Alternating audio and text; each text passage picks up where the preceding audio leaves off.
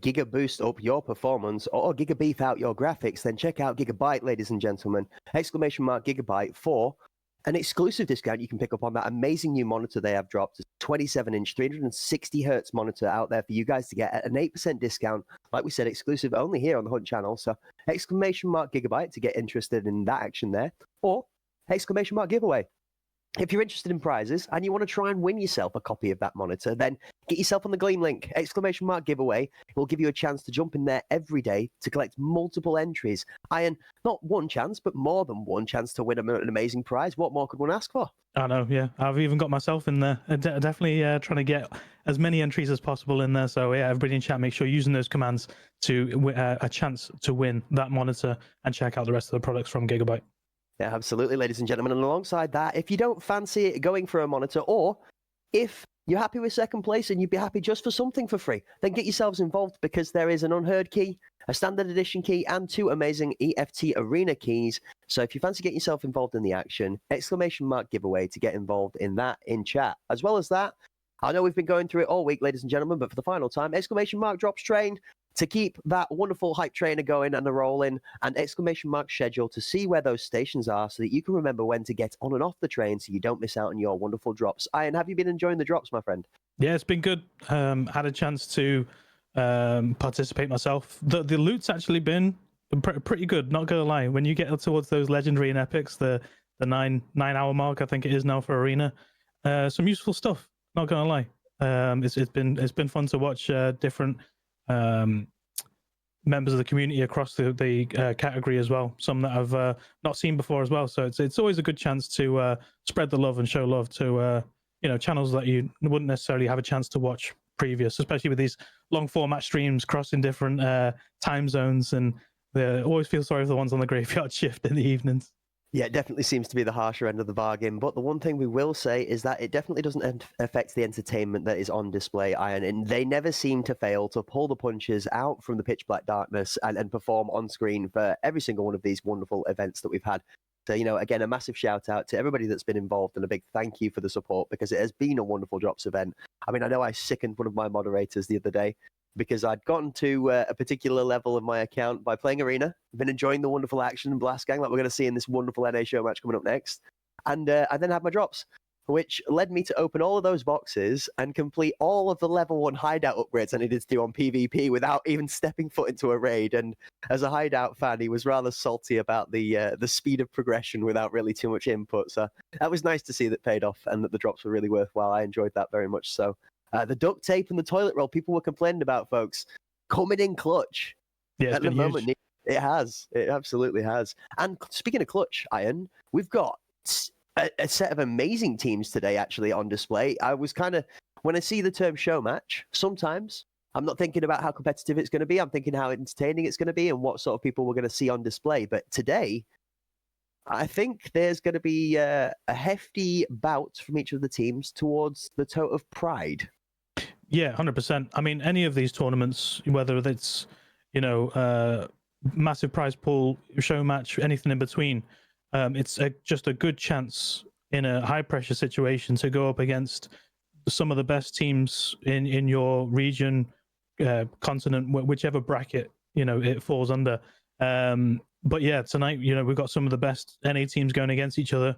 They all get a chance to play against each other. They get a bit of game time. We would probably call this like an off-season match, because the NA league is also been running prior, and I'm sure will be kicking off again soon with the Euro League currently running. They have as much time as possible in these kind of high pressure situations is always a good thing, and a chance for for them to put on a show for others who've not had a chance to check them out, because a lot of these scrims and a lot of these tournaments happen behind in the dark shadowy corners of the internet that people aren't have a chance to check out what's going on, what the strats are, how the flow and gameplay of these kind of tournament matches go. So here they are, stage and center right now to put on a show for everybody. That's it. With drops enabled. Yeah, with drops enabled, absolutely. Hit the nail on the head there, Ryan. And like you say, from the drifting darkness of the garages, from our Tokyo Drift sessions, or maybe those late night street drag races in the Toyota Supras and your Nissan Skylines that we all loved from the Fast and Furious memories. I think these players, like you say, we're going to pull them to the forefront today, and we're going to see what the dark depths have been cooking up. Because, I mean, we've had Evasion shown up in a couple of the invitational tournaments and have performed exceptionally well. They've had a great entertaining performance. We saw a couple of jump peaks. We had a 360 no-scope attempt from the last time I remember spotting them on screen, so that's good to see. I hear many a tale in the community, Iron, of this Mavericks team being stumbled upon in public games. I'm going to be honest with you. The only resultant common theme I get back from that is, it's like a shudder. Yeah, they're definitely, yeah, they've got a notoriety about them. You know, there's certain teams on certain brackets where, you know, everyone kind of raises an eyebrow and say they're one to watch out for. But it's one of those tournaments, you know, it's probably one of those overcooked and oversaid statements when it comes to this kind of a format where everybody is playing each other and then we're going to a knockout phase afterwards, is that, you know, it is anyone's game tonight. You know, on the night, within the match, every round you have to, you know, take it round by round. But yeah, it's going to be interesting to see. Like I said, I haven't really had a chance to, you know, dive in and see all these teams perform at this kind of a level against this kind of level of competition. So yeah, it's there's a lot of equations to be solved tonight, I think, when it comes to these matchups. I can hear it in the background, the dun-dun-dun-dun, dun-dun-dun-dun, as we see the symbols leaving Iron's brain as he's calculating all of these wonderful concoctions in the chef's lab in the background there. No, we are going to see it put on display for us today, chat. I'm also going to hold my hand up in the air and say, preparation, unfortunately, has been pulled from underneath my feet too. I'm inexperienced when it comes to these teams as well. So today, chat, myself and Iron Fist are going to invite you on a journey with us together. We're going to learn alongside these 6 amazing teams, and we're going to find out who is actually currently one of the more dominant forces in the NA side of the arena scene. I mean, we've seen it from the Euro teams. We have this wonderful league that's been brought to you here on the Hunt Premier Live channel that's put all of that on display. In the background, like you say, if some of you have had busy schedules or you don't align with the NA scene, there's every potential you've not caught those matches yet. So this is your chance to be able to find out who really is tip top toe. And like Ian said, it's going to be crucial how each of these matches play out. Every single one of these matches is going to be a best of 1 all the way up to the grand final, which will then become a best of 3. So every team is going to have one map, one chance to state their authority in the head-to-head, and that's it. So you can't leave anything on the line. There's going to be no practice runs. We're not going to see any, you know, prototype templates thrown out here. We're going to see everything put on show for you, and that, as we know in Arena, always leads to explosive action.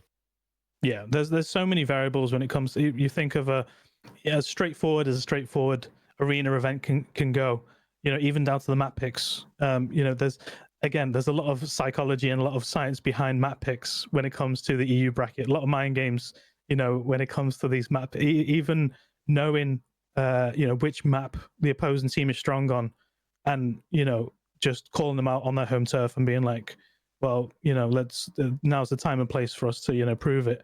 It'll be interesting to see how these map picks unfold, whether or not they're aware of each other's strong suits and trying to avoid those. You know, there's, like I said, there's a lot of pieces to this puzzle that we're going to be putting together over the next couple of hours for sure.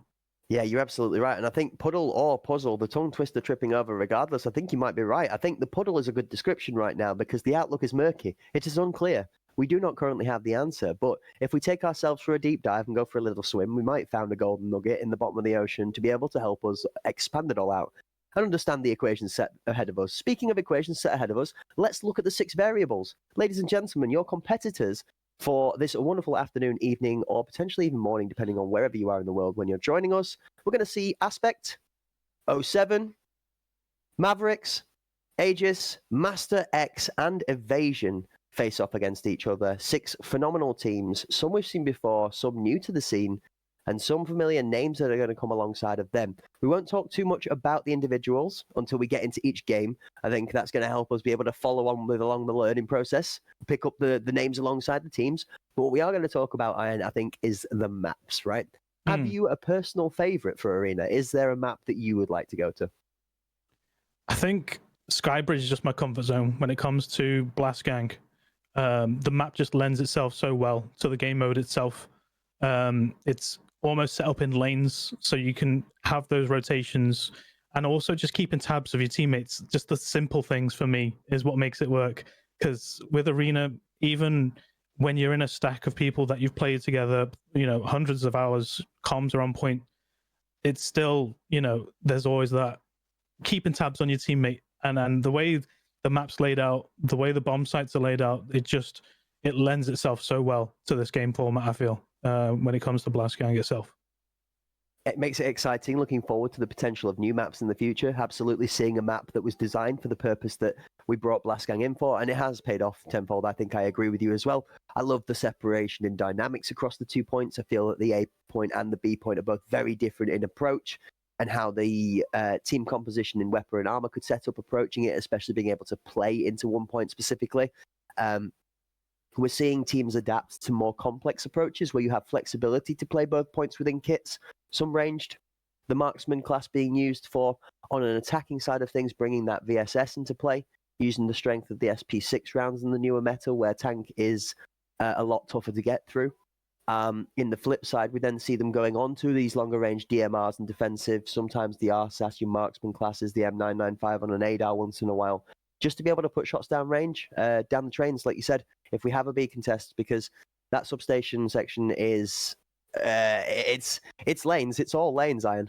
Yeah, that's what it is. And the big thing when it comes to, I feel like, this level of competition is having the preparation for, the little things like nade lineups. When I say little things, it's there's little parts to a big thing there when it comes to those nade lineups. Having the know-how to, if you're holding an angle, how long can I hold this for before, I'm going to have a grenade bounce, 2 feet away from me that I can't move away from in time. Whether or not these teams have prepared those kind of nade lineups that we've seen time and time again with the EU players over across this recent league matches.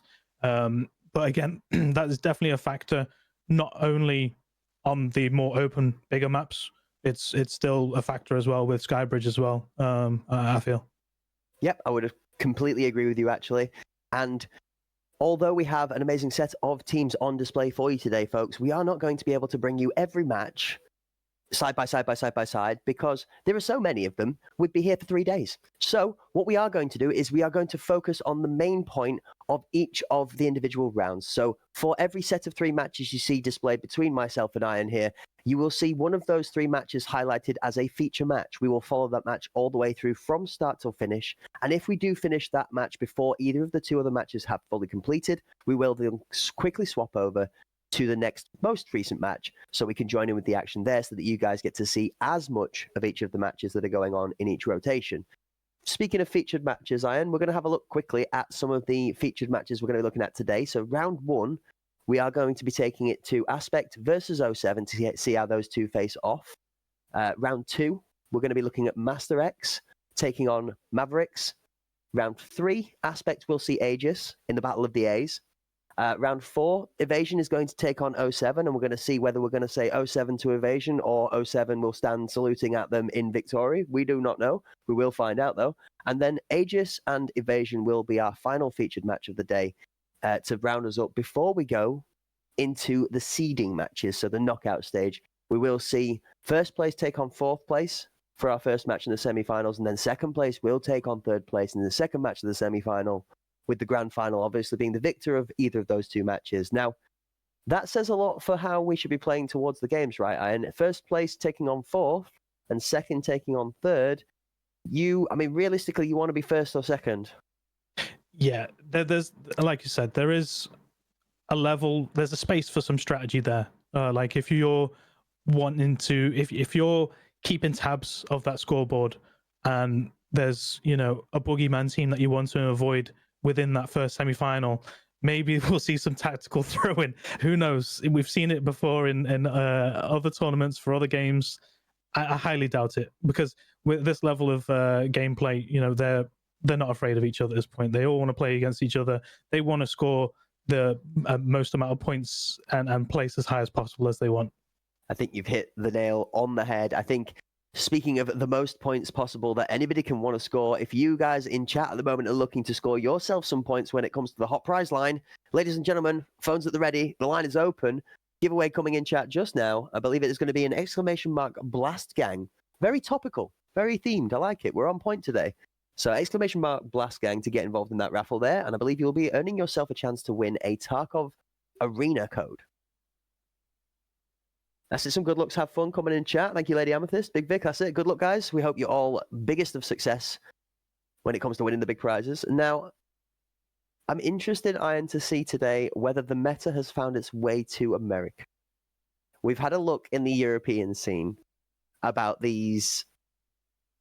I mean, there is many a description for these wonderful headpieces that are being wielded by many a person. I actually saw something this morning in a game that scared me a little bit more than the Vulcan, if anything. Do you remember the old Smile class? The shotgun with the shark mask painted on the bottom, and you could not kill that truck for nothing because he had a gazelle on, and he had full tier 3 face shield across the bottom of his jaw with that wonderful mask. It's back, and it's in the custom loadouts in the Enforcers kits, and it's kind of frustrating because you can run a shotgun of any form. There actually are some really good builds available to the shotguns. AP20. Yeah. Flechette. And I know we discuss AP20 at distance, but these maps are not distant. I mean, short of Skybridge fighting lane to lane end, you've got more than a good enough argument. If you're good at the one tap ski, then, you know, why not a one whap ski and an AP20 to somebody's head instead? I don't know. I feel like it's a bit. I don't know yet. So I think at some point during some of these events, we might see some, you know, gentleman agreements about KS23s. Yeah. I feel that's going to become a thing. It's inevitable at this point, because not only is it effective, it's probably one of the most tilting things to die to, because you know that the person is aimed in your general direction. They've not had to put crosshair to forehead. They've just aimed in your general direction, and it's just blown you to pieces. And at that point, it's GG's. So, you know, it's happened many a time to many a person, in ranked games, unranked games, tournaments. You know, it's one of those things that's here to stay. You know, other games have those kind of, you know, shotgun gameplay. There's a space for it, there's a time for it, and there's always a counter to it as well, though. Yeah, no face. Don't shoot the KS23 on a chase. Have no fear. His knees are near. I'm coming with a flashbang. It's for sure. I tell you now, the KS23 has got to be the demon that scares any and every Shift W fanatic, because it really is a sickening feeling when you don't get that shake of your screen. You don't get the concussion. Your body isn't rattling. It's just, and your legs fall out from beneath you and you're folding too because somebody just blasted the bottom half of you. They're very rough, Yeah. but M61 delivery system, that's an alternative. And again, one Tapski Central. And the 855A1, 856A1 SOST argument at the moment is a real hot topic. Yeah. The org, right? The org, yeah. I've seen many a discussion about the Enforcer class, whether or not the ammo balance for that one is correct. I generally feel like the consensus is that it is in a good place. It's well balanced all around. Whether it should be skewed in one way or another, either, you know, nerfing the ammo, buffing the ammo, I feel like we're in a good place at the minute in regards to where all these classes are. And like you said, these custom presets have brought such a new spin on things in regards to that freedom of choice within a certain, you know, bracket or limitations of what's available. And it leaves space for creativity. It leaves space for, you know, different teams to run different loadouts. And we're seeing that already. And people finding their niche. And, you know, it is refreshing to see, because, you know, at certain points during not just arena tournaments, but just Tarkov tournaments in general, you see a general meta being laid out, and it's nice to see some variety, and then people's play styles move into that variety as well. So maybe this is a chance as well, like you said. You know, it's classed as a show match, but there's still winning to be done, and you know, this is maybe a chance for some experimentation. Try out a new loadout, try out a new kit, try out a whole new, you know, play style as a team. I think we might see a lot of that today, and I think again, the wisdom is within that wonderful hairdo. We're cooking up plans in the background of what we're going to see today in advance, and I think he's right, chat. I think we are going to see not necessarily experimentation at every angle, but I think we are going to see some of these teams cook a few new things. I mean, I almost, to my own embarrassment put the Sherpas, the mods, and the emissaries the other day, not down, but to one side of my mind and the thoughts of the creativity and the cookage that could happen for those guys. And we saw some really good aggressive pushes onto the point when it came to planting the bomb. We also saw some really good holds and retakes, probably some of the best retaking we've seen even across the Euro League. So, everybody has their own personal flair they're able to bring to this arena at the moment. And I feel like my only criticism to, like you said, the mentioning of the Enforcer class is I'd like to see a restriction of one of each piece of headgear or chest plate or weapon platform per team. That's the only adjustment I want to go right now. And I want to go with the curve. I actually like this individuality and I like the array of varied choices that it brings to a team. I'd like to see all 5 members of the team be allowed to have this individuality rather than us falling into a meta where it does feel more reliable to fall onto these Enforcer scout swaps. I don't think the problem's within the Enforcer class. I think you're absolutely right. I think the classes are in a beautiful place right now. I think there's an interaction that we still haven't solved the fix to yet. It's a learning curve, but I think there's something there we do still need to look at a little bit. But it's in a great place. I mean, the fact that you can spend Metascore to put your stamp on a kit. I'm going to wear my gas welder goggles. Yeah. I'm going to slap my face mask on it. I can be a bit me about it. I mean, we saw those friendly guys coming out in the full banana men drip. It was amazing. That's the moments we live for in the gaming session. And that's what is really, really good about the arena at the moment is it allows you to be that individual player. So keen to see what these teams bring to the kits today. Right, okay, Iron. Go on. How much of you are you a gambling man, my friend? Do we like to roll the dice once in a while? I mean, I gambled a key tool in a cultist sacrifice circle, if that counts. Okay. He's down for fair games, chat. We love that. That's what we like to hear, the proper gambling that we should be doing, and that's giving the gifts of the cultist circle. Great addition, this wipe. All right, Ian, I'm going to, instead of doing the real gamble, I'm not going to put my hand over my eyes and pick a team, but I am going to sort of have a stab at who I think might take this home today based off of myths and legends, okay? So I'm gonna sort of point my finger at the Mavericks lineup and say that's going to be one to watch.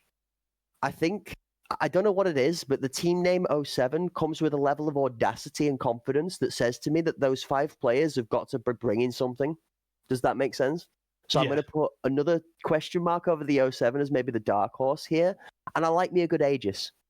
I'm a League of Legends player originally at heart at some point, so everybody remembers the Aegis being a core build item path for your support player on League. It's an Aegis. I mean, it boons armor. It's got magical resistance. I feel like that's the play. So maybe those are the 3 to watch out for today. But I think overall Mavericks is probably going to take it home if I was going to hedge a bet. I'm going to keep it safe, only because when I say safe, the guys that I know, their armbands in the game. Everyone has heard their name. Everyone knows their lineup. Evasion. We'll just have to see how they perform on this kind of stage against this kind of competition. As we said, they've always had a solid lineup, and they've always taken part in these big events. See if they can get the W this time around. That's it. And chat, it's now your turn to be the casters. Come and get your chance. Let us know who you think is going to take it home today in our NA Blast Gang show match that we've got here on the Hunt Premier League channel live on Twitch in partnership with Battlestate Games and Gigabyte Aorus. A wonderful setting and scene for you guys to enjoy the explosive action we're going to see across loads of maps today. We've talked about Skybridge. We have got Bay 5. We have got Bowl. Both amazing Blast Gang layouts. Personally, I think I'm a Bowl person. I like my Bowl. I think the grenade lineups in Bowl entertain me tenfold. I love the mental math in, he goes here, I blow him up here. Okay, so I'm going to go here and blow him up there. We even saw on stream earlier today, folks, Kana displaying his frustration as he watched 3 of his fallen comrades melted to a grenade, and without even a single word of comms, simply repositioned himself and said, no, I'm not having that. And the person that threw the grenade fell over less than half a second later. So it just shows you how really well learned these players are when it comes to maps. And I mean, that's in a public game. Fear this man should Kana come after you with grenades in a professional setting. That's all I'm going to say. We've seen Walker work wonders, but it's within every player, right? It's a game sense thing.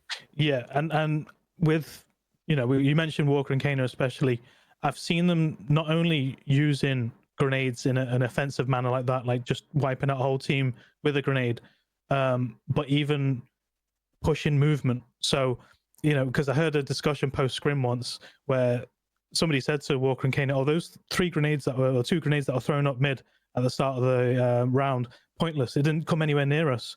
They pull up the screen share of the VOD and like we hear a set of 5 footsteps moving from B to mid. So it was just purely for info gathering. Little things like that, you wouldn't think of it being a thing, but some of these teams, the strats that they've cooked up in the background are, you can't second guess it. It feels like every movement, every rotation, every peak is with purpose, with reason. It's been drilled. So it's always exciting to see, like I said, this level of competition on this kind of stage, and see how it unfolds. Who comes out on top on the day?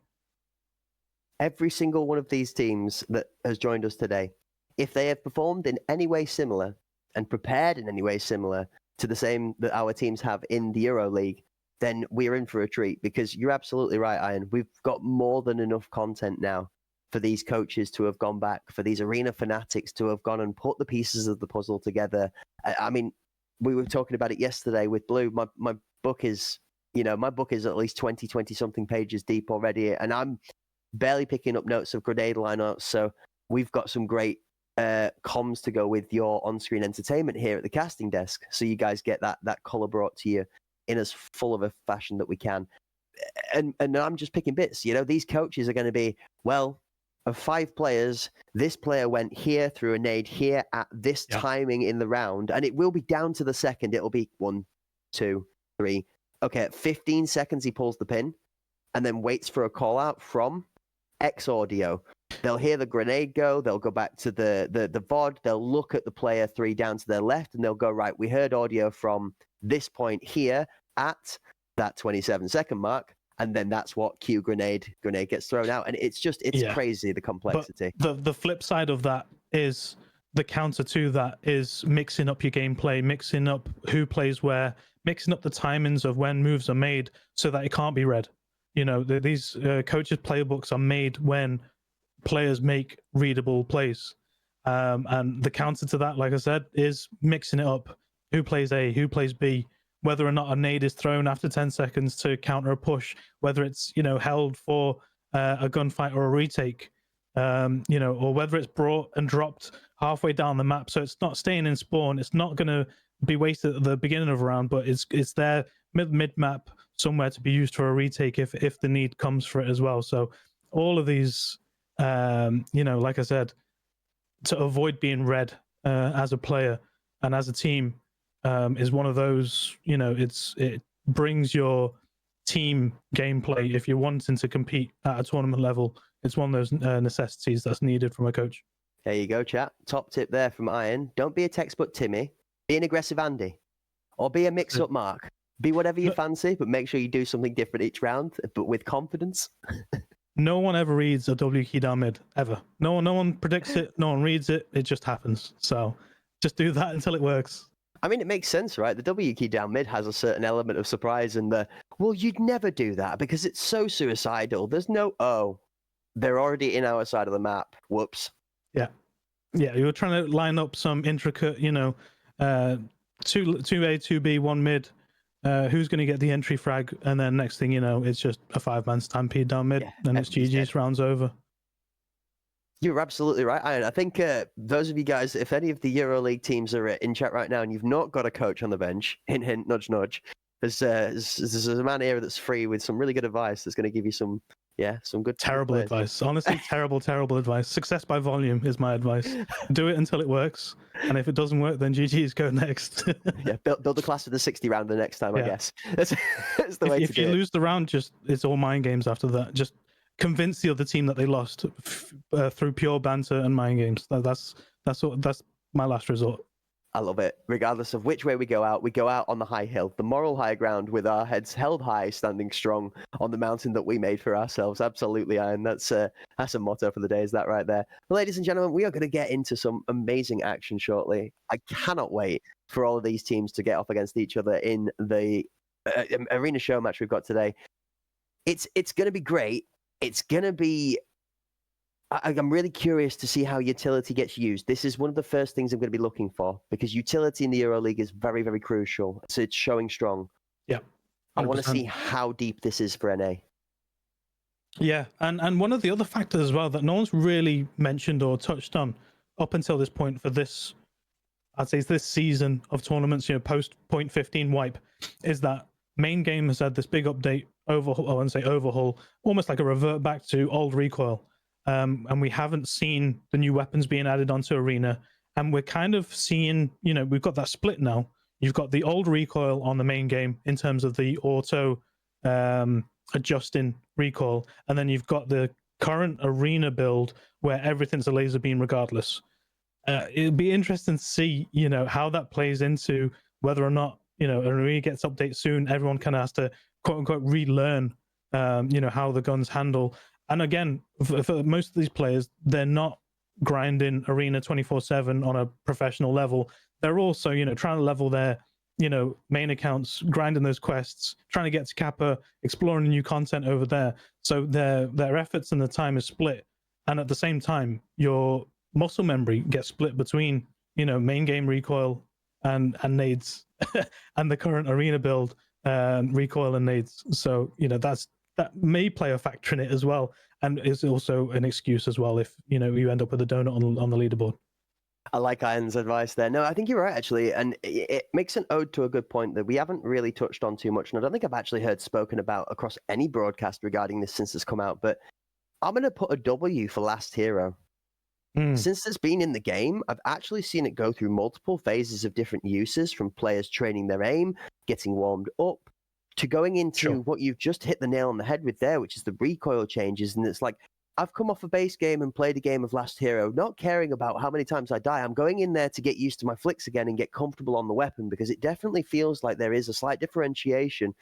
The SA58 being the one I've seen the most drastic, I think, difference between the two games in feel when holding the weapon within Arena. Anything 308, basically, that main game kick isn't there on Arena. So whether, there's some players out there who don't even move their mouse when they're spraying and just hope for the best. Aim for center mass, let the gun kick up to the head, and then the rest does the work by itself. The game will auto correct for you. Whereas, with other platforms, other weapons, that isn't the case.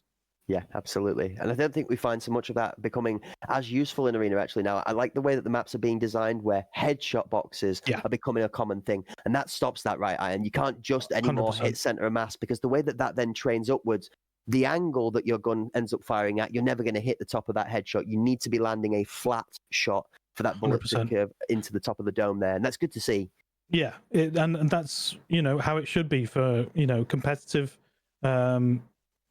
gameplay when it comes to this kind of a game, is that the time to kill is insane with some of these classes and some of the ammo if you don't get the headshot. And that's the way it should be. It rewards accuracy, and it rewards those headshots, and the maps are laid out for that, with those headshot angles, like you said, with the boxes at the right height and the peaks being in the right place. I'm going to be the devil's advocate. Okay, I'm going to play the unpopular opinion. Potentially might even ride with some of the crowd, but I am not particularly a fan of the time to kill on the lower end of the extremity. I would offer marginal budge. I'm not saying I don't like it. I agree with you as a wholehearted purpose. I think it is. We need this separation between skill and volume of bullets, center of mass. I agree completely. That's got to be able to be something that we can play towards. Otherwise, the top tier players that are in this competitive scene are going to have that argument, and it's going to be, my skill is being lost. Yeah. Within the mechanics, and I can't fight a fair fight, and we don't want to see that at all. So I'm with you 100%. I do feel sometimes putting 16 upwards bullets into somebody is too much.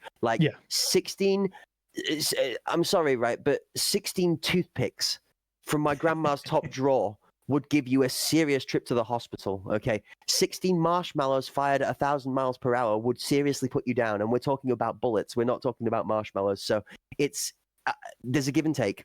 There's always going to be give and take. We're fighting realism versus game enjoyment, and that's another thing that's got to be considered in the background. And I'm not a developer for a reason. They haven't hired me because I'm not fit for the job. So that's why we speculate, chat. But you know, personal opinion aside, I'm absolutely in love with the new state of Arena. I think between the last patch and this patch have been my two favorite iterations of Arena so far. I personally, like I say, I vibe with the middle ground between the two. I think we're almost there. I think perfection is coming, and I cannot wait to see what more Arena has got in store. Maps, aesthetics are getting better and better. You know, the more options we've got to drip our character out. Don't get me wrong, I'm a dressage Dan. I love my Andes. I love my ambitious outfits. So yeah. I mean, how have you found the drip? I mean, with Arena, it's great to see that level of customization. I'm still seething over main game customization. I'll be honest with you, this whole campaign to remove clipping, it's just killed my drip. And the longer it stays in Arena, the happier I'll be. If you want to make me grumpy, then yeah, get rid of me being able to clip a faceless through a wrist T. That will definitely spoil my wipe. I have to agree with you, actually. One of the things that I do favour myself going into the raids in the base game, I know we're taking a sidewinder here, chat, but stay with us, don't worry. This is Welcome to the Wizard of Oz. We're going on the Yellow Brick Road all the way on a magical path here, all right? So we'll come back to the action shortly. But no, I like the Keck Trooper mask, all right? The TK Heavy Trooper mask. And the nose. GP. Oh, the nose. Okay. And the pom-pom nose, either the white nose or the red pom-pom nose if you wear the neoprene mask. The GPs, you can wear the gas mask over it too, exactly, yes. You can change it to almost a Stormtrooper Bounty Hunter style edition. Oh, and ladies and gentlemen, I think, if I'm hearing that right, we're in, Iron. We're in. Also as well, quick announcement, your boy 84, congratulations, you have won an Arena key. Be sure to join the Discord. One of the mods will be reaching out to you within the next 24 to 48 hours. 3 business days that we deliver to you. Congrats. I say don't forget to check your mail as we go through the two teams here. So we're seeing Aegis take on Mavericks. So we've got Zanak, Maple Syrup Junkie, Zachrix, Yes, and Europe. That's going to be an interesting couple to pronounce later on, where we've got Dev the Myth, Winter, it's DNA, and Windchill with Strix coming in from the Mavericks team. Iron, it's a bloodbath already. Yeah, we're in a 3v2 with 1 minute 20 left on the clock here. Hey, Bomb's taking a rest. It is. And Maple Syrup Junkie, who we saw, ladies and gentlemen, just earlier on in the week in some of our wonderful show matches taking part here. An amazing player and definitely one to watch out for. Oh, here we go. Flash and entry. Mavericks have got a good position to keep eyes on the bomb here. Oh, they've taken their eyes off it momentarily here. Let them push in. Oh, Iron, they've almost robbed them inside of there, but Mavericks saved that, cleaned that up really well there, right? Yeah, it's one of those positions there where they kind of, even if they got to the bomb and got into the site, whether they were going to make the play to move to the other bomb site would have been the only realistic chance for them to bring that round back there from being a 2-3 man down. It seemed sneaky. We got in. We had a little bit of a wriggle, but at the end of the day, the inevitability of too many angles, I think, foretold the story. Yeah, 100%. On board with grenade. Where are we going with this side?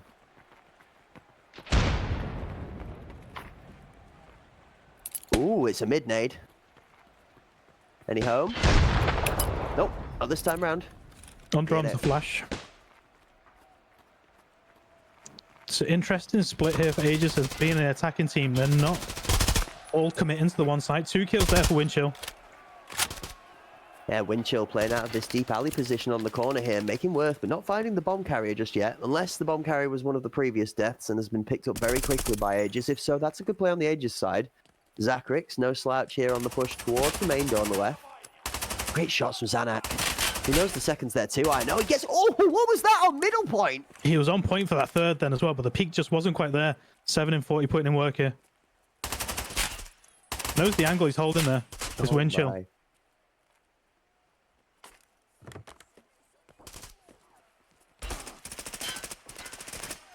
It's all very tense on the point right now. We're just jostling for space. It's almost like we're playing a game of dodgy dinky dodgems. Yeah, it's a 3v3 fighting in a phone booth right now.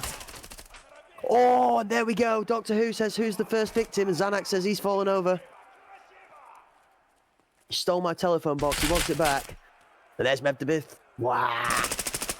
Zachrix goes down as Maple Syrup Junkie trades out for him. It's Maple versus 2. Windchill swinging from the back. He holds the lower angle. Aegis has all the work to do here. Maple Syrup Junkie in a tough spot. That bomb is collectible, but he's got such a big task to be able to get that onto the point and plant it with such little time left, Iron. Yeah, it's another one of those rounds where you get the kills, you just ignore that it's plant the bomb game mode and just hope you can try and get it down to a 1v1, but not this time. Mav going up 2 rounds to 1, or none even. That's it, and the consolidation prize to pick up the final kill there on Maple Syrup Junkie. A great effort from the Aegis side, but not quite able to close the second round out, so Mav take a 2-0 lead. Now, where do we cook, Iron? Because it's normally round 3. We see two rounds go to either side, and then they swap it up a little bit. So are we going to see an A smash this time, or are we going to see a swap up? You see them already committing more bodies to the A site. Only one going mid.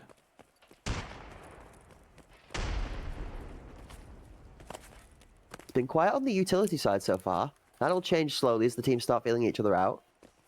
Yeah, Europe keeping that nade. It's thinking about it to try and clear this angle here. Oh, this is Just put it potentially out. glorious. See if they can push on it. They don't make up any ground with it, but he does able to cross now through alley. Well, he pushes Windchill all the way deep onto the angle so that he can get himself into the alley and challenge. Rup's actually found some space to get Strix somehow. We might not have called it immediately, Iron Fist, but in the long game, they picked something up from it. Oh, DNA says, nope, my point. Rup shut down. Zachary shut down as he tries to enter in through corridor. A great challenge from Jez. A great shots from Jez. DNA goes down. We're back to the trades. Oh, mid-challenge. Jez is the last left alive. 3v1 is tough here. Like I said, the same as last time. Just trying to pick off one by one. Ignore that the bomb exists for now. Big value on the play, Iron. We have this one playmaking member, shall we say, in Devdemith, who's decided to go slowly to his position down middle and has now enabled this sort of off flank. And here we go, Devdemith just utilizing the space he's made through that position in middle that he's gained to just create havoc from the sidelines. Yeah, they're making up ground here with these plays, but Mav's defense is just too solid for it so far. I'm expecting to see more of the same, and they're hoping that they can win some more of these 1v1s rather than just it becoming, you know, a bomb site, becoming just a little mini arena of death towards the middle of the round there. Yeah, that's it. You're absolutely right. The proverbial slaughterhouse becoming the syndrome that seems to be stopping our Aegis team from being able to secure any points on the leaderboard. It's, I think it's a bit of a question of tempo, Iron. We've seen a lot of trades. We're not managing to see any of these Aegis members come out of these ones without losing their life to somebody else. So, I mean, you could testament to Mav defense, say that they're all holding their crossfires really well, or we could say that Aegis are over-aggressive. One of the two. We'll see how they work it out later on. Strix rarely missing shots in the alley here. He is challenged by 2, though, so playing his life. Yeah, they don't well have to double up. Forcing Strix to move away there. As DNA does go down, and Winter goes down as well, so they are 3 up. They're really smart, Iron. They've sent Maple to deal with that middle problem, and actually it's gained them some leverage this time. Strix finds Jez wanting, though. Are we getting bombed down here, or are we going to clear Windchill out of this alley before we do? Because I feel like Windchill's going to get a free pick if he doesn't. Rup's holding alley. Oh, you're up, he says to Strix. Down you go. This is better from Aegis, Iron. We're 3v2. We have strength. Bomb down in an awkward spot once again, though.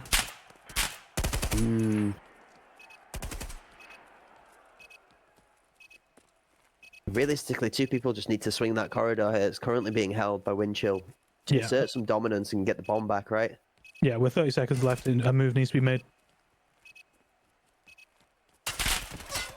Oh, Devdemith just working wonders from this little angle on the side as Rup shuts him out with a smashing shot there.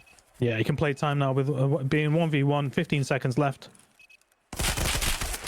Oh, great shots from Windchill. He knows he has to be in the off angle. He's been holding the other angle for the longest time, so the only read that the Aegis player has is to swing the most likely choice, and Windchill just kind of playing the 3D chess game in the back of his mind at the moment, Iron. Yeah, 100%. And there was a shaky spot there for the Maverick defense. You know, it came down to 3v3 at one point where they did have an opening, but they managed to shut it out fairly emphatically there towards the end.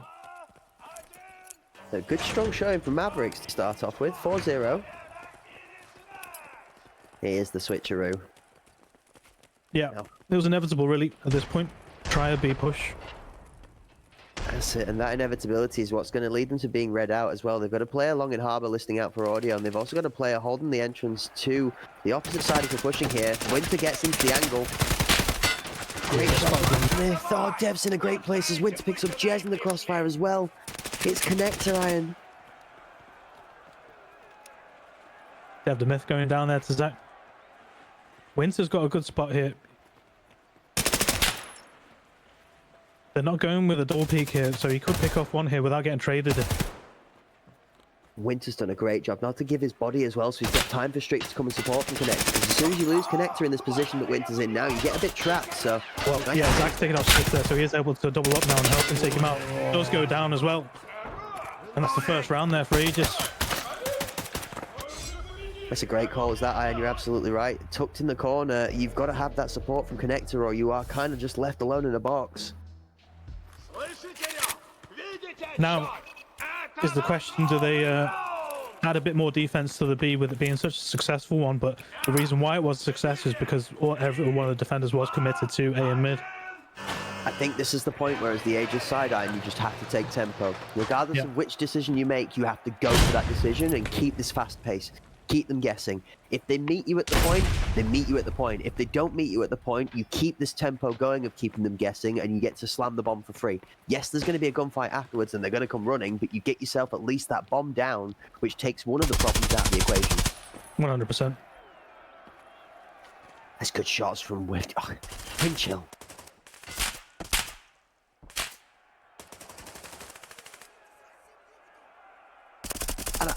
I'm almost confused. We've got a member inside the point in the corridor here as Zanak, but it's like he's almost all alone. Yeah, no support there, no position really to do anything with it. It's just going to get squeezed out here, I feel. I think you're right. Now my question is, and this is the only thing that gives me a bit of a smile in the back of my head, Iron, is where is the bomb? I hope it's not just sitting outside this building and we're doing crafty things, because if not, this is a tough time for Aegis right now. Oh, and Zacharich takes damage, which tells me he is sitting outside this door. Yep, there's the bomb. Yeah. It's a battle for the point inside. Dev the Myth takes one, down to 2v4. Well, not even 2v4, both of these Aegis members bleeding slowly. It's a squeeze, Iron. Like you said, it's just a squeeze. Yeah, it's these kind of points here where 2v4, bombs just outside the site, and Dev the Myth has, got that position, stopping the rotate, stopping the move into the other site, and there it goes. 5-1 to Mavericks. It's smart play because, at that point when, you'd be, like you said, being squeezed out of that site, there's opportunities to rotate, but you've got one member stuck within the site itself. There's no chance of a rotate and changing site at all then. So aggressive from Mavericks on the defense, the way that they're not, it's not aggression in the form of we're running at you, it's aggression in the form of we will not give up an inch of our ground on the point without taking a member with us. Like, we will not step out of these fights. You must Very good nade. Oh, Winter taking out 2. Zanak and Europe going down. Winter is coming, as he throws that one out. Jez gets Winter on the return though. Well, Winter got stolen by a flash freeze. I thought he was going to be dead for 2, and it's all on Jet. Oh, yeah. Zacharix goes down with the bomb, and he's the last man standing. It's so exciting, Iron. There's every second I see these Aegis potentials. There's a glimpse of something, and this, and then it just gets slammed shut. That's it. Anytime there's just like you said, just a glimpse of an opening, that door's just being absolutely shut down.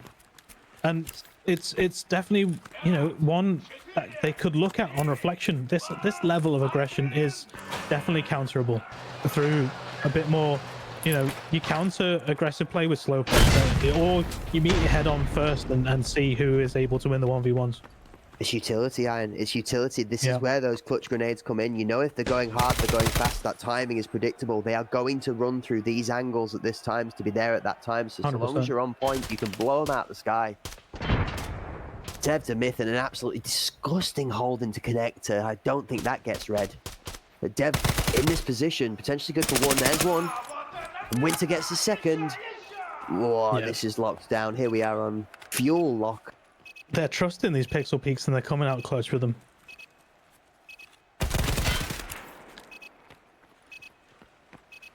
I mean, when you can't miss.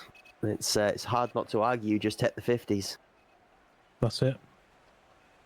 Get men in their ones, let them win. Let's build some confidence going into the rest of the matches for today. Because remember, chat, this is only game 1, round 1 of 5. Before we even get into the knockout stage, there's a load of entertainment coming your way. Yeah, and that's the benefit of best of 1 series. You know, you can just say GG's and move on to the next team and see what pans out against the next team that you're facing up against. Yeah, absolutely. Even potentially earn yourself a chance to come back and get a revenge swing against some of these teams in the knockout stages after maybe dropping a game to them early on. Yeah, we've already written them off, but Europe is putting up a fight here with 30 seconds left. Does take out the mid. And Europe goes down to DNA. And that's Windchill that mops it up. Maple Syrup Junkie going down. 7-1.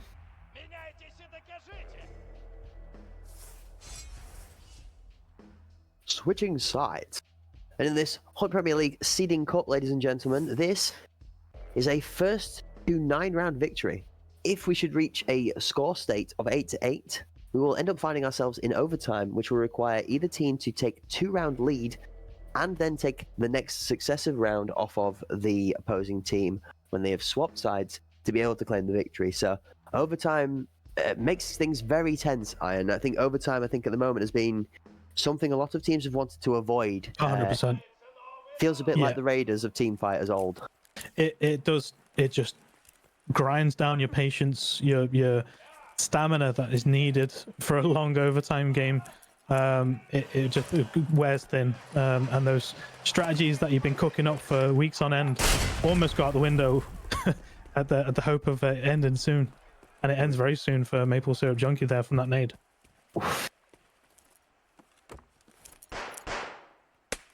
Where are we? Yeah, it feels like somebody took Maple Syrup Junkie and turned the beautiful product into some really burnt taffy as he exits the round with an early entrance. Oh. Xanax is going to need some help here. He's getting a 3-man push here. Yeah. Does go down to Dev the Myth. Jez getting the kill on Windsor.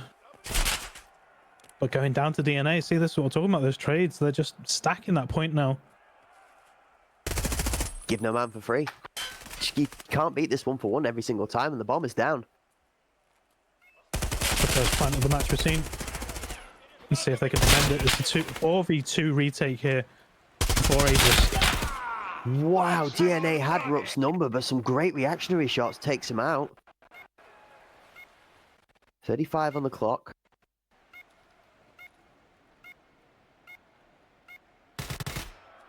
Dev gets Zakrix.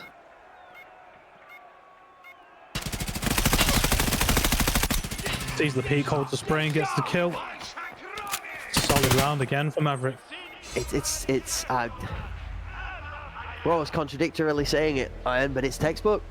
It is textbook. It's just hold the angles, playing person to person, and winning these ones. I think Aegis have done a really strong showing for the sake of trying to put an effort into the play, into the 3D chess match, but I mean, unfortunately, it's come down to it that Mavericks have just been on point. They're not dropping the ball at all in the shots. No. And like you said, the space is there to counter them with the util. When they're 3-stacking an entry to a site and holding all the peaks, that's when the util is going to be your friend, because there's no chance you're going to be able to spray down 3 different players who are holding 3 different angles. We've barely finished opening into the round, and we see 2 members of this Aegis side going down to one of the Mavericks. We see an accidental team kill coming in there, and Strix picking up a 4th, as Aegis now has 1 member left alive. It's all on Xanax to save the game as the device is being planted, and he's going to run straight past DNA. Well, he's not going to run past him because he's not going to get that far. GG's, 9-1 Mavericks. So we're going to be swinging over to AP versus 07, ladies and gentlemen. Team lineups here for you. AP made up of Undead Essence, Barbaric, the Apollo, Ice Sleet, and Oberstomp, going up against 07 with Mr. Jones. 07, Shelby KB2. We're going to call him Chums. Ghost of Customs, and I try because you suck. I'm glad that you try. But what's the member of the last team member? Oh, it's fine. Smooth. Okay, Iron's got me. We've all good in there. We've just had the rope dragged from underneath us, chat. AP2 up 3v3 right now, and they're converging over on the B bomb site. Getting that bomb down. Uncontested right now. I wonder how many times in commentary today, Iron, that's going to be comical gold by accident. Great. Undead was left defending there in a 3v1 back against the wall, and it's a first point on the board there for 07. Yeah, so that just shows you how quickly our first game was going on, chat. The first game finishing 9-1, and it's a really, really quick match in comparison to here. We've got 3 rounds down. These two teams still duking it out. Yeah, much like we've seen in previous events where AP taking part in the scrims that they've been in, Barbaric sitting at top of the kill list for his team. And no shot there will be closely followed up by Apollo, Sleek, and Overstorm. All 3 menacing in their own rights. The only potential odd member out on this AP team, Undead Essence. I think they brought the mascot. Might be short a member. It's charity day. You know, bring your child to work day. Bring your child to work day. All jokes aside, Undead Essence also an animal in his own rights. He just ooh-woos once in a while at the wrong time, I think is probably the best way to put it. Overstomp takes out I Try Cause You Suck. And that was the kill on the player. Clarity there. B-Chums gets Undead. Overstorm gets Mr. Jones. Goes to Customs, finds Apollo wanting. And we're down to Sleeping Overstorm in a 2v3. Correction, 2v1 as Overstorm goes wild on the point. And Sleek swings the world out of B-Chums. Oh! You can watch it all day. The Sleek swinging angles like that. And they get the defuse, bringing it to 3-1. Calling the cat because he was sleek like a feline. I like it. Nice Sleek, showing us how it's done.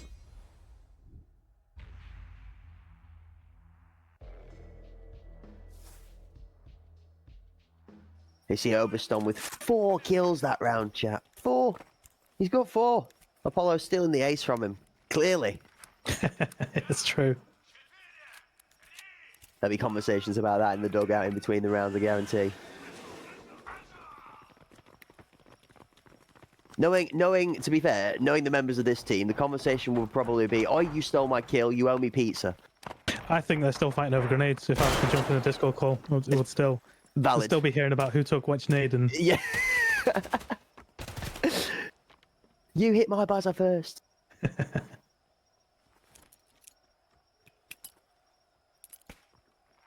Well, I don't know. If you ask the mods in chat real nicely, we might be able to get a poll up. I don't know.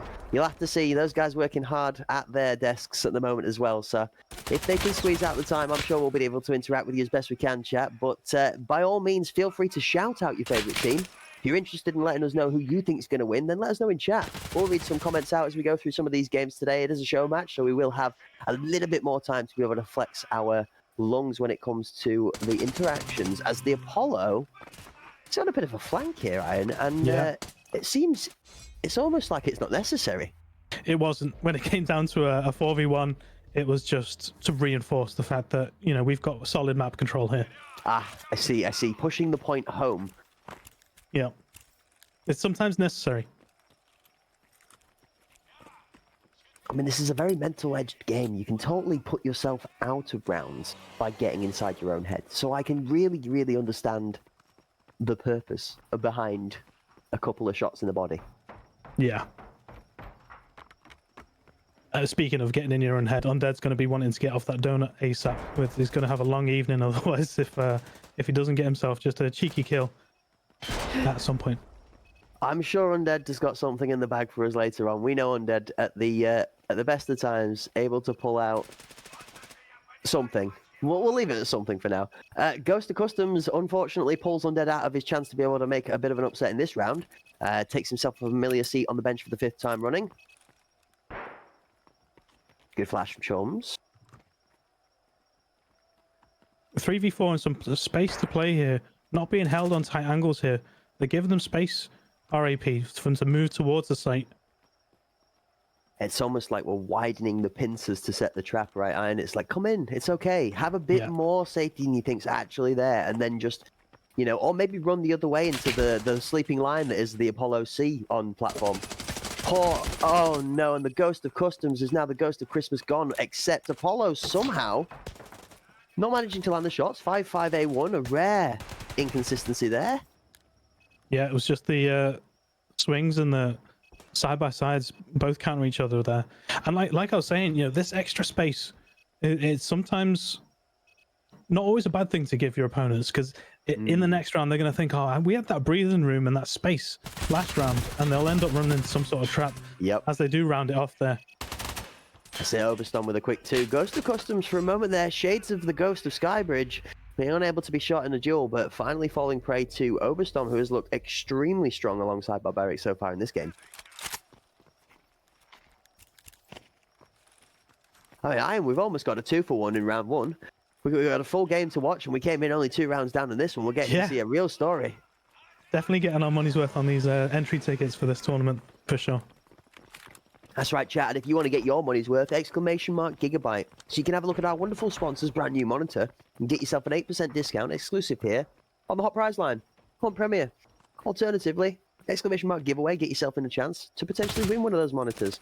Or to get yourself on the game to play an Unheard Edition, Basic Edition, or 2 base game keys for Arena.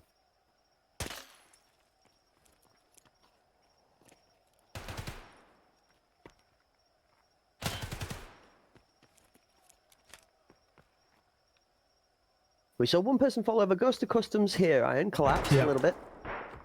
In VIP, just lounging. Barbaric going down to that nade. Got him. I love it. Ober spraying down that pixel peak. Fending them away. They've opted not to peek the angle again. That's it. Mr. Jones doing his best Mr. Anderson impression. Puts him down.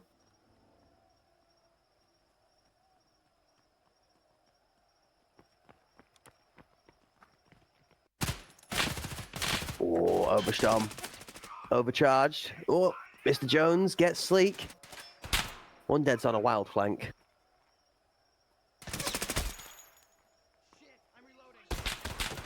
Takes one to the thorax for good measure. Has ended up in a 3v1 here. This rotate to the other site has worked out well for 07. And it's all on Undead. The only question that's running through my mind right now, which I don't want to ask, is which one of these 3 members is he accidentally going to sprint into? Oh, he's ready for it. Okay. Undead's awake. Good use of the util to give him space to push. But the other 2 teammates... That's a great swing, is that? And good reaction on the close quarters fight. He's got 2 to deal with in 18 seconds. I mean, stick it. Pros don't fake. Not quite. Nice try. I mean, he had to play, and I like the confidence to be able to stick, but Mr. Jones swinging the corner and Undead, very dead. Yeah, I was surprised there with 07 defending that plant on such a wide spread, not going for the trades, just hoping that Undead's going to run into a trap. And it eventually worked out for them. But again, all these little plays that we're seeing, notes are going to be taken in the background for future rounds to come by other teams, I'm sure. Yeah, they absolutely are. And I think some of this grenade usage we're starting to see develop is getting picked up. I try, because Yusok has been very good at throwing some nades out of the open up on this A point. Now we're going to see it leverage an advantage, though.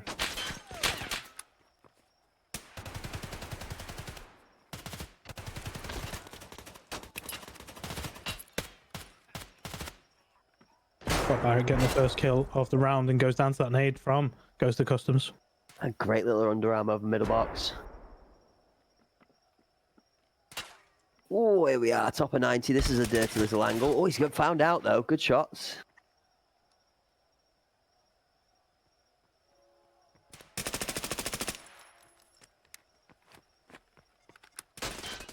On point. Bomb's going down, actually. Undead's going to find him planting. Finds one. Doesn't manage to see the member in shop. Needs to reload first, but he's going to have a great challenge on him again in a second. Jones gets Apollo. Overstorm finds Jones. Oh, Ghost of Customs actually goes for Undead. Great swing, gets good shots off. Has Ghost got enough time to just go for the bomb here? Well, not anymore. He's here to rotate, so he's going to go for the kill first. Does get Oberst Tom. Little jump peek on a reload. It's all clear so far. Doesn't know that Sleek is lurking close. Now he does. So he knows where the other competitor, this 1v1 is.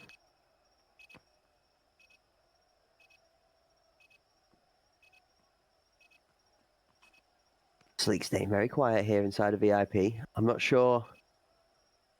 He doesn't have to do anything, and that's the thing here. Sleek can just be absolutely vibing.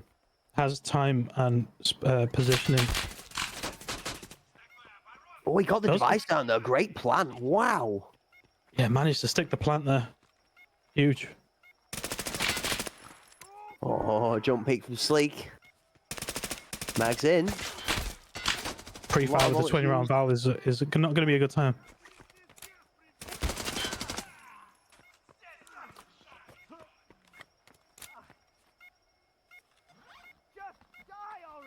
I'm not going to lie to you. I actually thought that that was going to be an 07 round there. I think both Ghost of Customs and Mr. Jones did a great job at creating some space on the A point, but Sleek's just the final defender, it seems. Yeah, even to get that plant down, I thought it was going to be shut down, but just the spray wasn't quite there. And that's a statement I've never said before about Sleek.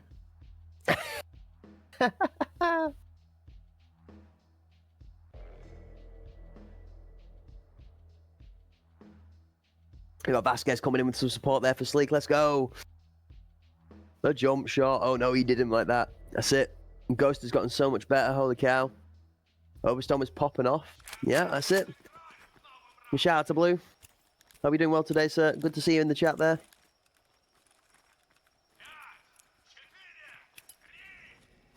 Oh. I love this Pastilli mask and that personal touch being able to be added to the kit there by Barbaric. Yeah, you just need to be careful on which angles you peek because your nose is going to be hanging out, giving away your position. Oh, the beak burden. I never thought a player would need to watch the length of their Pinocchio. Now, Ghost of Customs has got himself in a great spot here. I think the bomb's going the other way, though. Yeah, looks that way.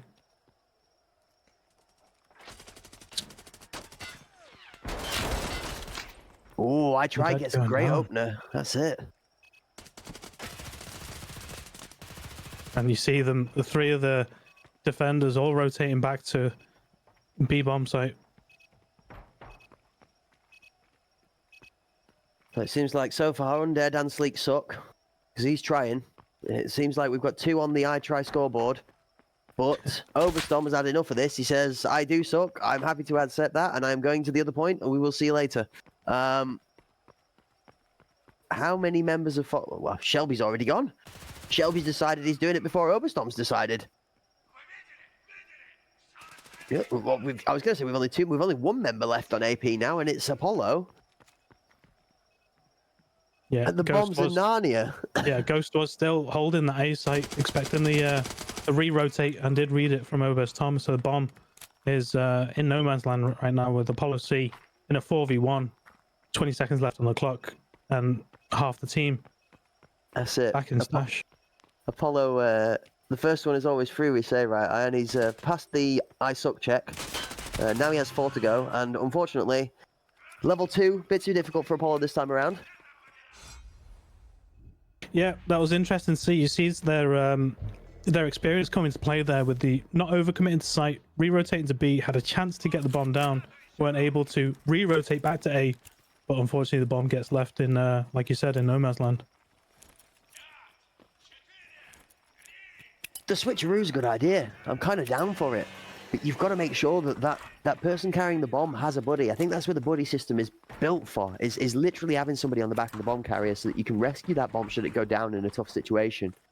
Yeah, and 07 rightly weren't overcommitting to those re-rotates. Even though they saw and heard the bomb, they were still keeping a man on each site. It's coming out from both. Now, this is the aggressive push I like from A, from the KFC side. I like getting both members up against that wall there nice and early so that people like Ghost of Customs can't get into positions in time. Undead gets one, Overstorm gets Mr. Jones. Good play from AP here.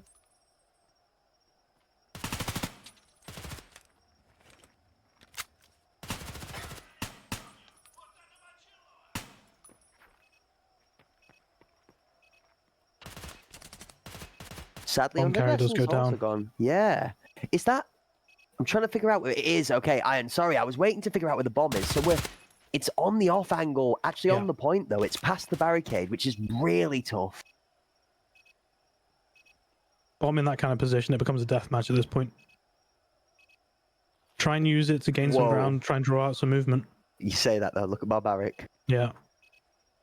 We are crab-itting, and I try is currently falling prey to watching the wrong angle. Oh no, is Barbaric gonna... He's gonna rob him. They're in, Iron. Apollo taking out Chums.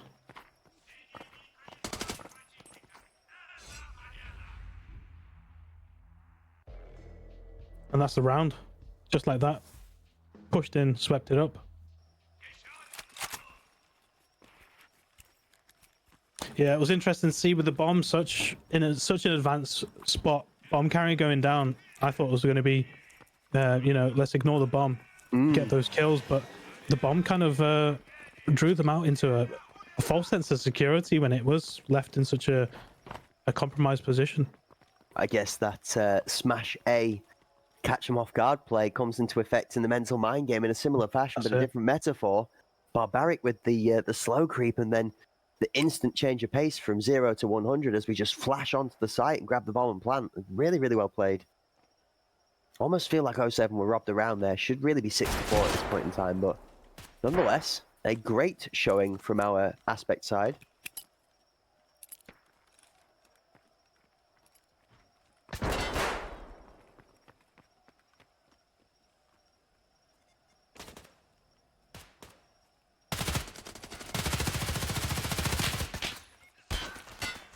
And good shots from Sleeks and Chums as both teams lose a member, sorry. Both members lose a team.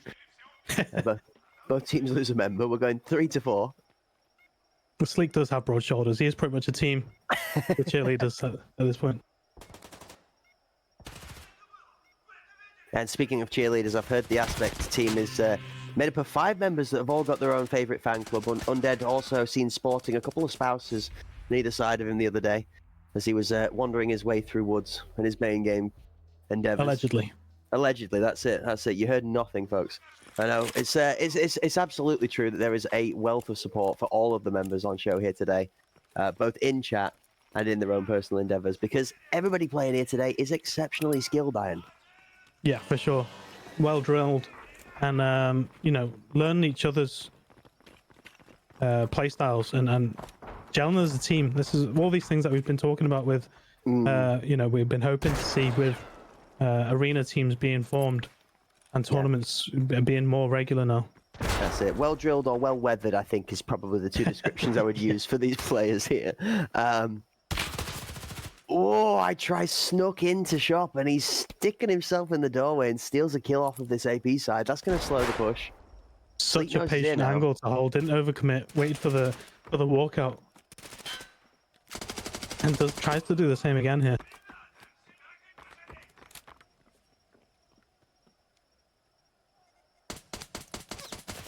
It's going quickly. Really quickly. Bomb's down. Jones gets Apollo. 3v3 now. Undead in a rare position in the round. More than a minute down, still alive. Holding the point in a forward position. This is where Undead excels. He's extremely good at taking on these challenges. Great swing from Undead. And Sleek as well comes in with one. And Jones also a great swing all round. We're down to a 1v1 chat. It went from 0 to 100 again really quickly, and it's all down to Sleek or Jones.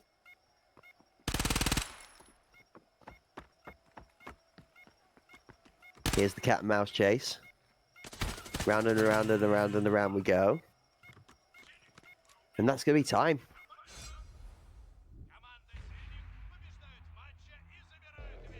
AP 93.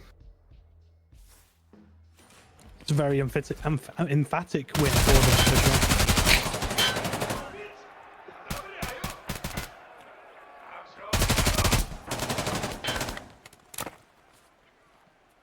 And I believe, ladies and gentlemen, talking about working weight of matches you're going to get to see. This is game 3, ladies and gentlemen, for round 1. As we see MX pick up their 4th round versus Evasion. 4-0 we jump on board with these guys here. Yeah, Nova top in the tree there for MX with 10 kills so far in these 4 rounds.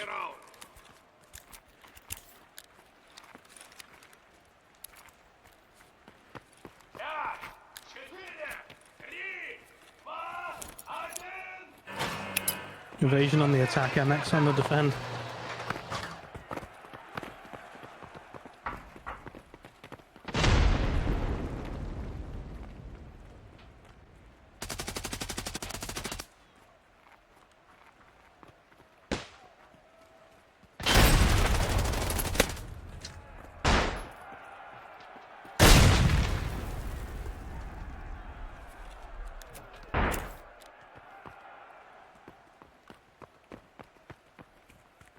So here we are, chat. You'll have to forgive the silence. There's a cracked with a rare moment of lack of preparation for myself here, as I'm just trying to pick up the 3rd set of teams that we're jumping on board with. No Technique, somebody who we're definitely not unfamiliar with after this week, as No Technique slams 2 kills together. That's Evasion coming back with a little bit of strength. Yeah, it brings us to a 3v3. Good position on the site here. This is what I love to see too. Cryodrolic, another menace on the battlefield when it comes to Arena, actually. This Evasion side, now seeing the names on here, Iron. It's a good squad, is this? Solid lineup for sure. Mandini, another death threat on the pitch. Big Vic, Fudge also, no slouch in either element. Can't believe I'm ever going to say it, but arguably Fudge would be, in theory, the least scary member of that Evasion lineup, and that's saying something, because Fudge himself is a menace. Yeah, 100%. It's like I said, it's much with Evasion lineups. It's always been, you know, 5 good individuals. Whether or not they're able to put it together as a team has always been the question. So looking for a bit of synergy, and I would agree with you there, Iron. Not to take the steam out of Evasion's great play in the beginning of that round there, but Exquisite, with a wonderful swing we just saw on screen there. Exquisite, literally exquisite.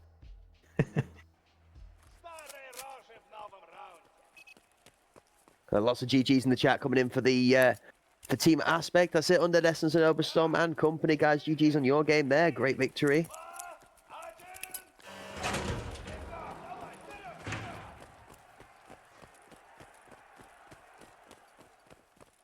We got maybe Not Gil coming in with a bit of banter there, saying I burst Tom, not Oberst Tom. I think that's a bit of a gauntlet being thrown down in chat.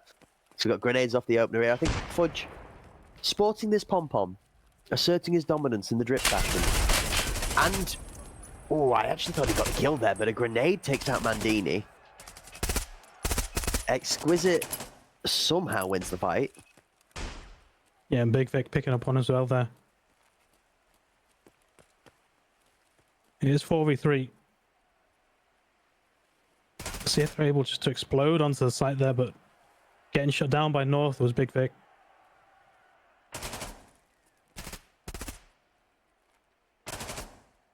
With a name like Big Vic, you'd have expected North to let him pass. It'd probably be somebody from the northern side of the world, but North, again, no technique, also not getting the pass through customs, it seems. North, the final defender of the MX point pass. He's still got 3 members in backup, Iron. He's got reserves. Yeah. Oh, there goes one of the reserves. I tell you what it was. It's Cryodrolic, and it is legit. Didn't quite see the head of North there, but North definitely saw Cryos. Takes him out, brings it to 6. Oh. Oh, yeah, literally. And as quickly as Iron Oat, it's gone, chat. Blink for a second and you'll miss it in Arena. It is crazy how quickly these rounds can be over. Nova's on 13 already, Iron. Yeah, and that was without a kill in that previous round. Gosh. So that's chat. For those of you at home that like your quick math, all right? 5 rounds, 13 kills. That's over 2 kills around average. To be hitting those kind of numbers in these kind of games is kind of crazy. Go on, through the top window, Nova. Oh, Nova goes for a late flash. Nobody home. Legit gets no technique. Legit gets Fudge. Mandini finally shuts Legit down. And the bomb's on the floor. Cryodrolic trying to sneak it up. It's up. Mandini on his shoulder. Still body system. Nova He's going to find the back of Mandini's head. Vic gets cruised. Nova is tearing people apart this round. All of that going down the lane in front of the bomb site. It was just a peak after peak. We talk about exquisite. Let's talk about the overlaps, Iron. Long mid versus connect across versus this weird off hell push that comes into the middle and the crossfire from the 3. Gross. Really good setup from MX.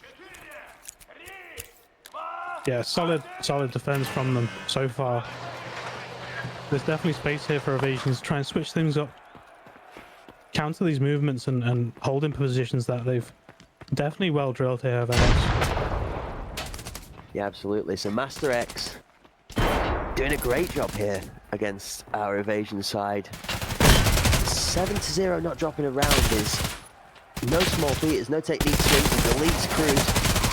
Big Vic for 1, Nova for the second. 3v3, 1 minute 30 left, no technique taking up north. And Nova gets some great shots into the corridor as no technique finally gets shut down as well. 2v2.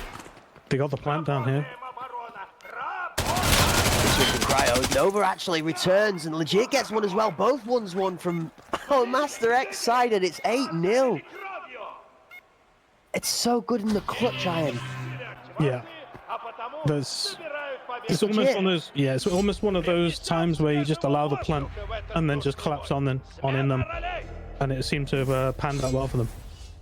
Yeah, it seems like it's legit giving us the thumbs up, saying, "Yep, it's all going to plan, folks. All according to plan. Not even close." As he wipes off the sweat from his brow in 2v2. A little shaky there. I'm not sure it's as legit as they're making it out to be, but it definitely closed out well.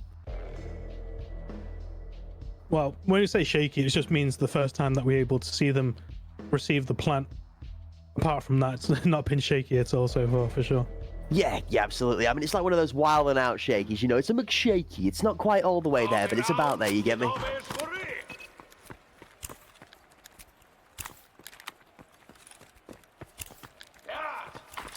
3 kills that round, so even more than 2.5 kills a round. Step Sherpa coming in with even more in the quick mass, absolutely right.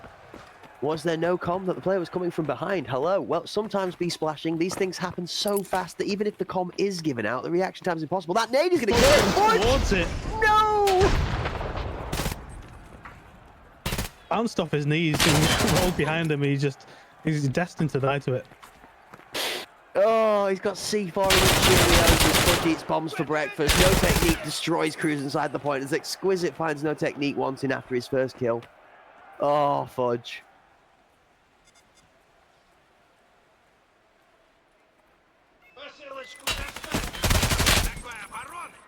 Wow. Never taking out Big Vic.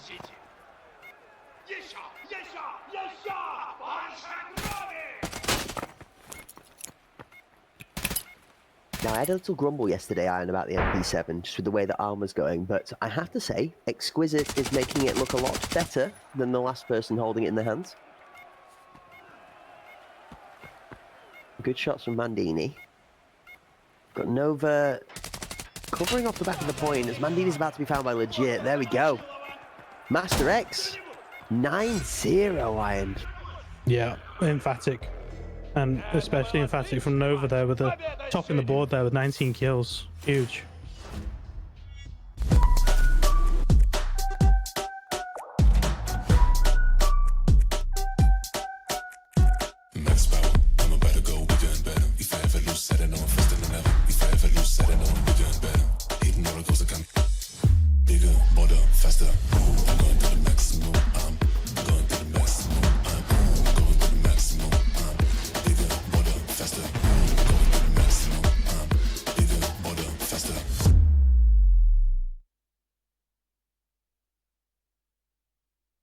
And there we have it, back from the power-up in between the plays. We get our little bit of our punch from the Gigabyte Aorus in the background, ladies and gentlemen. The support from the bench, and thank you to the partners, Gigabyte Aorus there. Again, what an amazing set of matches for round 1, Iron. Yeah, as quick as we thought it'd be over, it was over. We ended there with a very, very emphatic performance by MX against Evasion, shutting them down 9-0. Of the rounds that we saw, we've seen just the one plant on Evasion's attacking side, and that defense seems solid. It's you were right to call it. I mean, you were saying one to watch, and for sure we've seen it in live and in HD. It's one of those things, you know, where speed is the prescription for the curse that is Blastgang. If you get yourself caught with a bit of a cold or a flu, and it's got a bomb involved, then get yourself some of that Zuma fluid, because it's going to get you to the point in time to be able to put pressure on your opponents when you're on the attacking side. Alternatively, if you're defending, don't forget to divvy out your individuals into their duos, all right? 2 to the left, 2 to the right, and 1 straight down the middle, so you can split and spread yourself to defend the correct point, is the cure for curiosity on the defensive side. Now, after a very strong showing from Aspect, potentially a stronger showing from the Mavericks team, and if anything, an even more stronger showing from Master X, are we going to see an explosive Evasion Aspect game going into round 2? Are we going to see an explosive Master X Mavericks game, which is, I'm not going to lie to you, Iron, that's going to be the one to watch next round to the two next teams that realistically have both stomped their first round match. And guess what, Iron? Who are we highlighting round 2? Well, yeah, it will be Master X and Mavericks, and like we said, putting on an emphatic display in their first games.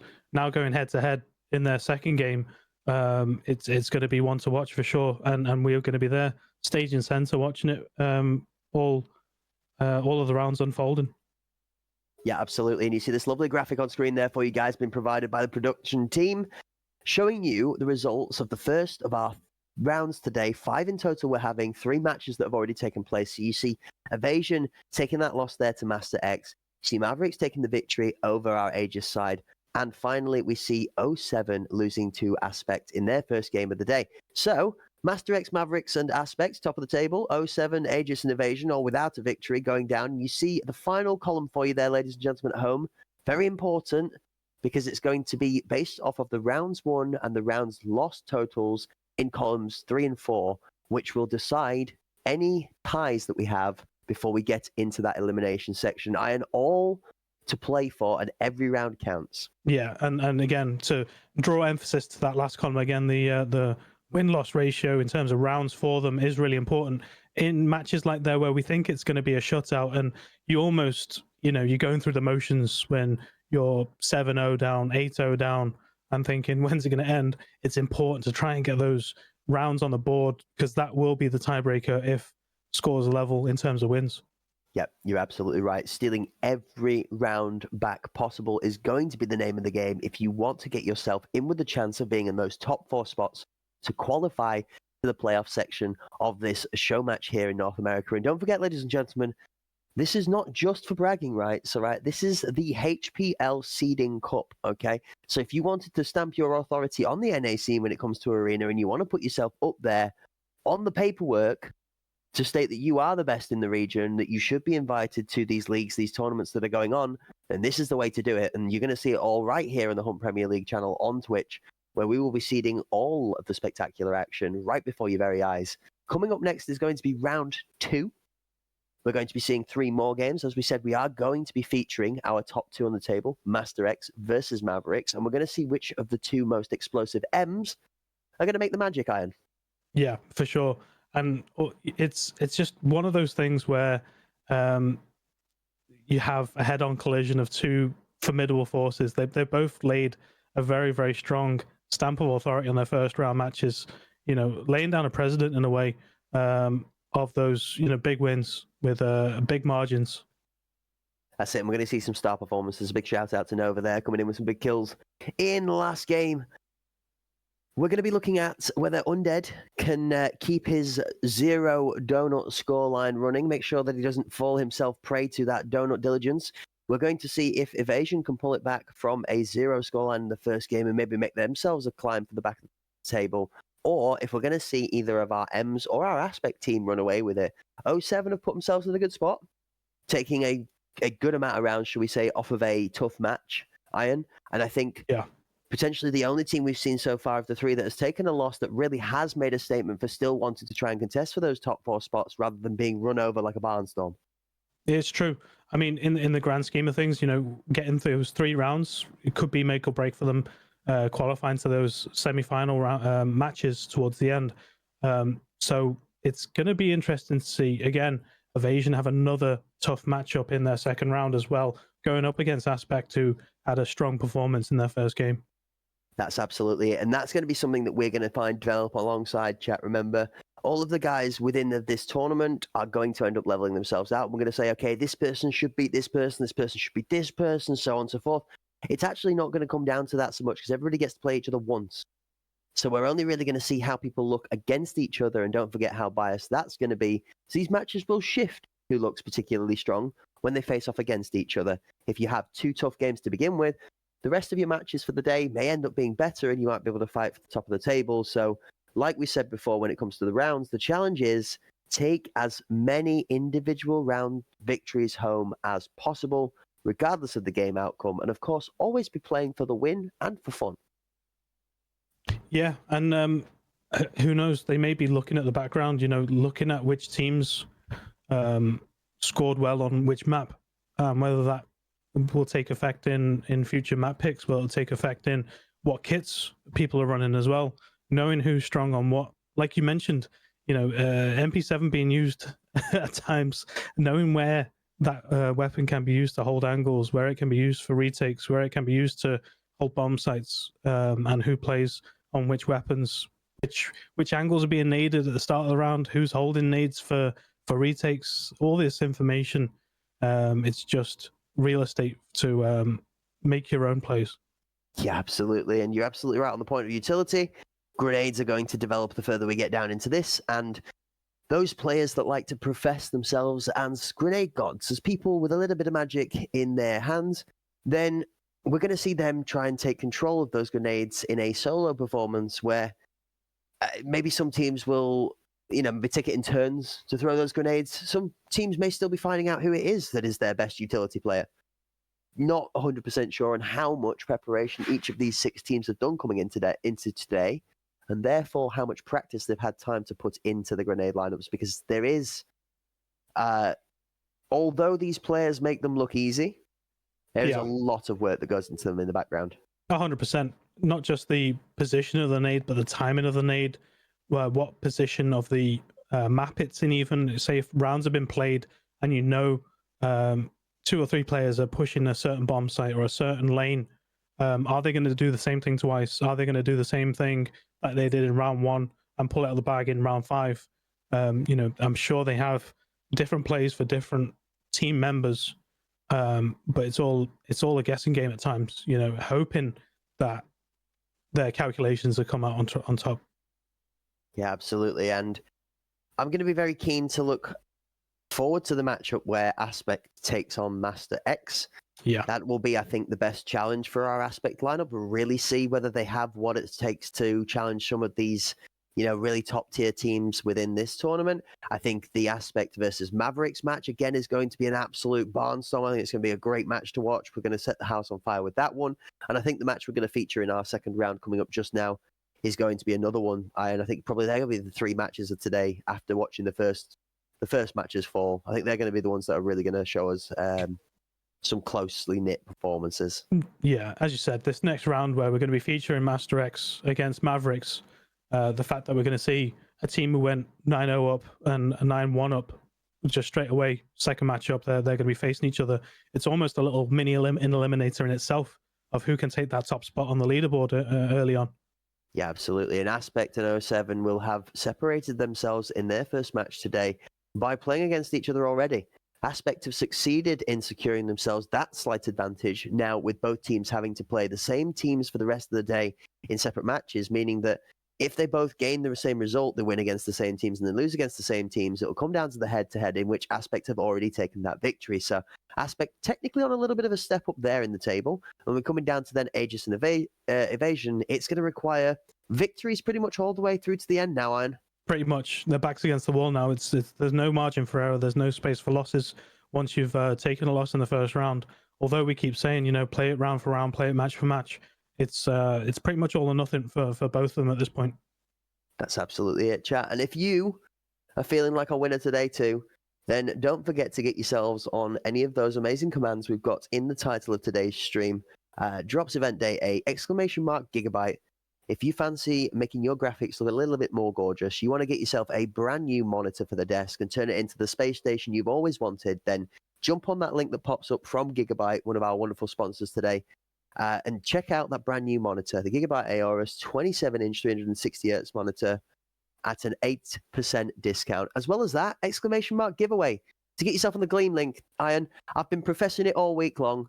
Grab that docs case right, get those entries. Yeah, it costs nothing to get those bonus entries as well.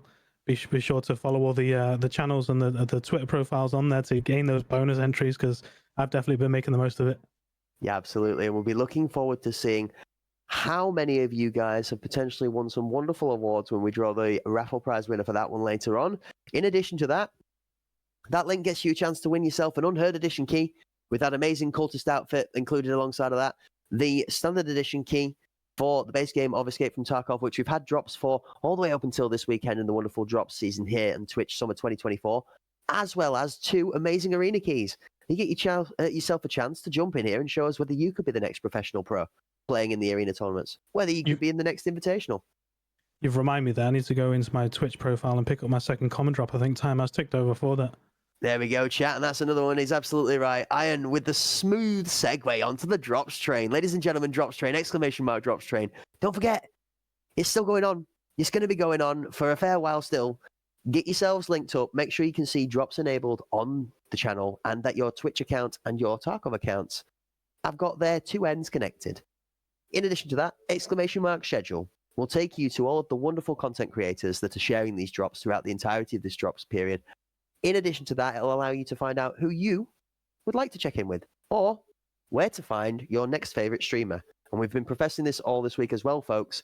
The wonderful thing that these great events do when they come around seasonally is allow us to put some of these amazing content creators you haven't found up on a pedestal so you can finally find your next best streamer. So don't forget, if you see anyone you've entertained you today, yesterday, throughout the back of last week, somebody you've enjoyed, drop by their channel, go give them a follow. Follows are free, and to not share that Twitch Prime is a crime.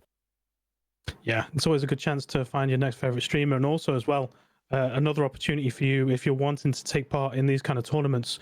Be sure to follow the Hunt Premier on socials, join the Discord. Be sure to stay in touch with the future events. If you think you can beat the likes of Mavericks or Master X, and you've got a 5-stack who've up there with them, feel free to drop an application, get involved in the scrims, and put a name out there for yourself. And who knows, you could be taking part in the next tournament during the next round of drops during a show match. Who knows? Anything can happen. That's it, absolutely, folks. And we have been more than welcoming as best we can to all of those that have shown us the enthusiasm to want to get on board this amazing hype train that is the arena roller coaster as it goes through its development stages, guys. So if you are looking to get involved, !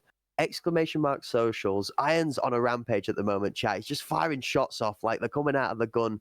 Magic made, man. It's amazing. I'm waiting for one of those fairy tale stories. I won an arena key whilst watching the Hunt channel, and now I'm competing in one of their tournaments in the final. That's the fairy tale ending that we're all hoping for one day. I'm so excited for that. You've hit the nail on the head. That'd be so good to see somebody rise up from the ranks. That's it. Somebody we can maybe shout out to in chat, but like, I remember the day when I was a young lad, when we first started casting the HBL League, I ought not. It's great, but this is how we get involved, folks. So ! Socials, get yourselves involved in that. And as well as that, Discord. All right. The community is awesome within Escape from Tarkov, especially when you get involved in these community circles that have been scrimming it out. And like Iron said, that's another community that's welcoming. You want to get involved and you want to challenge yourself. There's many a man out there that want to test their skills against the top tier competitors so that they can keep themselves up to the level of competitivity that we provide here in the tournament. Yeah, and there's always opportunity, whether or not you've competed in tournaments before. The Discord is always open in terms of people looking for group, looking for a squad, looking to scrim, looking to practice, looking to quest, even if it's a main Tarkov that is your jam. And Blue S coming in with a clutch question here, and as always, Blue, seeming to be my kryptonite if I were Superman, and coming in with tying my shoelaces together and tripping me over with an answer that I don't have prepared to hand. So what I'm going to do, Blue, in amazing fashion, is I'm going to hope the light is going to shine from my left and bless me with the answer. Or maybe Iron might be able to help us with this one. So the question is, may I ask what seeding tournaments mean for the future of HPL NA? We'll need to wait for some divine intervention in regards to what that means. It's the mystery. It's the same as when Tarkov patch notes come in. You know, they just drop little hints towards you discovering what it actually means, and we're on that path of discovery right now. So stay tuned for that one. If you want the pancake story, Blue, yeah, you want the waffle, I'll give you the vague answer. This is your chance to show us how darn good you really are. This is your chance to say, actually, we took first place at the HPL show match in North America for the tournament, so we're kind of the best, you know? Yeah? Other than bragging rights, if it's going to be written down on paper anywhere in the history books that they were the first there, I think that's about the basics of seeding. If somebody's going to be looking at potential, they're going to be looking at some evidence to base these seedings off of, right, Iron? And where better to look than the first place? I mean, we're having the first official EuroLeague here at the Hunt Premier channel. And it's, correct me if I'm wrong about this, but it's the TAL, is it, for the American League? I believe so, yeah. Yeah.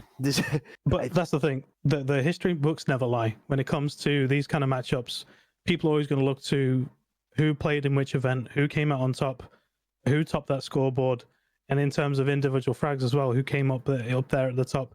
So all of this, you know, is towards the bigger picture, towards that bigger goal of you know, the bigger, more sought after events. Whereas, you know, sometimes, like you said, when something's branded as a show match, it still has a lot of weight to it as well. Yeah, absolutely right. And I love how just as we are throwing these players in the deep end, ourselves here as casters just for a moment there took a plunge into the deep end of the pool as divine intervention slammed the door shut and rejected the call to reckoning. So that information, ladies and gentlemen, we'll have to save for you as to what that means in the future for NA tournaments. So the mystery, we're going to leave that for anticipation. You're all going to find out what comes next in the future. For now, we've got this great action coming for you. So on board with Aegis versus 07, Iron, take us away. Yeah, early nades coming out. Heavy push by I try cause you suck, but he goes down straight away to Zach. Zanak taking out Chums as well. Goes to Customs, getting one back there, taking out Jess, bringing it to 4v3. Europe going down, making it a 4v2. Jones taking out Europe.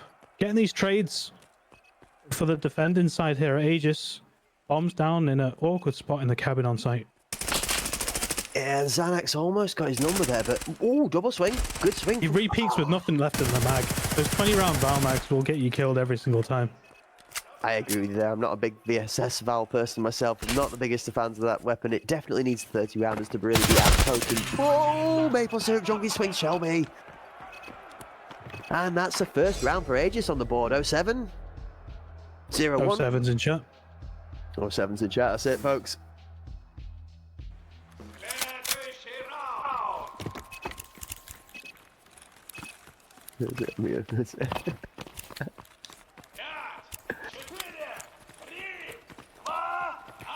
TAL. Yes, there we go, chat. So it's Arena Pro Series. Thank you. That was the name I was looking for the TAL for the American side of things. It's the Arena Pro Series. Guys over at the TAL, I apologize. Forgive me. I have been trying to find that acronym for the longest time. Nade getting lost in the camo net. Toilet nade! It's a shitter. I'm reloading. I tell you what's not trash. Look at the defensive hold Mages on the point iron. It's solid. Zachrix blasts. I try because you suck. Yeah, they're giving up a lot of space, letting them get on site, but they're getting the trades, keeping the numbers. Those bring it down to a 2v1. Did Europe taking out Chums? You're right, and it's the numbers, Iron. It's all the numbers, the trades for trades, and this has been a similar story to the first round that we saw, and it's player for player. Yeah, Shelby getting the info by jumping the angle. Oh, Maple Syrup Junkie's just better on the challenge. Wow. That's two for Aegis.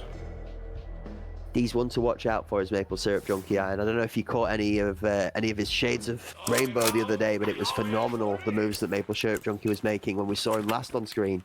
Yeah, he definitely put on a show in that first match. That's it, and then we've got Ghost of Customs, and I'll be honest with you, Mr. Beecham's coming in with his very strong start here. I think Mr. Jones as well, also been very, very powerful off the opener. Oh, Europe with two. I named them both, Iron. Caster cursed them both out the round. That's a good nade, that position there as well, right on the tankers. Through the skylight, Mr. Jones swings, takes some damage, but no return. It's a long-term investment, he says, and Maple Syrup Junkie robs him of his riches. Zacharix committed suicide, Maple Syrup Junkie takes one, Shelby takes Zanak. I'm not sure what happened to Zacharix, maybe he fell off the wrong ledge. Shelby again, same as last round, left as the last man alive, but going for a different strategy here. Big wide rotation, hoping to separate the pack here. Position's been given away. I'm gonna try and close him out, try and collapse, but he's gonna continue on the rotate, goes for the repeat, and goes down to Jess. Poor Shelby. With 3 Aegis members stomping you down from connector and hoping to dream. Yeah, he did the right thing there, trying to open up space, trying to draw out the 1v1s. Just wasn't quite there for him though.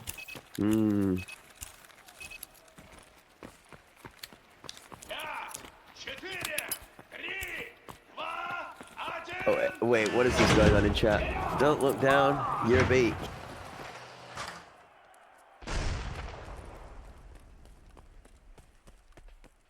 Not to worry, we're lost, it's fine. Zanak coming out with a flashbang. Might catch a double peek there, but just is happy with the one. Is Jess, takes out Shelby. Won't be last man alive in this round. Barely enough room in there for that shot. Great from Jez. Jones gets one, I try gets the second. 07 with the strong response, 2 for 2. Yeah, quicker than you can blink. It's down to a 3v3 with 1 minute 20 left on the clock. Look at how close they were for a second, and they're about to share a room. Mr. Jones finds Zanak. Oh, he changes at the wrong time, but then snaps and both are down. Zacharix with a great response.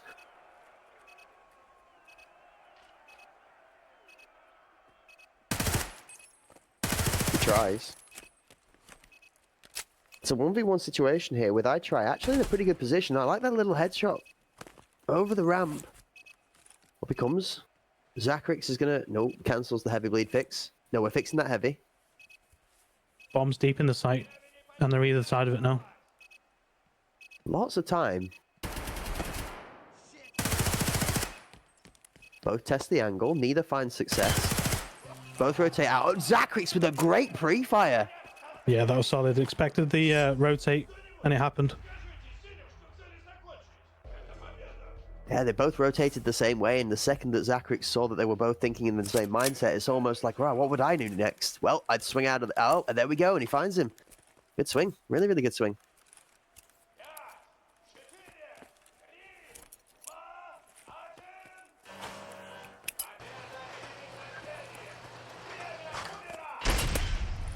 That's... Oh, Europe almost getting taken out whilst he preps his own grenade.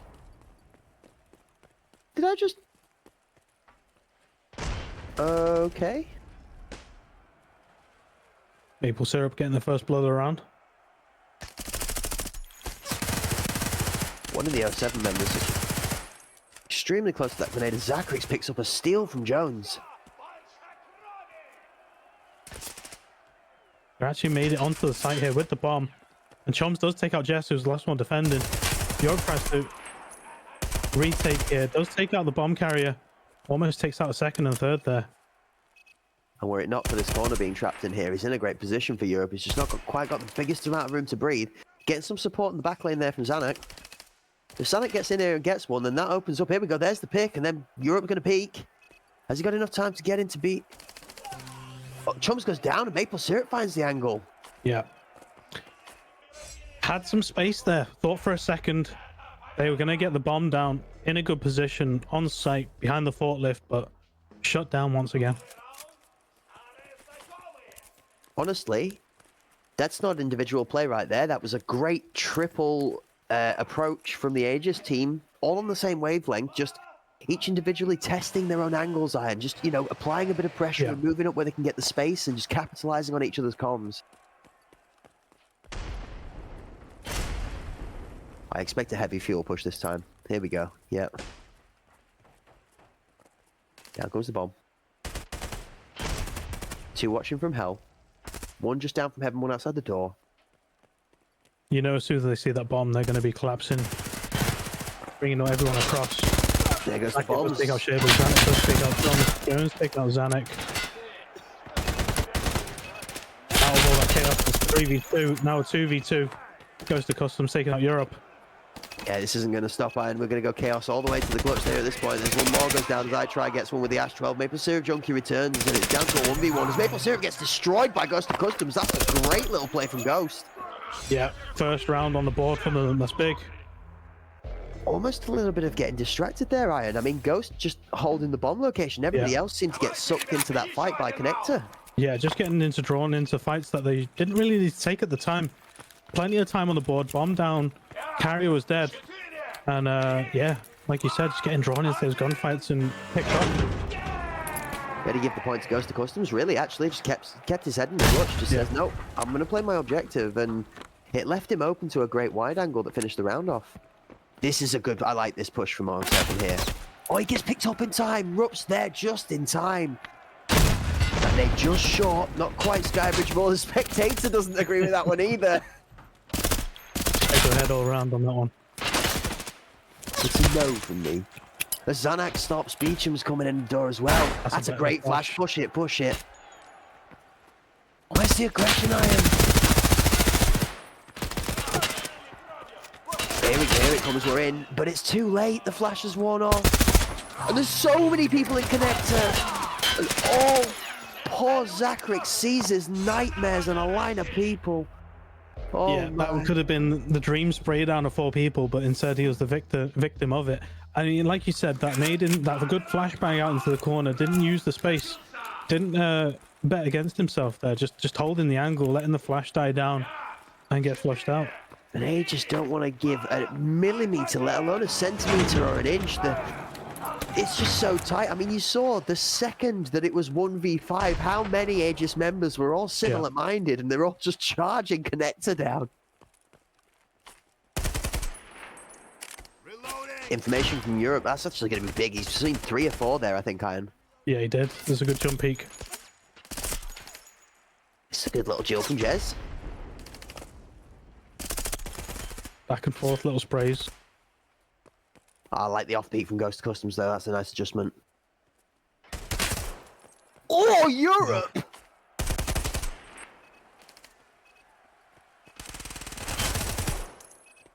The call to reckoning has happened, and Europe has changed his name. You're up.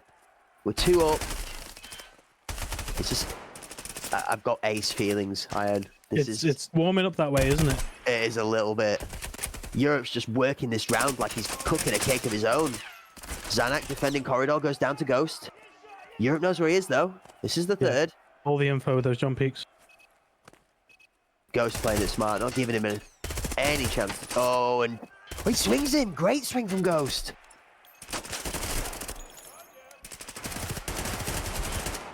And this is how 07 are going to get some advantage in this game. This is how 07 are going to level Aegis. And Nightcry's going to swing, and Jez is not ready for it. And Maple goes down, and 07 take a second round, Iron. The comeback is on. Yeah, big round for them with those 2 early kills from Europe. You thought it was going to be inevitable, but after he got taken out, they just all collapsed. Getting the trades, getting the kills, and taking the round. Honestly, just a mastermind play from Europe. Just not even the play. The general information gathering, the knowledge of the map in general, and the timings that people are going to approach. Really, really good smarts all round.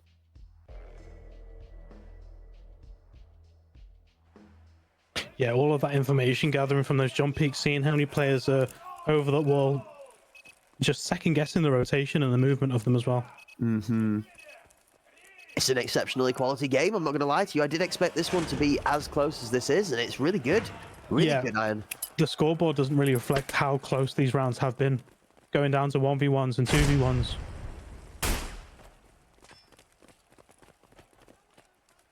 No, this is a lot quicker. This is much quicker, and they are not ready for it this time. 07 No. very deep. Even though Jess goes down here, the rest of the team have got a good position. Oh, Jones gets made on Europe. That still won't discourage them. 4v3, plenty of time and all the space. I'm reloading.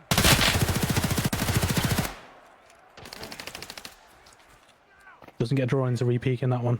Just holds. They didn't look good, 07, the beginning of this round, Iron, but they've done enough. They've really leveraged themselves into a good position in this one, actually. It's all Maple Syrup Junkie. Zacharix has the bomb, but it's all on Maple. He's in the position of power in this building right now, but he's got 4 members of 07 to have to deal with, and really, without being able to have Zacharix provide him too much support for fear of losing the bomb in a bad place.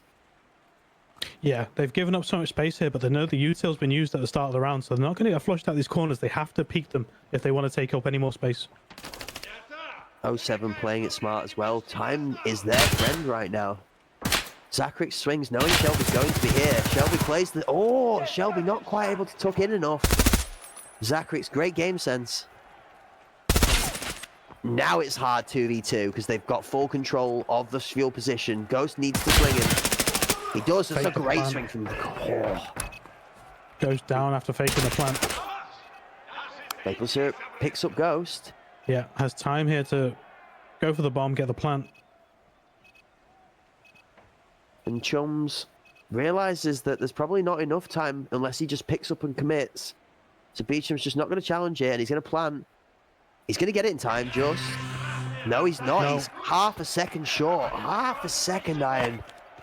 He betted on himself there, the Chums. Expecting, even he had time even for the plant. It was just a bit of hesitation by Maple Syrup. But takes the round either way. I mean, there's a mental victory for the 07 side, but there's also a mental victory for Aegis there. I mean, that play only works one, Iron. Only the one time. You've got Beecham's is going to be walking out of that going, okay, brilliant, I've got the mental game on that. They did think I was going to challenge that fight. But now Aegis have got it in the back of their minds that there's a heavy chance they might not and play the smart side, so we're going to go fast regardless. If we lose one because they did challenge it, then so be it. At least we're not going to be caught with our pants down again. Well, that's the thing. There's a different level of confidence when you're allowing for a plant and planning for a retake. That does play mind games as well to the opposing team.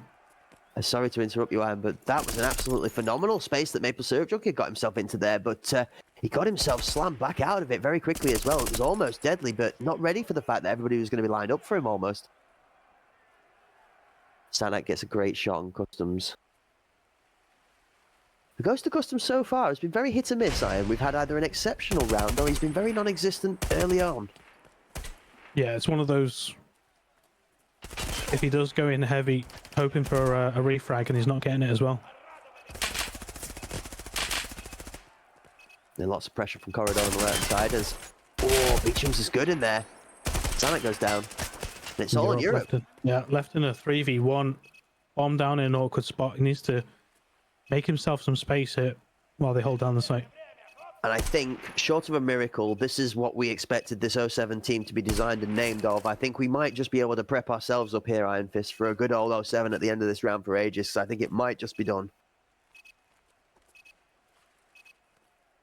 Yeah, they're not overcommitting here. Holding it down. Go on, Europe, show us a worldie.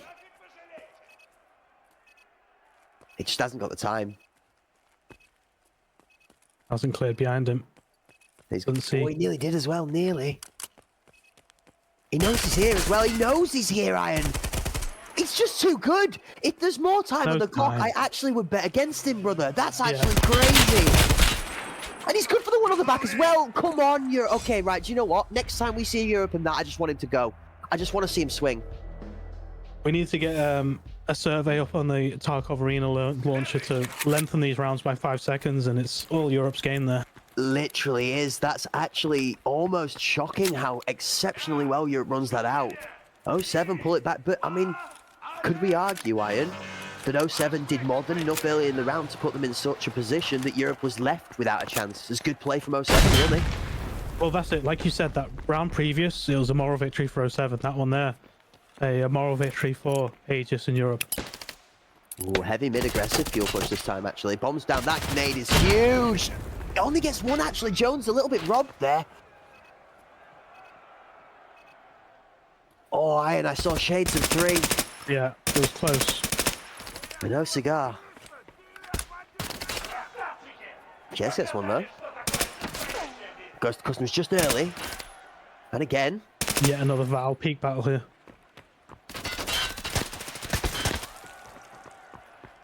Maple syrup on that caliber making some work as well. Oh, we're going round the outside, Iron. It's M&M time.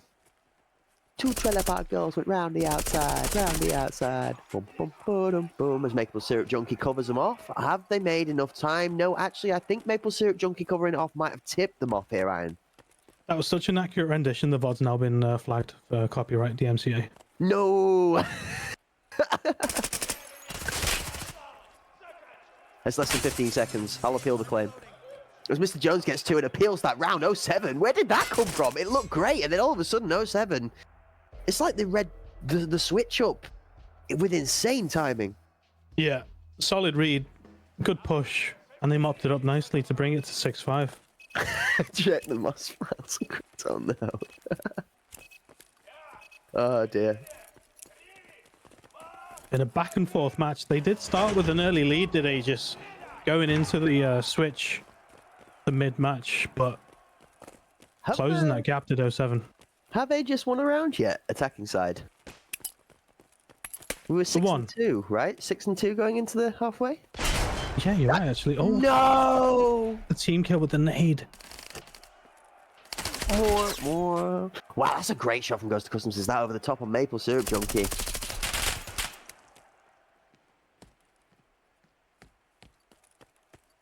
Yeah, we paused this momentary tense intermission to bring you a wonderful misplay from a grenade, and then we're back into the action at 200 mile an hour as all 4 members of 07 are storming the point. Bodies are dropping and they're not 07. Jez loses 3/4 but takes side try. Shit, I'm reloading. Somebody's reloading.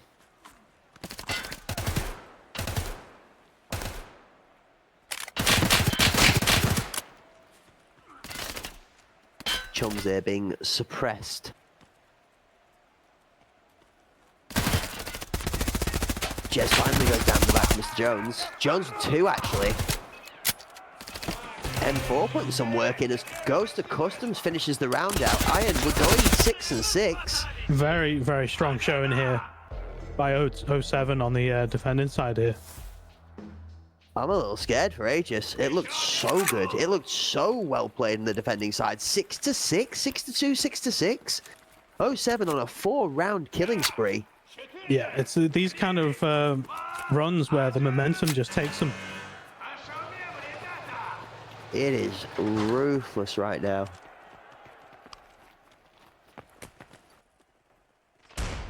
Grenade's good. It's not going to bounce to the right side. Oh, he gets out of the way in time. Great reactions. I did not see which member of 07 that was, but whichever Roger Rabbit just ran rampant there.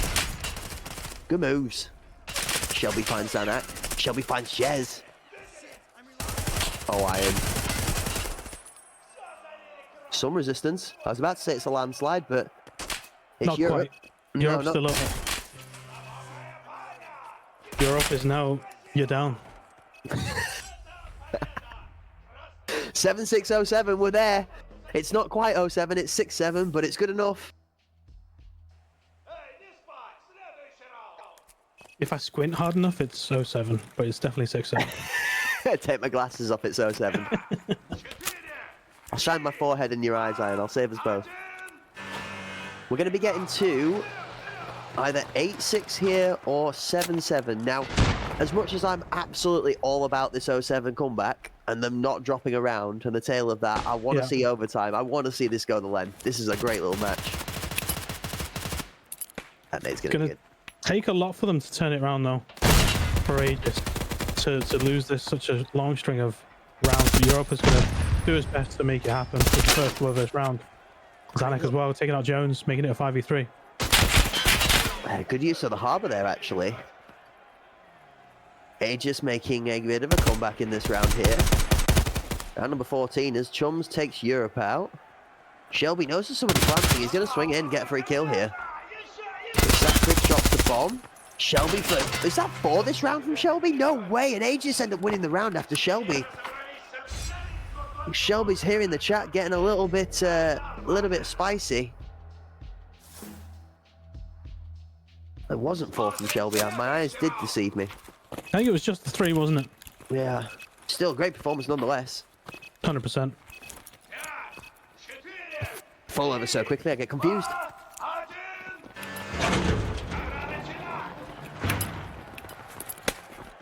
Seven to 7. Everyone survives after the early nade. 2 flashes going out. Where's the bomb going? A really widespread setup from Aegis this time. I try for 1. That's Connector. I try for 2 from Connector. Maple Syrup Junkie finally shuts him down. Shelby gets done by Maple Syrup 2.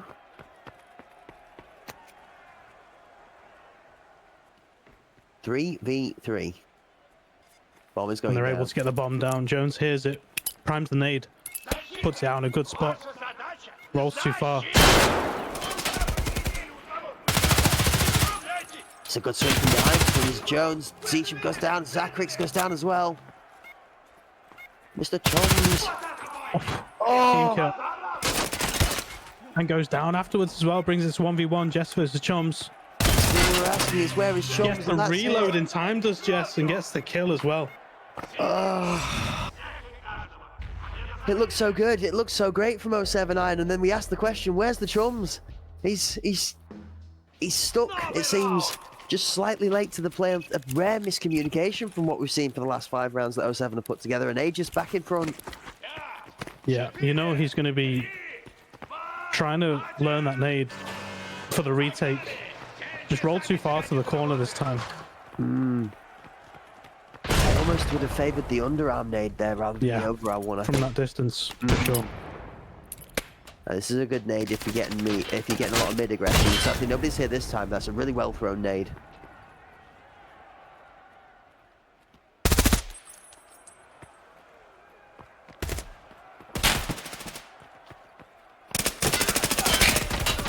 Really aggressive entrance from Aegis here. We were 3 strong. We're 2 strong now. Europe goes around the outside.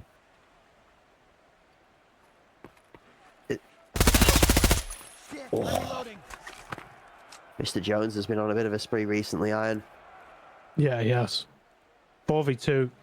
They got the bomb in a good position. Europe's on a sneaky flank round the outside there. How long has he got to cook this for, though, Iron? Because we're going to have to challenge Shelby close here soon, and Zackrix is not in a position to protect himself from the ghost of Customs response. Connector's there too. He's going to have to be quick. He gets 1. He gets 2. He is quick. Zackrix on point. Yeah, has the bomb. Has time to separate it down as well. Europe is holding for the push. Knows where they are. Sees one cross. Gets the kill as well. Chums now has to defend on a 2v1. Zackrix and Europe for the game. 38 seconds on the clock, and it's all on Chums in the 1v2. Chums cross, avoids the fire, tree challenges, and it's Zackrix to close it out, and Aegis take the game 9-7. Solid win for them after all that momentum. 6 rounds on a bounce. 9-7.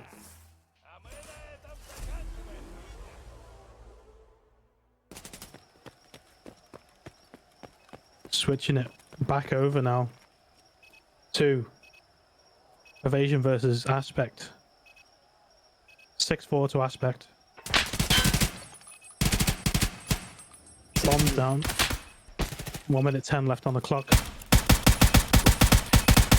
4 Evasion to plant. Big Vic getting the kill on Apollo.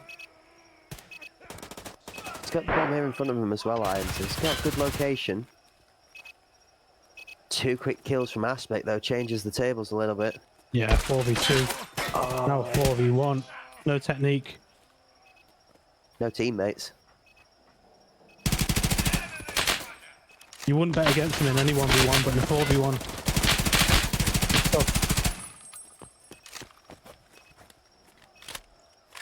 FMJ is clear, letting the flight was getting sprayed from all angles here. No room to peek with any sort of angle at all.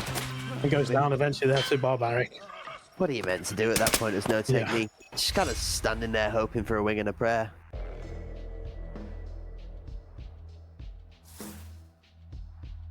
"14 kills on Barbaric, is that I see?" Yup. Like I said, he's very comfortable at the top of any scoreboard, is Barbaric. Rare to see somebody like Oberstorm down on 3 kills.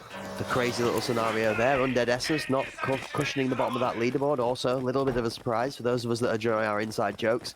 Ice Leak up there on a nice little set of 8 and 6. Looks like every member of this red team actually pulling a good performance this time around for Aspect Iron. Yeah, even on the blue side with Evasion, you know, the kills have been stacking up, but the rounds haven't been going their way. I wonder if this storyline reads very similar to the one we've just watched, Iron, actually, where the scoreline maybe doesn't tell a tale of how close this game has been. Yeah, and like I said, the number of kills would suggest that as well. Agreed. Lines of scrimmage also. Look at how well set up we are here. Very constructed play. Body system as Mandini gets one whilst no technique covers his back. No technique slaps down on the box. Sleek, taking a sleep. There has to be a sigh of relief when you see the kill feed that Barbaric's been taken out of the round. Yeah, absolutely. Fake the Although plan. under Essence, Doesn't fake it, flips it, and gets the kill as well. Over flexing the 4v1, retake, takes out one. Now a 3v1.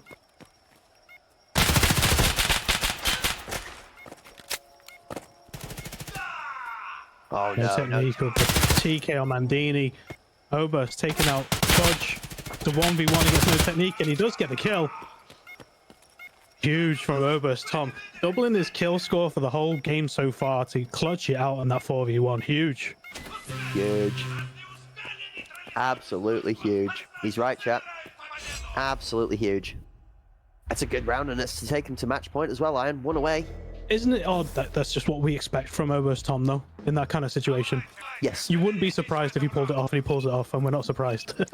No, absolutely not. I mean, Oberstorm is, you know, I might as well think he have a middle name of over 9,000 because he does. When he goes off, Oberstorm has one of those play styles that he's either mid to average or exceptional, and like beyond exceptional. Some of the plays we've seen this man do in solo tournaments on base game alone are, 100%. you know, they have been immortalized in the glorious highlight reels that we have.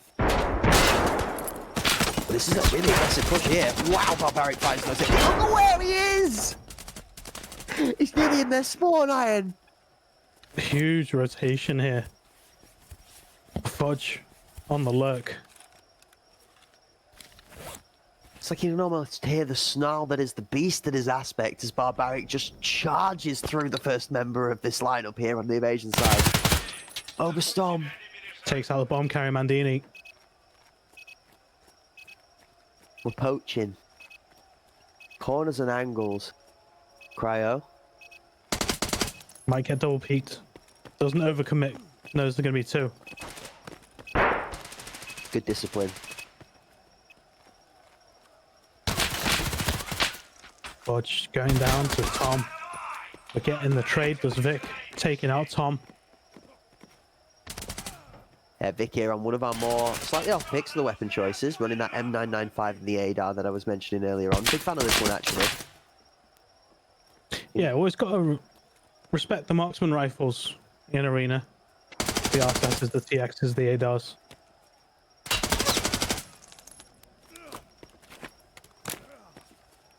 I'm stuck in a bit of a stalemate here. Sleep taking out cryo. Yeah. Oh. And that's the ADAR for you. Doesn't move, but Sleek responds. A great shot from Sleek on Big Dick. And Sleek jump shots Apollo to finish the round with fashion, and that is 9-4. Aspect taking the victory. Big win for them.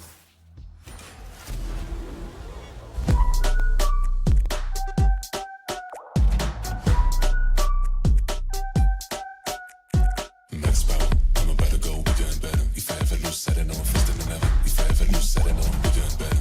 Hitting all the goals I can. Bigger, bolder, faster. Ooh, I'm going to the maximum. I'm going to the maximum. I'm going to the maximum. I'm bigger, bolder, faster. Ooh, going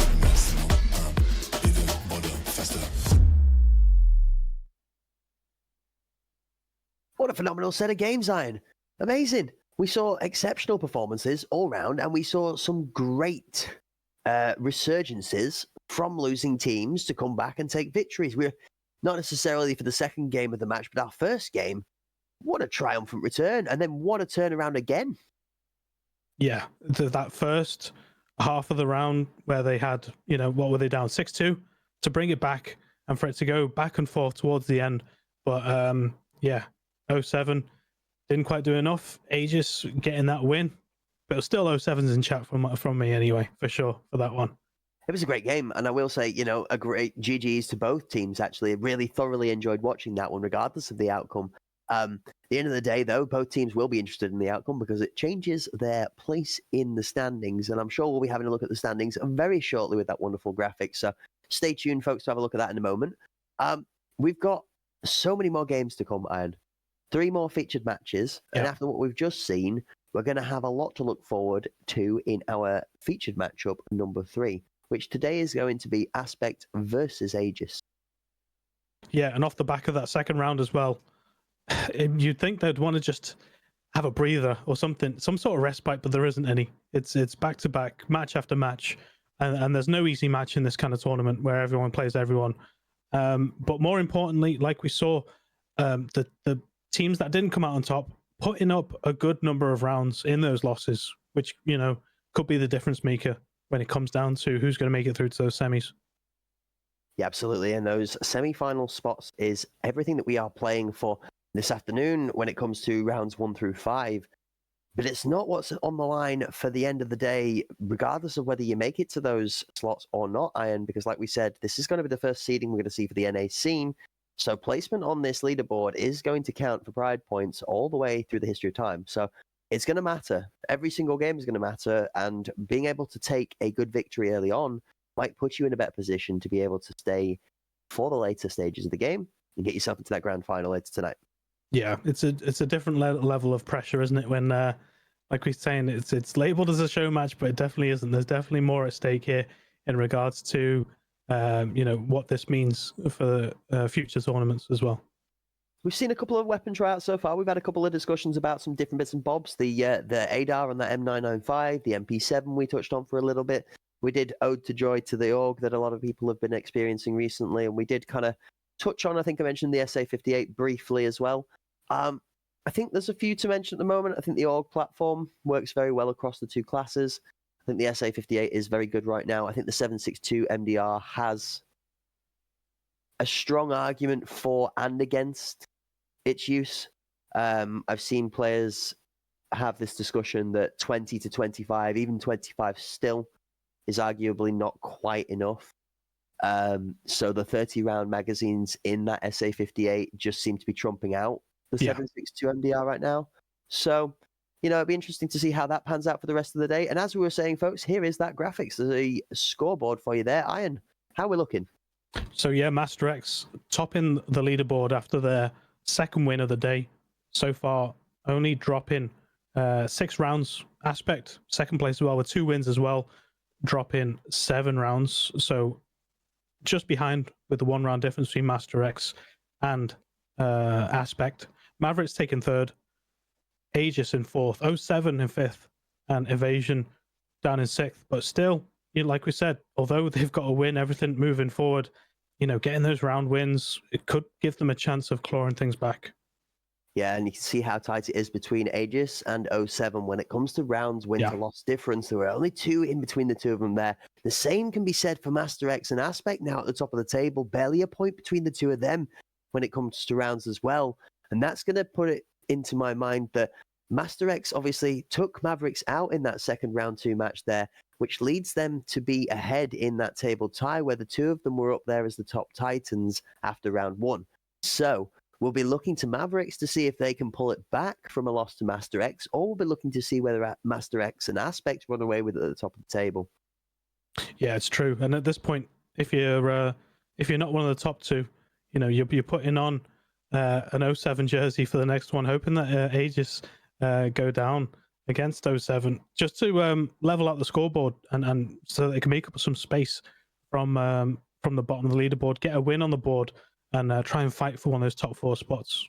Yeah, you're absolutely right. And I mean, I think even the argument could be said that maybe all four of the top teams, except from maybe the three top teams, except from Master, will be arguing for Evasion to take home their first victory as well in round 3 Yeah, to for give sure. themselves a chance to have one of their competitors lose a match, right?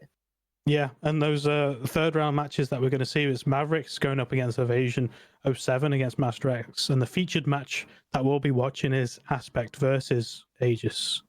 God, that's going to be a tense one. And think of how that lays out for the field. So Mavericks are going to have to take a victory against the team they should win against. Master X, exactly the same as well. Both of those teams, with what we've seen from them so far, we would expect to be victorious. But this is where these kind of games become really spicy, Mr. Ryan, is, well, you mess up on one of those games and then it's everything to play for, especially as Aspect take on Aegis, which, I mean, they're going to be, they're going to be right in the middle of that table there. And if we see Aegis take another surprise victory, then that middle of the table gets really messy. Yeah, it gets so tight, and like it just emphasizes that point that we keep talking about of every round mattering, let alone the win itself, because wins for the right teams in this next third round match could level it all out across the board. Everyone could have, you'd have the top two possibly with 2 wins, another team with a second win,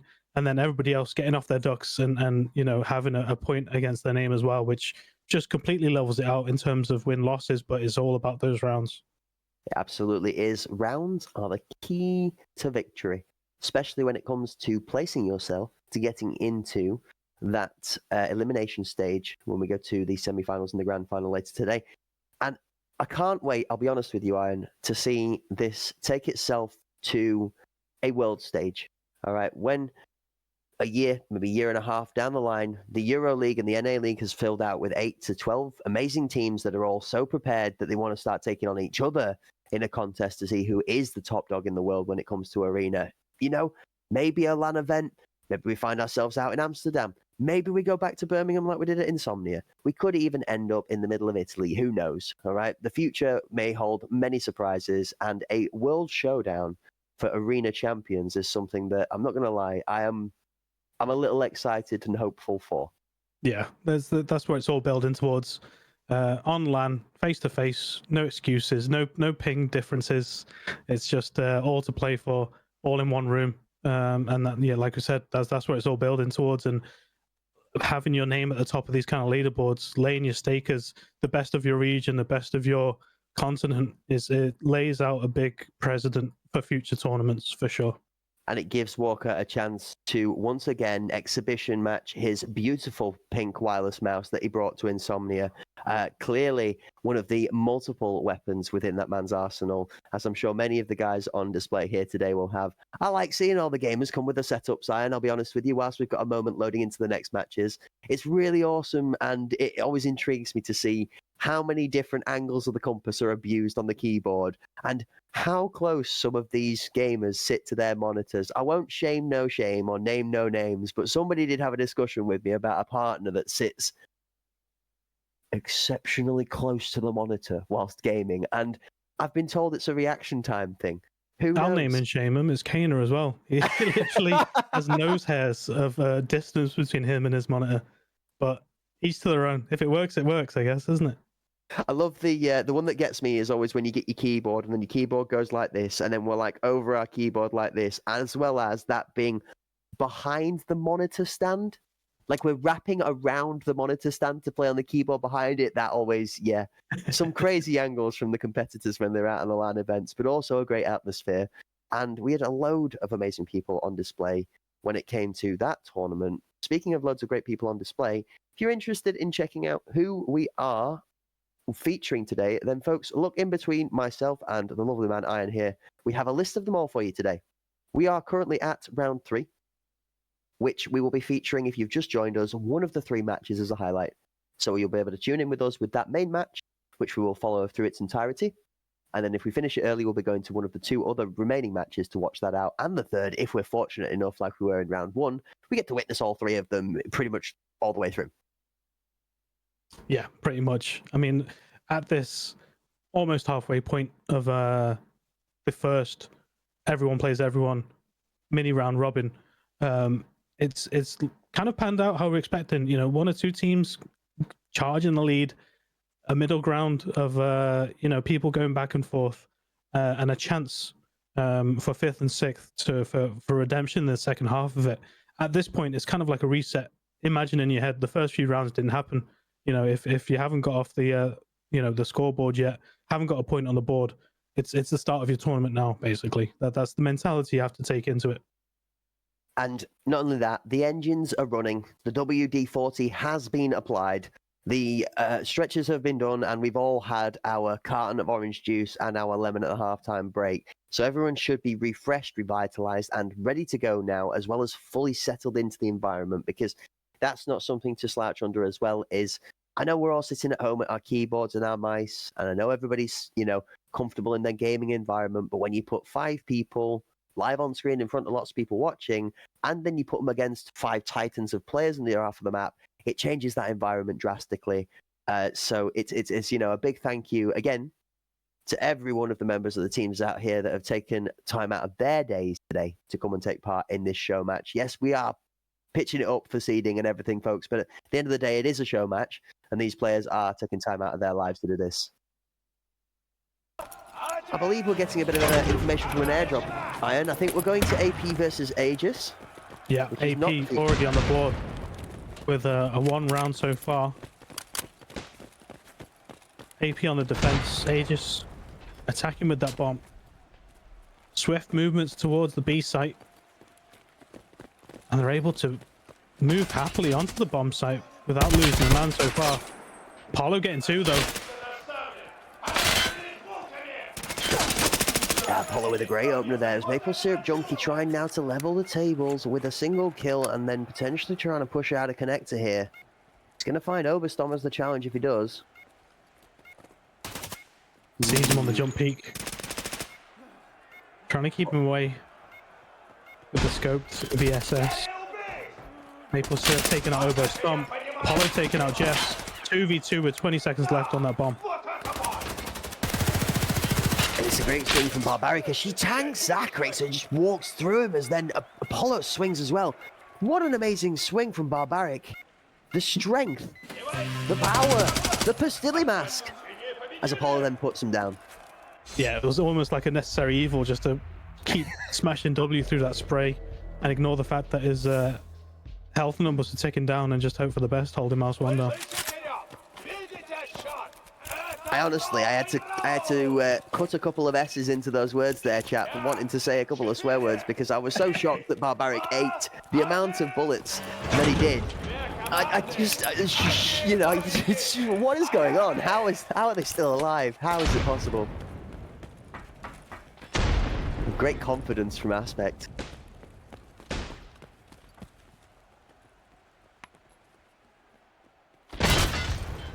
Zanak hearing that bounce and not moving at all, not giving any info on his movements.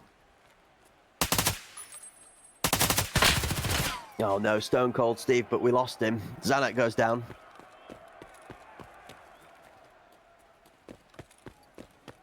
Europe.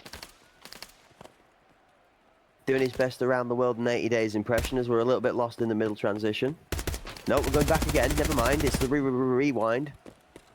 And again, Iron, we're going back, we're double dubbing. Covering a lot of ground here. Leveling his endurance, hopefully. Oh, sees ahead, does Jess. Puts out a spray, hoping he's not going to repeat that anytime soon.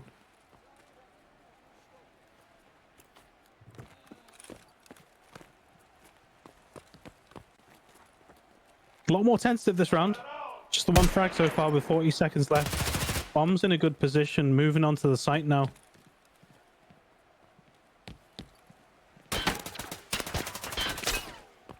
His shot's going down all over the house, Iron, but no results. There we go. Barbaric finally finds Jess's head.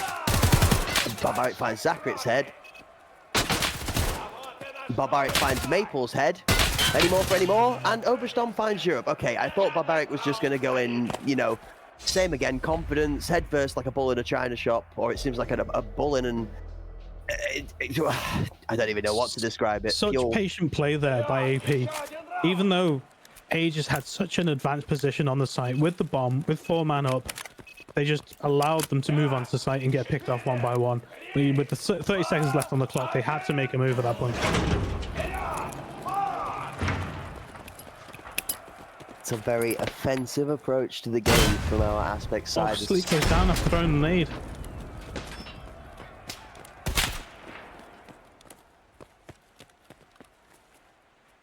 With 3 strong on forklift here, Ryan, this is going to be a strong push from Aegis if they find Apollo out, but that's Apollo. I mean, yeah. Oh, never mind, Sleek finds it instead. Overstorm gets maple syrup as Sleek says Apollo's not allowed on the kill feed. Apollo spots Jez's shoulder but doesn't manage to convert. Gets the elbow. Oh, he's ready for the crunch. Oh. This little duel between Jez and Apollo, I'm sorry, but Jez is playing with fire. He keeps peeking but not shooting, and if you're going to peek those kind of shots, Iron, you've got to be tap firing at least a little bit for some information, don't you? Yeah, it's tough, these peak battles. At what point do you fold? I think it's the longer you stay here as well, Lion. Like you said, it's a timer. As Europe finds a gross pixel over the top of the canisters in fuel. But Barrick was holding such a dirty angle, but he gets found out. Late grenade, and it doesn't... What? Survives it behind the box and takes him out as well, does Apollo. Europe left in a 4v1. How many times have we seen him in this situation?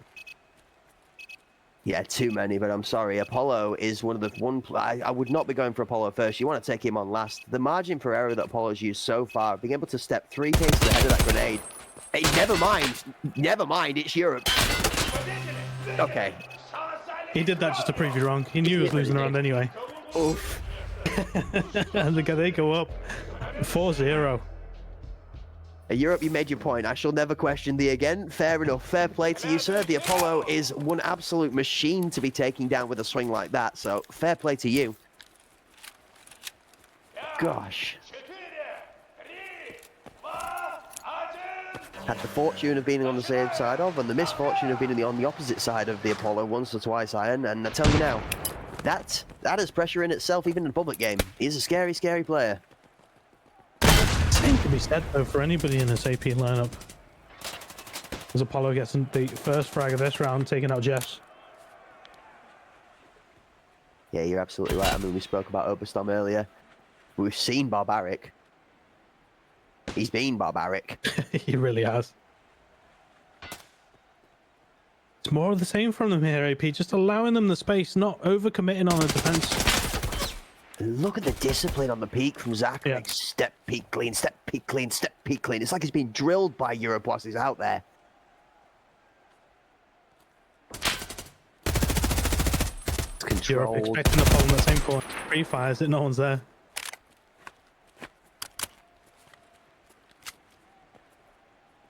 And that's throwing them wrong a bit, actually, Iron. That's stopped them in the tracks. We're not going as aggressively on this now, and we've got all the positions we need. Actually, really, this is when it needs to turn on, not turn off. We're looking at each other. There's a little bit of confusion. Yeah, they're wondering why they give us so much space here. It's a good play from AP, actually. It's almost caught them off guard that they've been left leisure. Yeah. They just second-guess themselves because they're able to walk on the site with the bomb, but this is the reason why. I think we found our Horcrux for the Aegis team, and it's like we get the commanding. Oh, that's a great shot for Zanuck, and that's 2. Oh, Oberstorm closes out.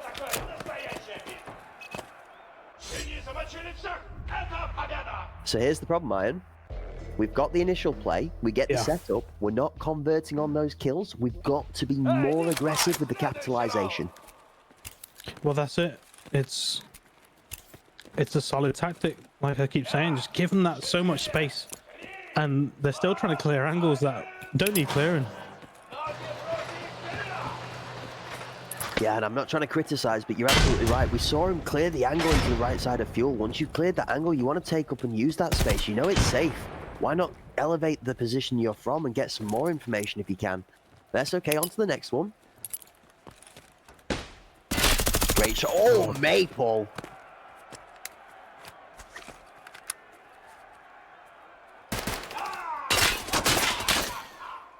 Sees the header Sleek.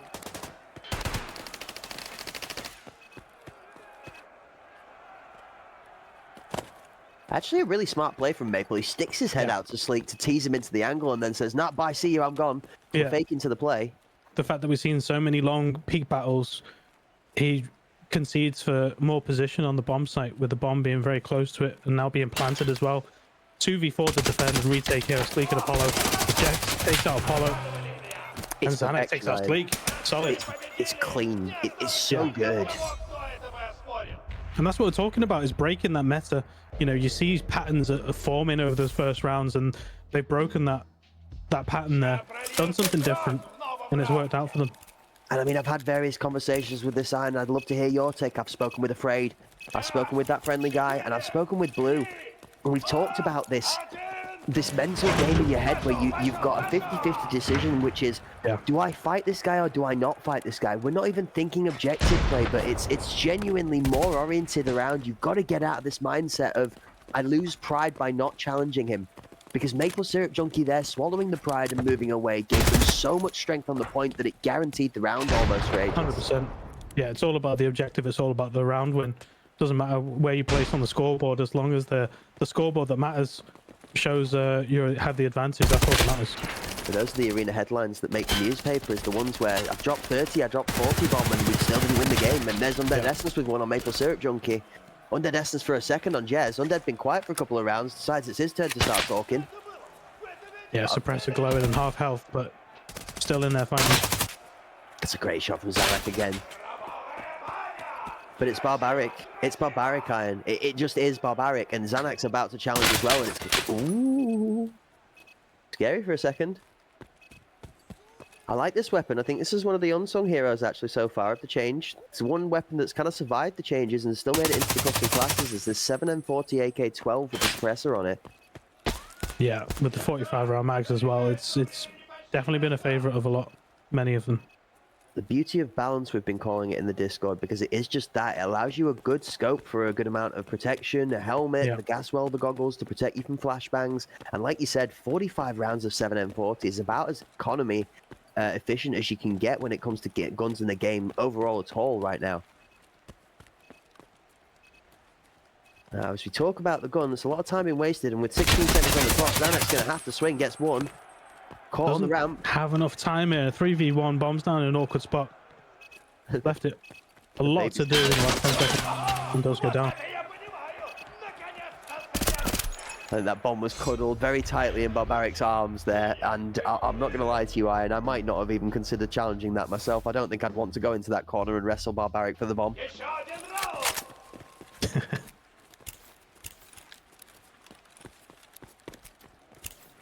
So we move into our 8th round here. We have Aspect up 6 games to 1. The 6 rounds. 1 minute and 57 on this clock for our Aegis attacking side to try and cook up our next complex problem for Aspect to solve. As one is seen crossing, I think Jez got information there. He might have mistimed that slightly, Iron.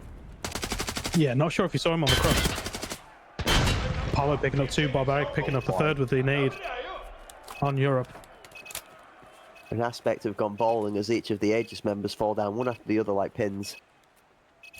Yeah, and the trap's been set there, all pitched up round the bomb. Oh no, an Jess picks up Overburst. Caught with a pin in his hand, Iron. Yeah.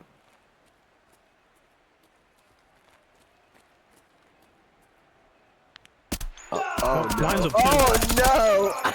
Jess with a double. Brings it to a 2v2 now. That might change the playing field, actually. That's a big mental hit, is that, Iron? 2 of them found out in the open in the middle of nowhere as Jez is on the hunt. Yeah. Oh, Zanak gets Sleek. The mental games is all over them right now. They've got to swing as 2, though. Yeah, they have to go together here. You can't give Apollo any sort of space on a 1v1. That's all. Like that. Does get one. And has a chance to rotate here. 30 seconds, though. Is he going to go all the way? It's going to give him time, give him space, pick up the bomb, allow him to plant. Try and push. Fake. Fake now. Pros don't fake plant. He's going to give him time. He's going to get off the fake. Heard the push.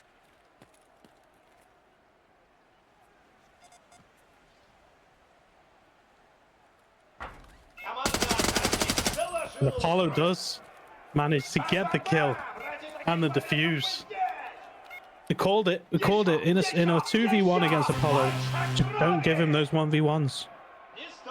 It's breathing space, Iron. You can't give him room to move because every player is only as good as their magazine depth, and I mean that in the best form of fashion because it's true.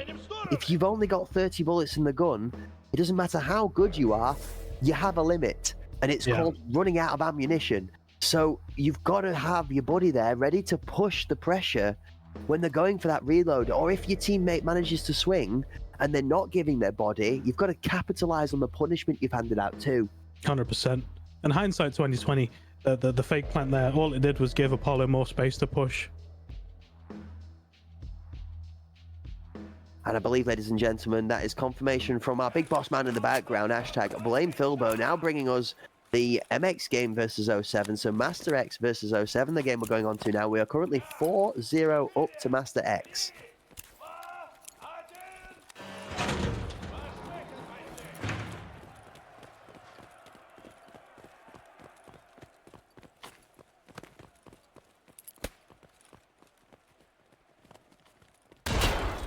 Whoa, grenade Good out. nade into mid-sight there.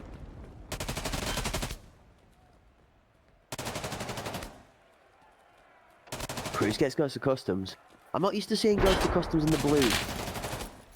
Yeah, you're right. It did throw me off as well. Great shots from Exquisite. It's Exquisite! It's in the name! No, it's not! There's not enough enemies. He had to kill a teammate as well, just to try and rack up even more. Oof. Flash right on north. Oh, it looked like a car that somebody had cut the brake line for. 4v3. A minute 10 left on the clock. Bomb is very close to the site right now.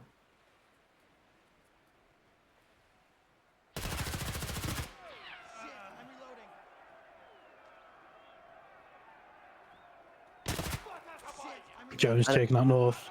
Brings it to a 2v3. Is Exquisite? Okay, right. The statue's been unfrozen as Legit finds Jones. That's what I was looking for. Is where is Legit? Legit's got I Try covered off as Exquisite's going to go for... Yeah, here we go. Here's the switcheroo. Now, how hard can Legit sell this? Because if he sells this long enough... He sold it pretty hard already. They're not moving. He's going to try for kills, actually. He's actually going to push for this. Believes in himself. Oh, it doesn't... Gets caught out by the crouch there. Way up. Maybe they have read it though. Is that a wild Shelby? Oh no, it's a wild Shelby. Ladies and gentlemen, are you ready? Back to the future right here. We're teleporting. And we're now in with Mavericks versus Evasion. We're playing a magical game of musical chairs. Get to see all of the action across all three of our games here in round 3, ladies and gentlemen at home. DNA getting the defuse for round 6, taking it to 6-0. The action just keeps on coming, Iron Fist. Even in such minimal time between each of the rounds, we're able to take a look at all the perspectives of our entertainers we've got on show today. Well, that's it. It's a good chance to see how some of these matches have been panning out. We've seen it. I'm going to be honest, Iron. We have gone from donut to donut to donut, and I'm no BM out there, but we've got to see some of these defending teams trying to pull a couple of sneaky ones out. As Mavericks are in a commanding position, 6-0. Oh, Mandini gets DNA. It's the start.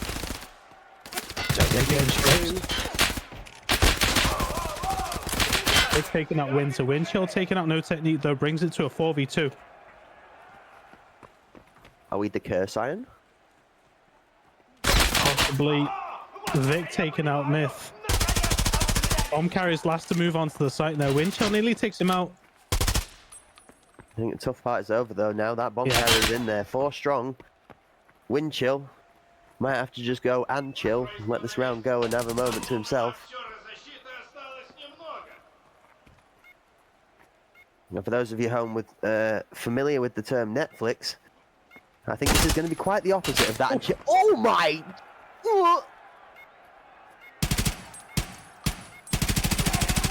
Okay, Win switches to Fudge, swings and says to both him and Cryo, hey yo, you chill, I'm coming in. I started to believe there for a second, I'm not going to lie, they're cracked. I started to believe. That first kill shook me, Iron. I am shook. The speed, the snap, and the precision. He didn't even fire a second bullet. It was 1-2 and he's down.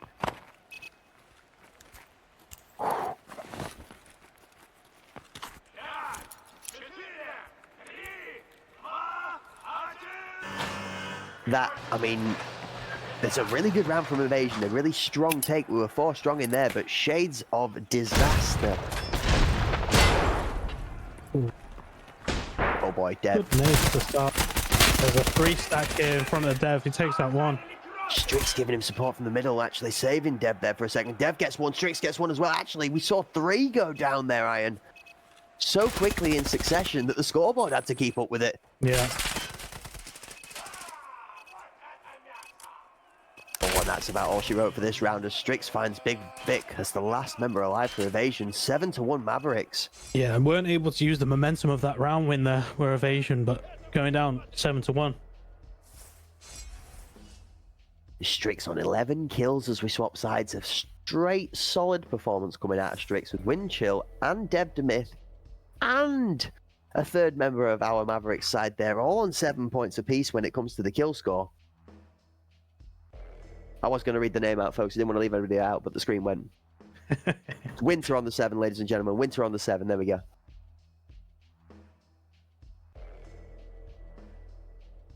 Just a great all-round performance from all 3. Yeah, I'm still reeling from that. What could have been, what would have been 4v1. It sent winter chills down my spine, that's for sure. I was believing in the myth. It was in his DNA. We need... There has to be some sort of, like... What's the equivalent of a swear jar? Pun jar. We need one. Okay. We're going to start putting a pound in the piggy per pun. I love it. Oh, that's a good nade. Speaking of love, Oh, no, it's not. Work. Iron, I'm as confused as you are. That looked god tier. It looked good.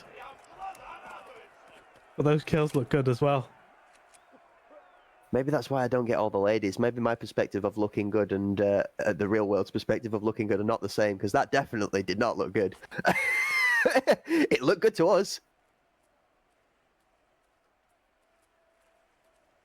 I'm wondering if that's one of those bouncers off a pipe or something that just projects the bullets, as we see people projecting bullets inside as Windchill again on the scoreboard with a double.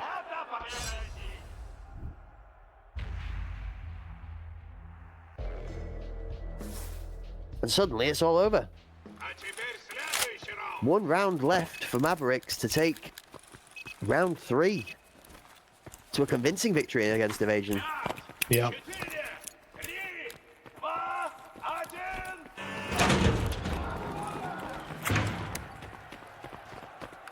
See if they can round it out here without giving Evasion too many rounds back.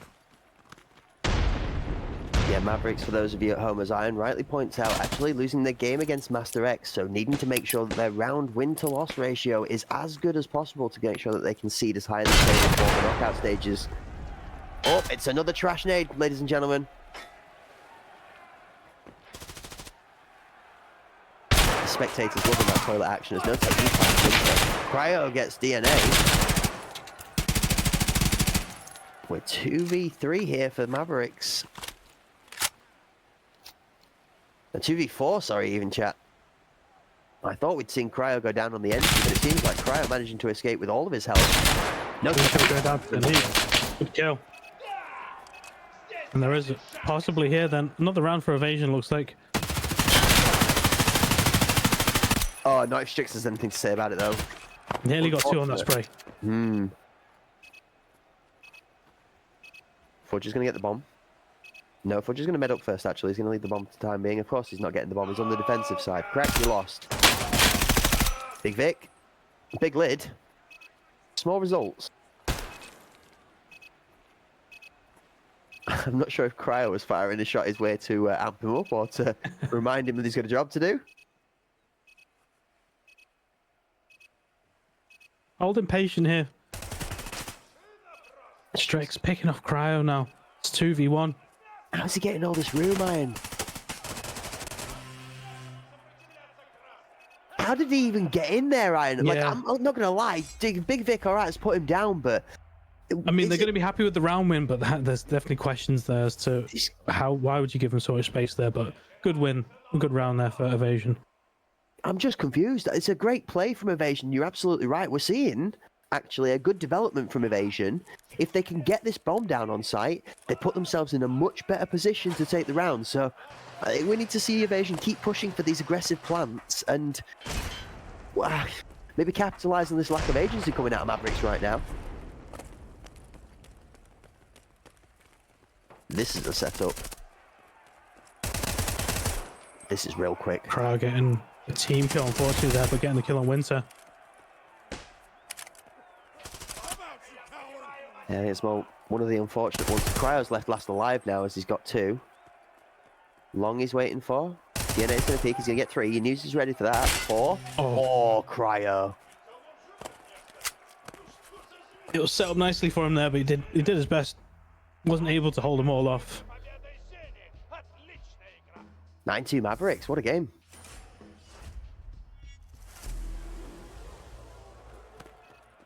And here we are, ladies and gentlemen, back on board with Master X taking on 07. Master X top of our table and 07 fighting to get themselves off the bottom. Yes, Jones takes Exquisite. We are 4v3.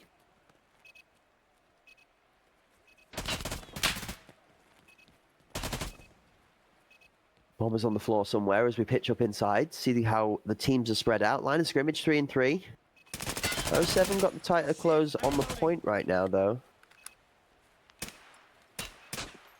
We can hear the bomb iron. Hazard a guess maybe out in alley or something? Yeah, somewhere out there outside of sight, and they're not really interested in picking up at this point. 07, they wanted to get the kills and some space before they do that. See a great little push into alley from the outside from 07 with the 2 remaining members. You've got Jones and Ghost Customs left alive. Cruz finds Jones, and it's all on Ghost of Customs. Is he the Ghost of Loading Bay? North is playing it very patient. Nice try.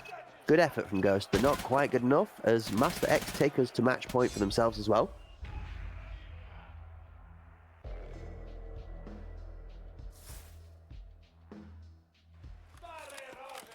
In the same position that our Evasion were in the last match we just saw as 07 here.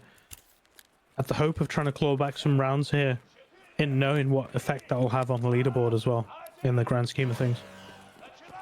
That's it, absolutely. So ladies and gentlemen, welcome in if you have just joined us. We're here today at the Hunt Premier Live with a NA Arena show match. Seeding Cup, HPL Seeding Cup, as you can see on screen by that wonderful little graphic in the middle.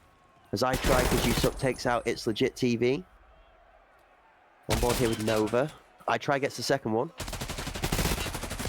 Exquisite managing not to kill his teammate this time around. Good trigger discipline there as he swings onto I Try. I Try takes some abuse, but then goes down to his own teammate. This time Exquisite falling prey to karma. 07 able to get the plant here in a 5v1. Strong round for them.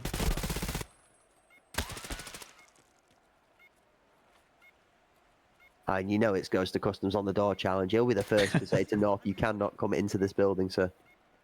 Everybody in the Discord screaming at him, just hold. Mm-hmm. Yeah, you see, maybe that's what 07 need, you know? 07 have got their secret card, the Ghost of Customs, and we have all got our chance to get our secret card, ! Gigabyte.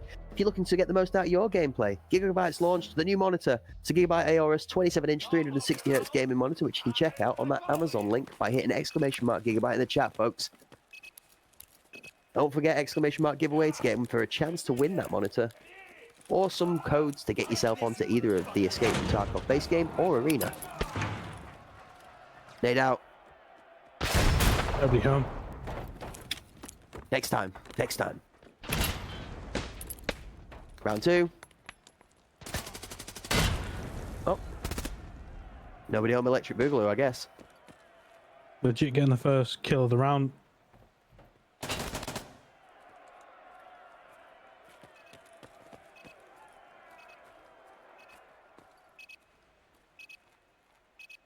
Bombs on the floor again, though. I don't know about you, Iron, but I'm not a fan of the bomb being on the leading person when pushing a point. Yeah, there's no reason for it really in the grand scheme of things.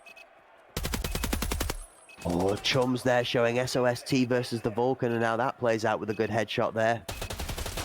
Nova's head will be ringing a little bit, but Chums forced to then challenge on an off angle versus Connector as well. That's the round from Master X and the game, 9-2. GG's.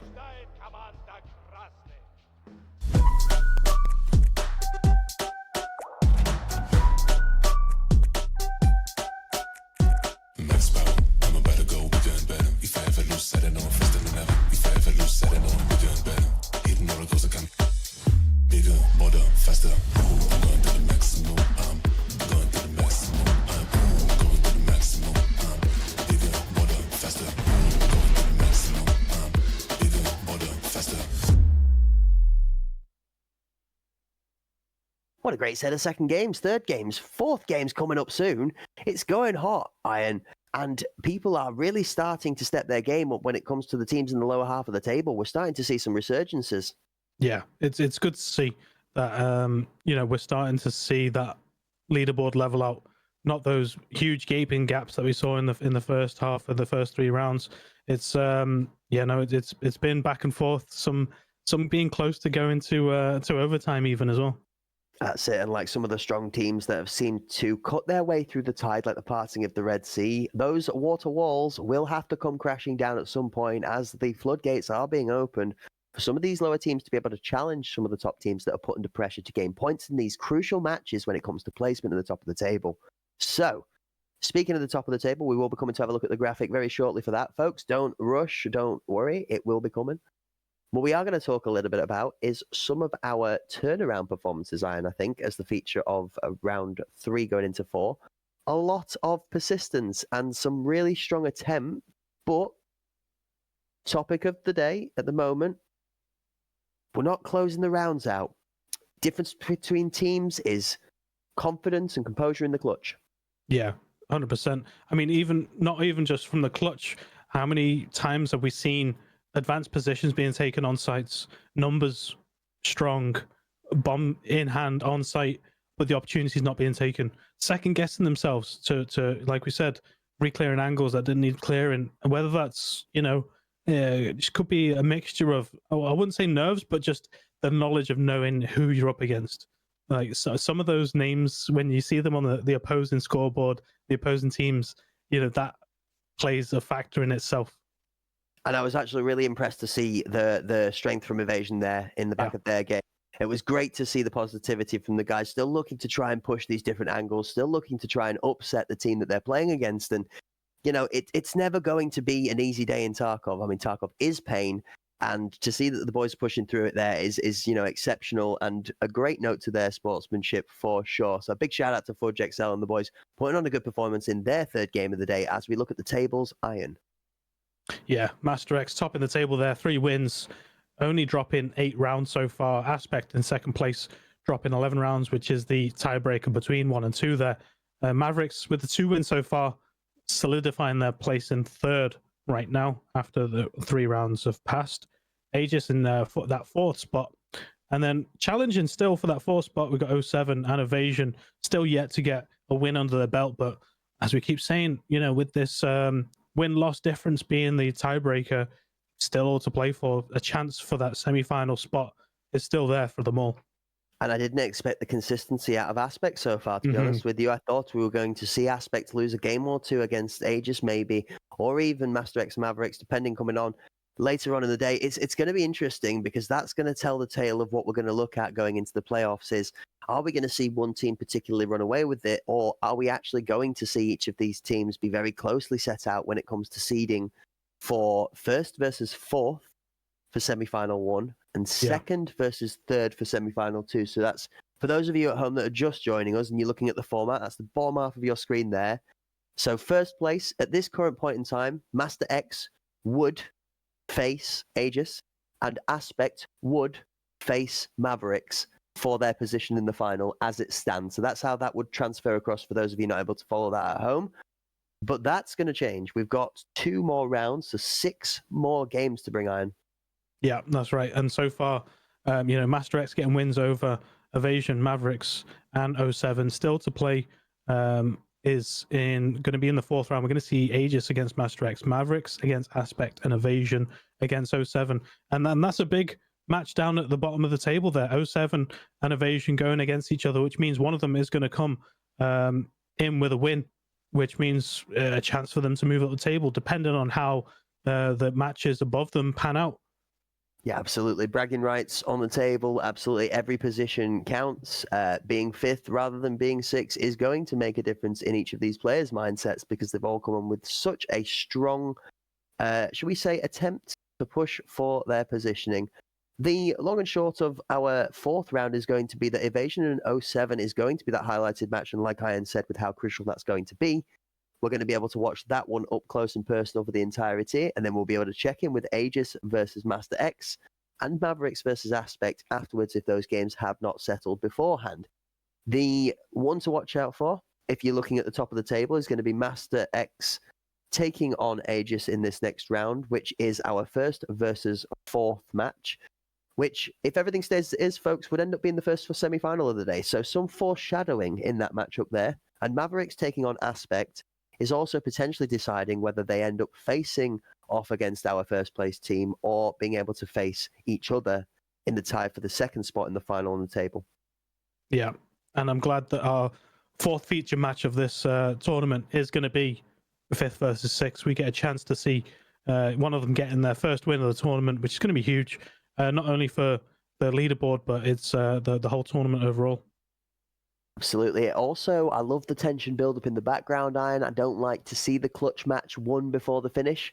I like to go into that last round not knowing how those two matches have laid out, and then that way, when we go to the final round of matches before we go into that elimination bracket, we've got the tension built, the hype is ready, and people in chat are all, gunning to see how these last games fall out, because as we've seen so far, it's not just come down to one person being able to take their matches home. It's going to rely a little bit on whether other teams can take matches off each other as well to score place and seeding for the positioning for a better semi-final matchup. Yeah, 100%. It's all going to go down to that last round, but this is a very, very pivotal round coming up for sure. A lot of these matchups it's going to shuffle up that leaderboard in a big way.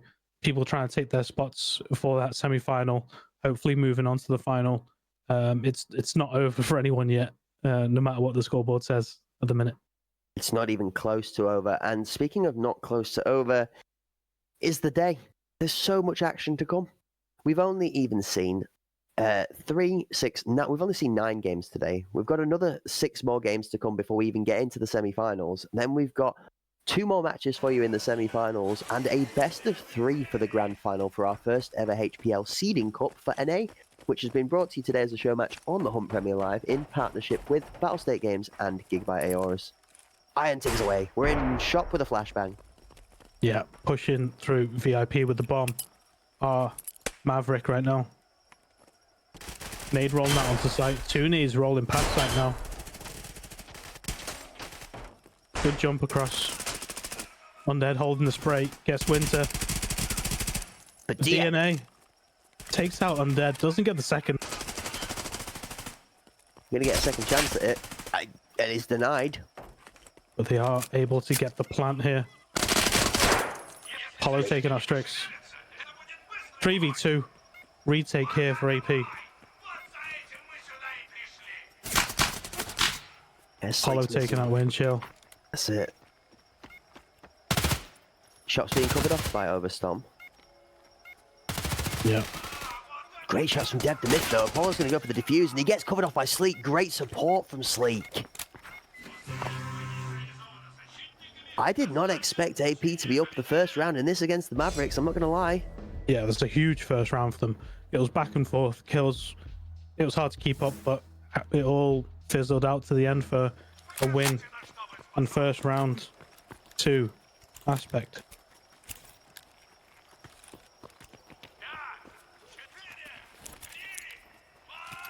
So, we're on board with Barbaric. Is the grenade going to be Barbaric?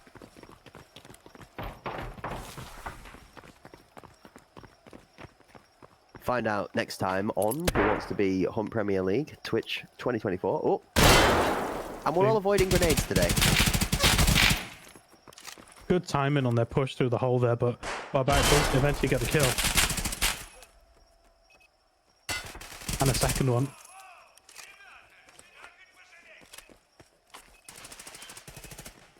Speed is kind of ruthless from Barbaric. They're chasing the nade out of the hand so quickly that by the time it's gone off, already there to be able to take the frag. DNA here and Undead jump across. Honestly, Adult Iron, I three cannot believe in my front. eyes. He was faced with 3 members of Aspect, took out 2, managed to re-rotate. Obus Thomas left in the 3v1. Doesn't get the jump shot to DNA, but goes down.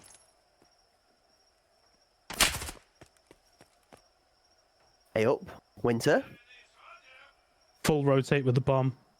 Gonna plant on B site while Obus Tom's left in this duel with Dev the Myth. And of course, because Dev the Myth is up here fighting this point, unless Oberstorm... Oh, never mind, he knows. He He might knows. have time just to stick the defuse here before even Dev the Myth's able to rotate. But he's gonna see him if he peeks out even more. He's gonna stick the defuse. Gonna stick it. And Dev's no idea, bro. No. Dev's no idea. Wow, Oberstorm with the big brain play. Back against the wall there. Left in a 2v1. Bomb rotated to the other site. Diffuse. Successful. And it's 2-0 to them. AP. That's a big round for them for sure. And can we talk about DNA for a second there, Ryan? It's in his DNA. The disgusting decision-making process in that first peak was on point. Initially swinging to the floor, not converting, but like knowing the timing that he had to challenge the closest problem. That 100% is worth rewatching because not only did he have the guy prone at the end, Obus, Tom holding the angle of the box, but Undead was jumping close to him. So having the knowledge of all 3 players and knowing which one to go for first, that was just disgusting. That's great. That's... Oh, reaction time's even better though as Undead runs away. As Strix gets Barbaric. Bit of a turnaround actually. Maverick's looking like a great utility usage, but all it's gained them is position on the point. Now here comes the guns to back it up. All of a sudden, bombs being planted in a 5v2 now. Obus, Tom and Apollo backs against the wall. Tom brings it to a 4v2. Now Winter's got this all day long. And it's down to Tom, v4.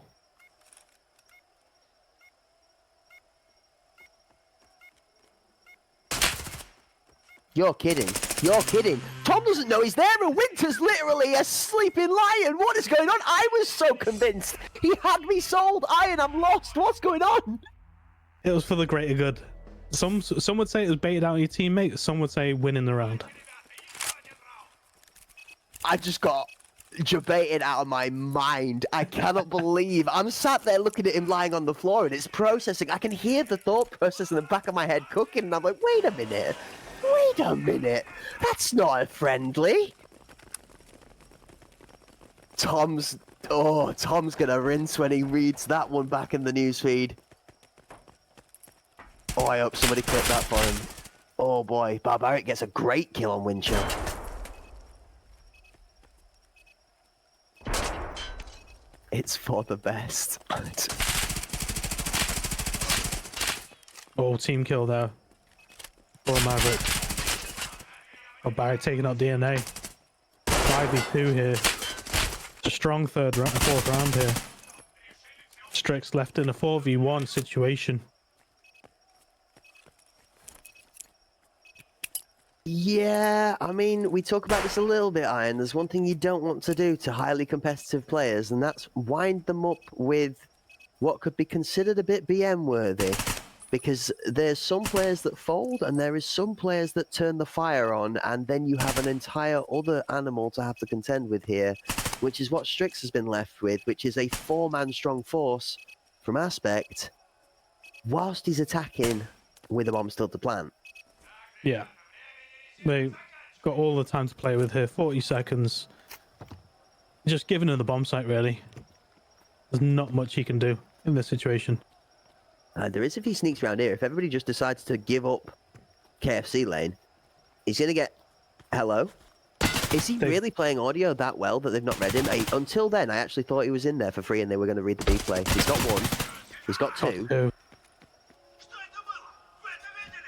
Bombs down, Iron. Apollo in time. First challenge. Oh, Strix is going to swing him to isolate the one. Good stuff. Waits for the double challenge. Oh, Strix gets one in it. No way! Strix versus Apollo in the 1v1 for a great steal from the round from Mavericks is something he did not deserve to. And it's Strix for the win! No way! 4v1 clutch, gets the plant, gets the kills. With time to spare. 2-2. It's an ace, Iron. It's the whole 5. He took every piece of the pie and put it in his pocket and patched it all the way home and said, I'm having it for dinner, breakfast, and tea. What is this? We were praising AP for not giving them the peak, not giving them the space, and then they gave him all the space, all the space, all the 1v1s, and he ate it up. He is that guy. He just is that guy. Do not give this man a 1v1. Do not give him 50s because he will take 100 every time. Oh, Iron, we said these matches were going to deliver, and deliver they have. Oh, it seems like we may have lost a local barbaric, so chat, don't worry about it. Hang tight, we're going to get a barbaric back, and then we continue this game on as it was. I thought he'd seen enough, and he's just packed his bag and left for the day. But we're going to get a reset on that round, it looks like. You can kind of understand why. I mean, I'd be a bit shook after Strix had just done that to me too. Just confirm leave. I've had enough. Yeah. As we join Aegis versus MX here. 4v1 for Maple Syrup Junkie. Bombs being planted. MX is 2. I was going to say 3-2 up, but now they are 4-2 up. And it's getting better and better, Iron. We've seen 3 of these great aces now. The more we get into Arena, the more these star players are starting to be able to put these miracles together. And, I mean, it's just cleanliness. It literally is. It's just great decision-making at every point without room for error. Just betting on yourself as well in those situations.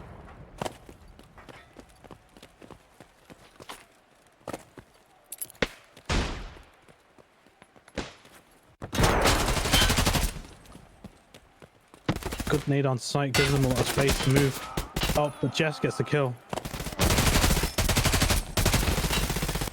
It's very quick outside here. That's it. Nova taking out Jess. Ali's a mess, Iron. Oh. Okay. The double. And he gets taken out by Nova. Nova picks up the bomb. Popping at ETG. Looks, checks the time, sees he's got 1 minute 15 left. Enough time to rotate, but no space from Maple Syrup.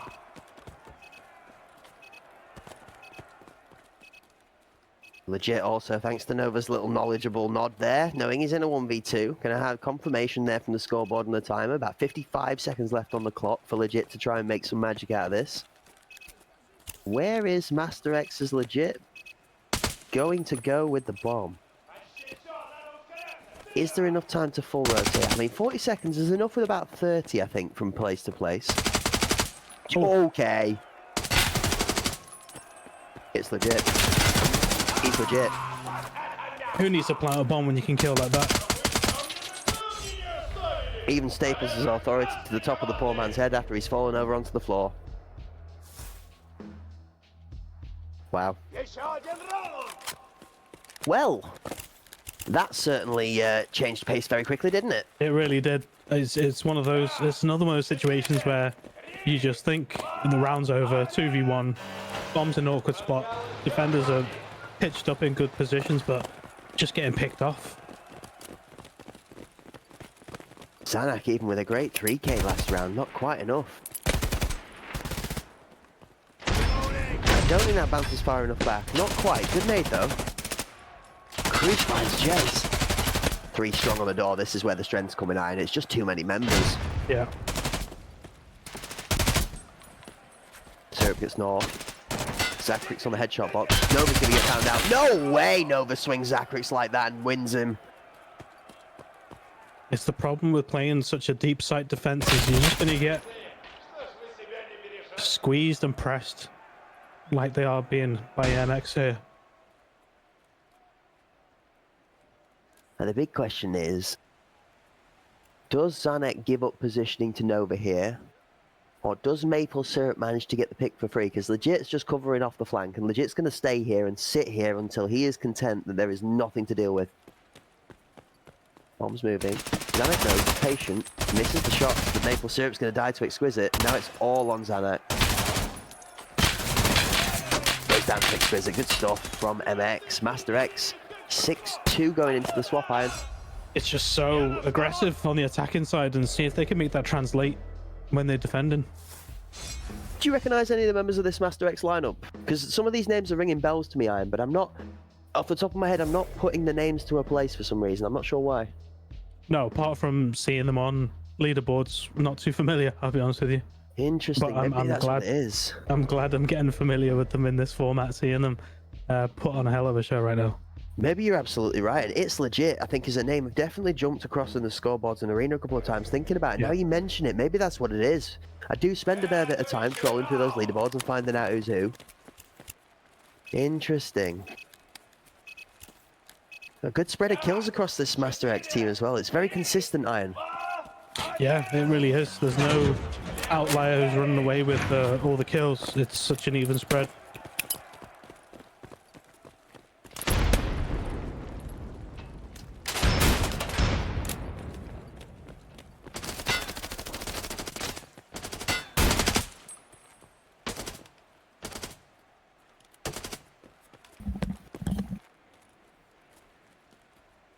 Silent out by Forklift here with Europe.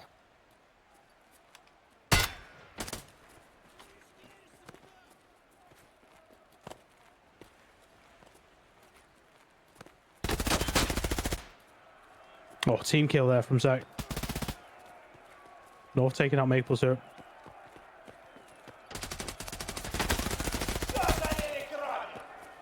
Zach taking out Legit. 4v3. A lot quieter round from Master X here. I know we're up a player, but it's not as aggressive as we've seen previously attacking. They are defending now, but... Oh, never mind.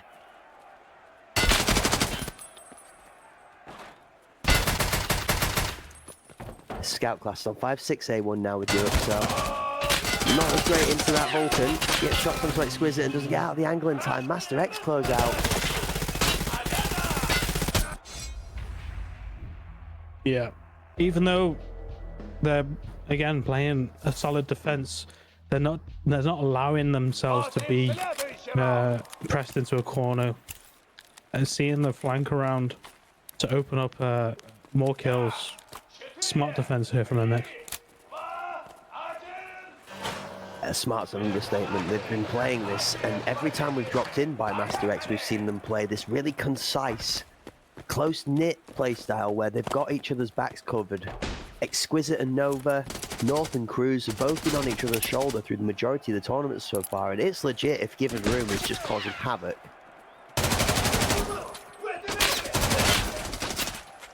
Ooh, this is a good aggressive push from Aegis here, actually. We're almost in with the bomb now. Oh, they don't know that they're in, though. The bomb's on the floor. We need to pick this up, Aegis. Come on, quick. Here we go. Get it down. It's too late. They're here already. Zanek gets one. Bomb goes down. Jez gets one. Zanek goes down, and it's all on Jez. 1v1 versus Cruz. Bomb's not in a terrible spot right now. No, it's not. He's got space to play with here. And time as well, 1 minute. He's got loads of time, actually, Iron. You make a very good point.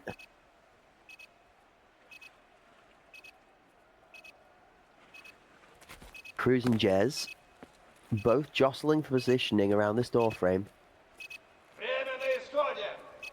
Jez is the one that's got to make the moves, chat. We know he needs to grab the bomb and plant, or try and take the fight. The smart play at this point, I think, Iron, is to get that bomb and just slam it down. 100%. There we go, bomb being planted. Oh, he's going connector, Iron. We didn't plant. He's missed the window. I think he just gets swung by now. Bomb is down. Okay, now it is a close one. Oh, Jez! What a great set of shots. They just steal around Iron. Actually, I'll give a little bit of breathing room to both teams there, Iron. Jez a little bit hesitant on the bomb plant, but Cruz also. I think if he'd have been more aggressive on the swing, I think he might have caught him napping a couple of times there. Yeah, he did swing the corner, expecting him to be right side that tanker, but was holding left. And it panned out well for them. Get another round back to Aegis. I love to see the mental game developing. That's definitely another one where they're kind of in each other's heads there. It's like, is he going to be here? Is he going to be there? Well, I don't know, because he was here last time, and they keep changing it up, like you said. Consistency or inconsistency being the key. Sanaka with a great nade and exquisite.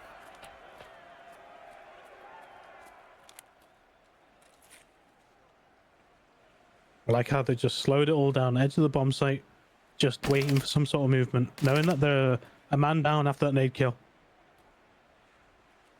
Shut up! Shut the fuck up!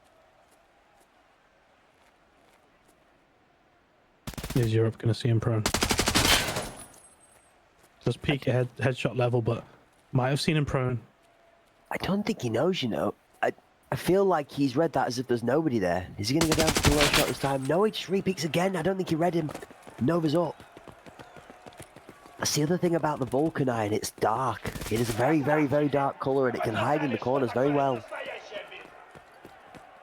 This is a full rotate as well by Aegis.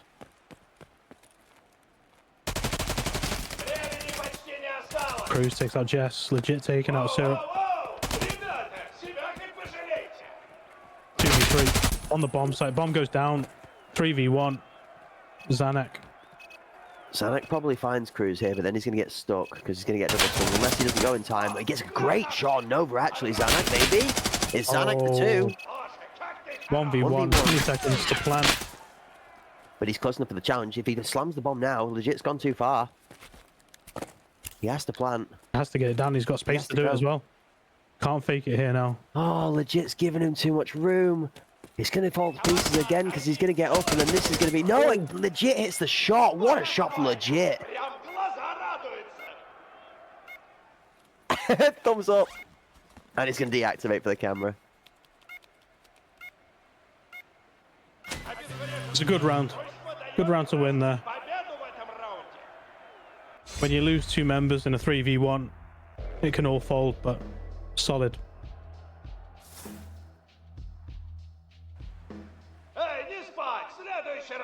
It's become the running theme for our Aegis lineup has been Maple Syrup Junkie and Zanak, alongside some magic from Zachrix, Jez and Europe in their different calibers, but mostly Zanak and Maple doing some great plays, or Zanak and Europe doing some great plays, which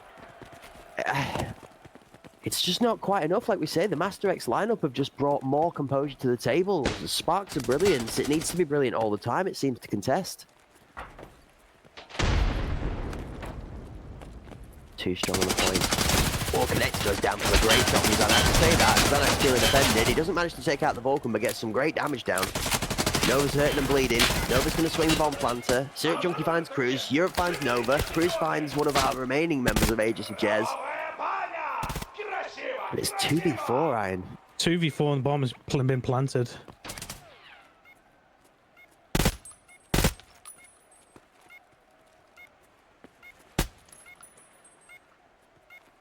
They're giving no space to North here. Exquisite finds a bit of room there though. Takes out Zanak. Takes out Syrup. 2v2. Goes down to Zachrix. 2v1. Both on the push. Goes down. Aegis with another round. A very important round there. Like I said, it's a must win now. And all these rounds do count towards their position on that leaderboard. And I'm going to have this argument again, Iron. I don't rate this MP7. I love the game when it comes to MP7 and base game. I really do. And I love me some good MP7 suppressed action, especially that nice gold MP7. It's beautiful. Thing works perfection inside a shoreline in the resort, right? But in Arena, your magazine problems that you have with MP7 that's in the back of your mind anyway, and the ammunition choices versus armor when it comes to the meta matchups, it just doesn't feel as strong as the other choices. So I will attribute Master X's sort of downfall, shall we say, to some of these decisions here, because you know, you expect Exquisite, playing like he is, to be killing people with that in that scenario, but Aegis managing to clutch it out. So I mean, Master X has still got 4 match points, Iron, but Yeah. it will go very quickly if we start slipping a bit. Yeah, the choice of helmets there definitely played a big part in a lot of this.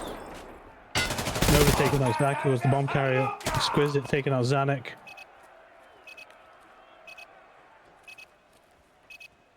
I suppose the argument given is going to be, so long as you back that MP7 player up with somebody that penetrates high-class armor, then it should be a fine trade-off, as Jez picks up 1 back in return.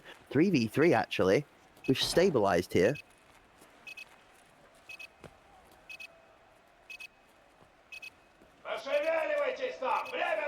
Europe, the only member of Aegis at the moment that gets an entry pass into this fuel section. Oh, here we are. Connector challenge, too strong.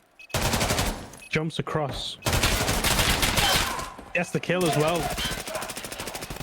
That's some great teamwork from Aegis. All 3 members playing their part as Jez then picks up Exquisite, and it's all on North in a 1v3 after a great constructed play from Aegis in the clutch. Really good work. So he's for 1. MP7 good for 1. Player holding the plant. Nice to get the plant off. 2v1 now. That's some confidence. He doesn't try and swing for the bomb plant, just swings to the person holding the bomb. It's a good choice. This is so hard. Oh, goes down. Wow. Just pre-aim in the wrong angle there. Slightly too high. Aegis with another round. There's no way Aegis pull this back to beat Master X, not with the way they've been playing so far, right? Surely, Iron, surely not. I mean, it's doable. The momentum that they gained from the last 2 big rounds, and they've been fairly emphatic, solid wins as well. I mean, yeah, theoretically, 100 press-ups, 100 sit-ups, and 100 squats a day is doable. Theoretically, jumping off of a cliff with a parachute and having it work 100% of the time is factual. But doable, it's 3 rounds versus this Master X side iron. It's good made. Exquisite taking out Europe though.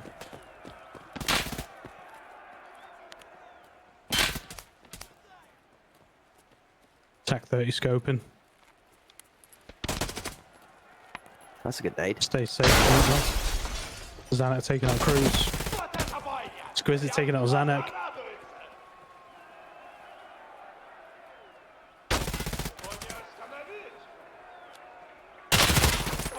Wow. And also taking out Zach as well. So Maple Syrup Junkie 4v1. Left with all to do.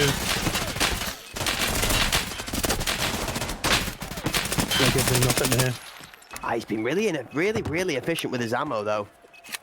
Really efficient with his ammo. Oh, Maple. This is Maple territory, Iron. I'm a little scared here. I mean, this is make or break for the game. 1v3, 30 seconds. Needs to go at 30. Needs to go at 30 or not enough time. Challenge is 1. Rotates away. Master X played it perfectly. Goes down to legit. He round it off with a 9-5. That's a great attempt from Aegis to take down the Master X lineup, but a good closeout, actually. Really well held final game. And we go back on to Mavericks taking on Aspect. Hold up a minute. 6-3 to Maverick. 2-2 when we left them. What's happened, Iron? Maverick's been doing Maverick things, bad looks of things. It sounds like it, that's it. A quiet Apollo at 1 and 6, that's a telling to, and Sleek Yeah. at 0 and 7. My lord, I did not expect that.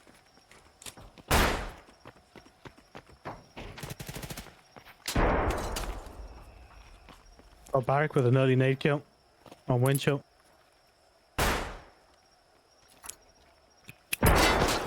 Burst Tom with a couple of flashes here. That's it. Sorry, chat, forgive us, but the kill to death ratio on these players' scorelines is not accurate at this moment in time, of course, because of that restart that we had with Barbarics disconnect we will be we've modified it so that the scoreline is as close to accurate as possible for you, that the kills and deaths are not on the correct players. So don't pay too much heed to the progress and the kill to death ratio on this one, which fittingly so, Iron, as it's objective based gameplay we're looking for here. Yeah, the only scoreboard that matters is the one at the top of the screen. You got it, boss. 3v4. Barbarak's going to see ahead by DNA.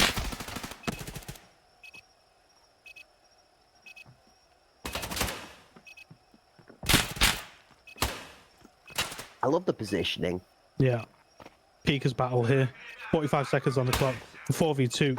Sleek and Barbaric. If there's anybody you want in a 4v2, it's Sleek and Barbaric. Barbaric gets a kill on DNA, makes it a 3v2. Okay. Bob, oh my lord. If that had a hit... Winter takes out Sleek.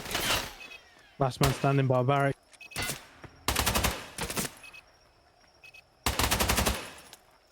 Gets solid hits, no kill, and he goes down to Winter. And now I 7-3. see... Now I see what's happening here, Iron. Yeah. The exceptional skill within this aspect lineup is being weathered by what could only be described as iron fortifications. Yeah, it becomes a war of attrition at that point, doesn't it? When you're holding angles as tidily as that, not giving any sort of space. We keep talking about this. This level of players, once you start giving them space, giving the 1v1s, that's when it all does crumble. It's that level of discipline, Iron. We were talking about it when we've come to this Maverick lineup on multiple occasions. It's just, it's solidarity. We're not moving. Barbaric with an opening frag, and I'm hesitant because I'm left wondering how much are we actually going to get from it, Iron. It's looked good on the opener of every round for aspects we've seen. Yeah, they've been getting the first frag of every entry frag has been on the blue side of the rounds that we've caught up with so far.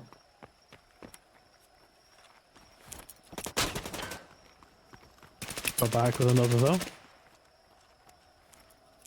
We've seen this flash from Oberst Tom, but they haven't used it to gain any ground or any space so far. They're going to now. Bomb is going down as Undead's planting.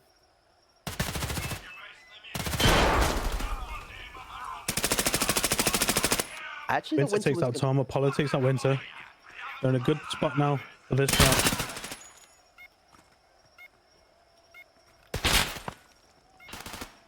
Two, three, four strong from Aspect, 2 strong left from Maverick. Strix is going to swing. First challenge. Wow, good swing from Strix. Is it Strix again, Iron? Are we seeing another Strix Oh god. super play? Well, Barry Nope. takes out Dev. Tease it up for Strix for another clutch. You're almost right. You don't want to kill him there. Let it have the 2v. Don't give... Oh, okay, never mind. Barbaric is still Barbaric. Nothing has changed in that totem, ladies and gentlemen. Destruction. It just wasn't enough time for it. With 10 seconds left, there wasn't much time for him to do anything there, but good round again for Aspect. Aspect on the attacking side. Actually, this is what we need him to see done. We need a couple more bomb plants, I think. And then put Mavericks under some pressure to start moving themselves. Because, I mean, if this is how we're talking about the counterplay to what's weathering the storm that has been this Aspect aggression, it's make the scenario flip. Get that bomb planted quickly, even if it costs a couple of bodies, and force the Maverick side to have to make the moves of their own so you can start holding the It's a good bounce nade there. Deep onto the site, pushing them back off it. Oberst with the opening kill round on Winter. Again, it's an opening Aspect frag. Flashes go out. We're using it to gain the ground here on the bomb site. This is going to be a good flash. Up the top, perfect. 2 very blind people. 1 slightly, 1 fully. DNA does take out Oberst Tom in all those flashes. And for the first time since we rejoined them as well, there's about to be a gunfight on B site as well. Hear that one going down the side as that's Windchill getting involved in that one over there. Oh, Windchill is still not quite found Sleek out. Sleek almost teasing him here. I think they're buying time here, Ryan. I don't think the bomb's going A. I think the bomb's going B in a second once the Apollo's given the information he needs. DNA taking out Sleek with a nade. Apollo jump peeking across. Myth knows where he is. He's going to try and rotate. Undead's joining him with the bomb now as well. So, 4v2, bombs on B. Apollo, they need another kill before they get this down, I feel like. Not if they put enough pressure down. Bomb Yeah. does go down. Yeah, you're absolutely right, Iron. You are absolutely right.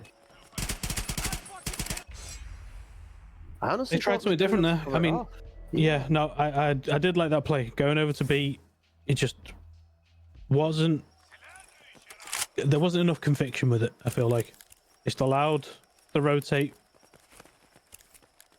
Weren't able to get the bomb down in time. I've got to attest to Devdemith's play. Like, I understand it's a very, like, anti-aggressive play style, but he's playing tempering the aspect aggression so well. He's just not even giving the peak versus peak battles, not willing to lose any of his health to give up positioning, because just the fact that he's stood where he has been so threatening that Yeah. stops the aspect aggression iron. They just can't move up for the threat that it kills everybody, right? 100%. Oh, way up. Primed. Winter's coming. This is what I expected. I expected to see a way more aggressive B push this time. They've seen that it definitely has potential. Apollo has taking one. out Dev. DNA taking out Sleep. Undead taking out DNA. 4v3. Tries to get the plant but gets taken out while planting. Barbaric takes out Strix as well though in the process. 3v2.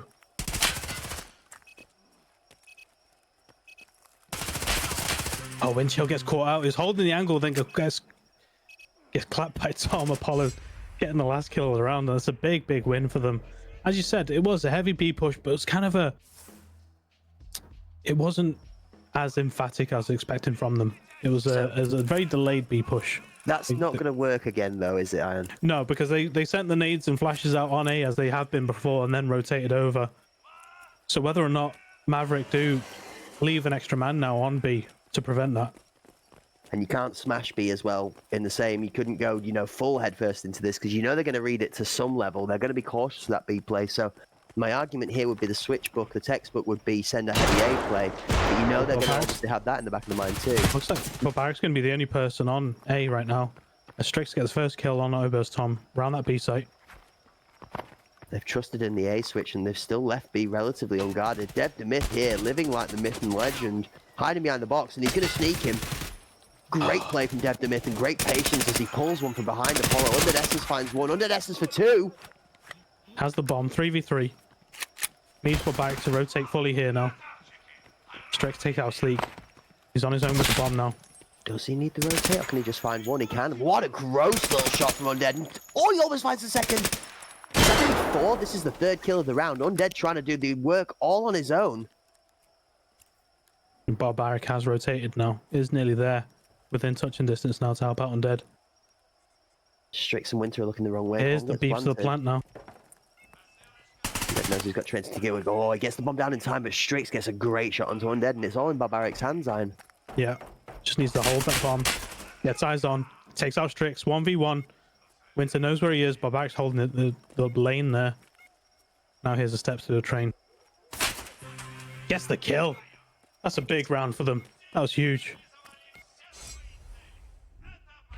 I'm not going to lie, okay? I know we throw a lot of sledge Undead Essence's way, Yeah.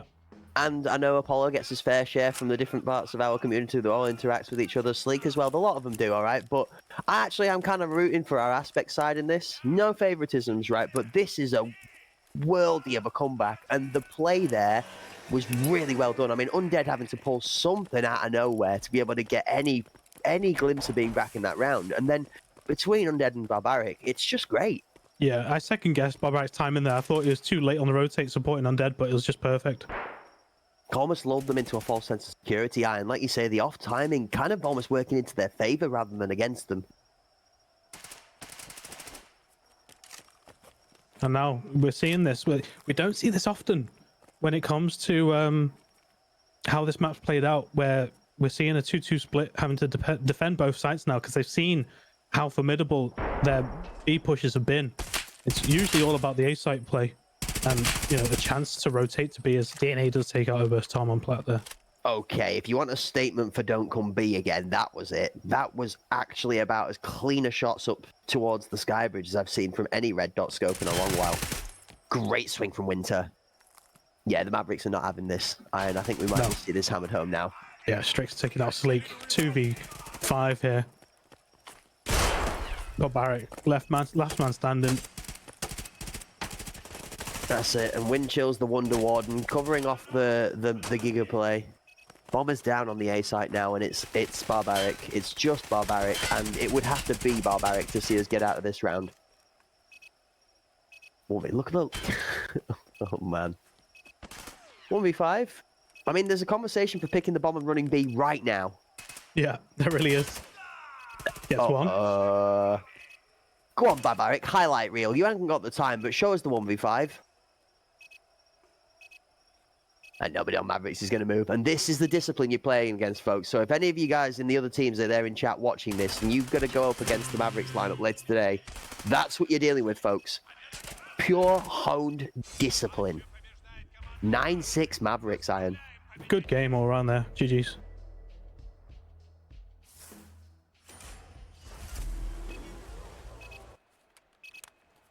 And like the gift that keeps on giving, ladies and gentlemen, round 4's third match finishing up today. We've got 07 taking on EV here, the evasion side. 2 down to 6 in the 07.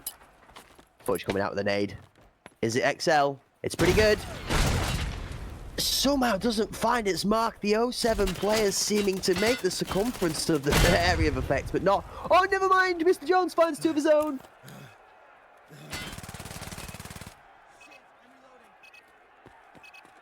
Oh, airstrike inbound, and the bomb has been recovered. No technique. Fudge goes down to Jones. No technique, left in a 4v1 with the bomb. Oh, but Iron, every time we see these players left in the 1Vs, it's always the player that has the potential, and no technique's another one. Yeah, really is. They're all still set on B site, holding the angle that he's at probably like 30 seconds ago. But wait, Chums is like full sprinting. No technique. Oh, do you know what? I favor hiding behind the barrels here in mid and then just listening for the audio for all 3 rotating. He's playing the slow game. He's going to find 1, get shots on. That's 1 down. Now he's splitting 1 for 1. Now do you rotate? Yes. Does he read that somebody else has already rotated? has to assume that's going to be Olaf. Has to assume. Chums. He does. It's no technique all over. He doesn't need technique. He's got 6th sense. Iron, it's done. I'm sorry. It's done. Shelby versus no technique is no technique all day long. Holding close to the bomb. Here's Sleek jumping in. No, Shelby, sorry, not Sleek. Shelby. Technique. Shelby with the swing. And he gets the kill. No technique, just doing no technique things. That's a big round for them. Chat. These players are ridiculous. We leave them in the 1v3s and the 1v4s and they're like, yeah, sure, right. We'll have a highlight reel. Such good positioning there at the start of all that, where he got the bomb, put himself in the middle of the map, put down shots towards B, rotated over to A. Yeah, Resources coming in with a great shout there. Regardless of who you're rooting for, these guys are the best and we'd love seeing them put in an A on the map. You're absolutely right. Everyone coming out and representing strong today, Iron. Yeah, no, it's been a good show all around. He kills all across the board again from the evasion lineup, and same from 07. Mandini with first frag of this round.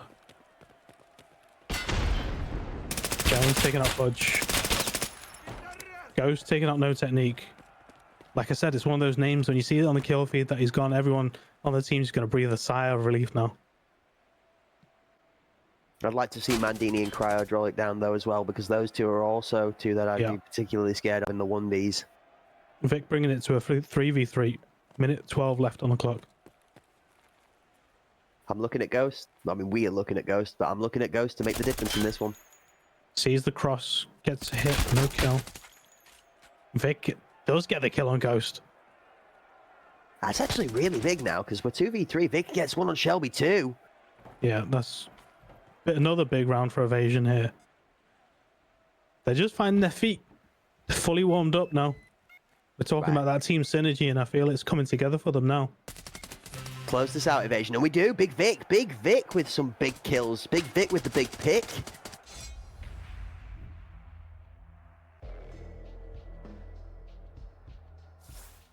Big energy.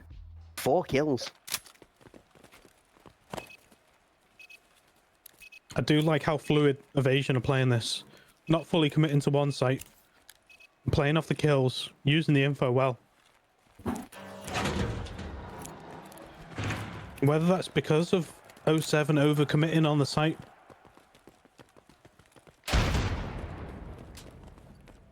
I think we're actually seeing a little bit of tunnel from 07.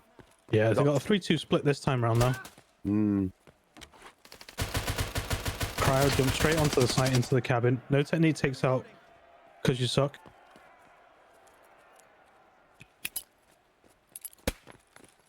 Good nade bounce there around the corner. Jones taking out Cryo. That's another name that's not stopped popping up on the feed, is Mr. Jones.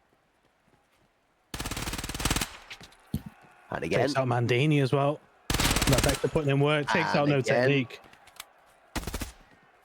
30 rounds of AP and that Vector is absolutely working for him. Gandalf special is this one. Ever since the meta changed, day one Gandalf was onto this AP 6.3 in the Vector. It's been doing work. I've seen lots of players make great use out of it, actually. It's very, very popular in the pub games. 2v4.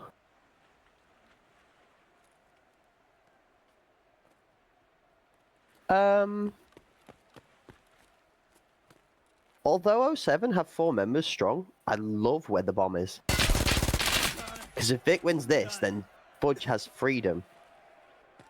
I know Chums is in the alley, but we're at least going to get on point. Yeah, they've not seen the cross there too, site. Now he's being heard. Is Chums just going to swing in when he plants, or is he going to call for help and they're going to retake? Yeah, they seem comfortable with the retake here. And that's Takes out Fudge after he has planted. Vic needs to hold it here in a 3v1, but it goes down. 07, 7-4. So actually, it's a good response to 2 quick rounds from the Evasion side.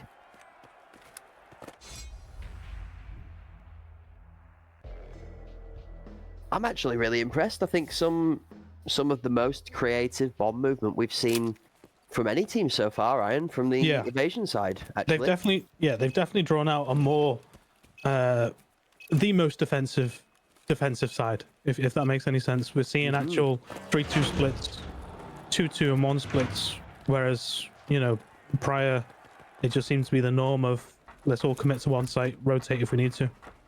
And I think you hit the nail on the head when you said the flexibility. It's not a confirmed decision. It's like, okay, we're going to probe here, we're going to test here, we're going to check here, and all right, well, we'll maybe do this, and then we'll see how that lands. And it kind of, it's a fluid decision. It's really good. Ghost taking out Cryo here.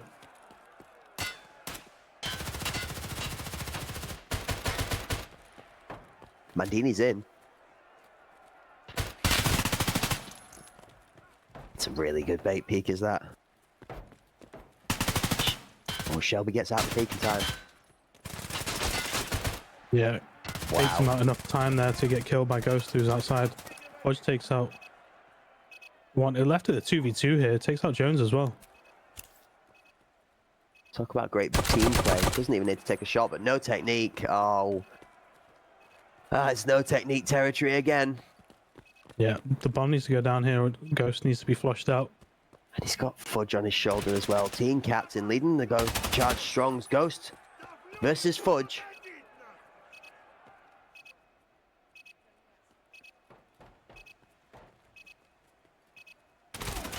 And Fudge gets him. The kill. Nice. Gonna be happy with that one. Good closeout from the captain. Confidence.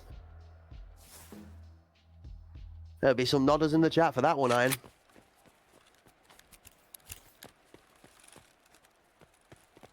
Yeah, for sure. Gotta be happy with that. This is potential for overtime, does this? I catch a whiff of an Evasion comeback. Yeah, it's written that way for sure. Close nade there. Stockett was able to cross in time.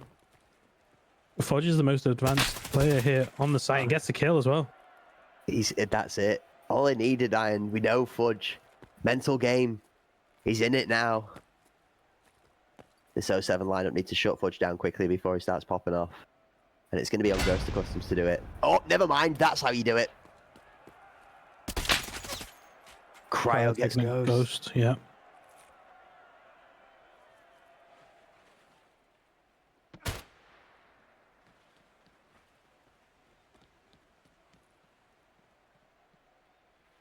Wait. Okay. We're talking about the overcommit. Yeah. Oh, and it's free. Take it out. Yeah. Jones and Chump still holding. Now Jones is coming. They get the bomb down. They got time here to prevent the rotate. Crowd mid-map. It goes down to Jones. And Chumps takes out Vic as well. Brings it to a 2v2 all of a sudden. We're thinking, bombs down, 4v2. This is just GG's, but yeah, I might 07 had different ideas here. That's it. I didn't think it was quick enough, but it is quick enough. And I mean, if Mr. Jones has got anything to say about it, it's only 1 kill away from 20 bomb. Please, please, Evasion. You've got to close this out. It's his strength. There we go. That's no technique for one. Chums. He's going to get closed down. No, he's no idea. And he's going to get found out by the angle. Mandini closes that one out. Evasion 7-6. It's a good string of wins here for Evasion.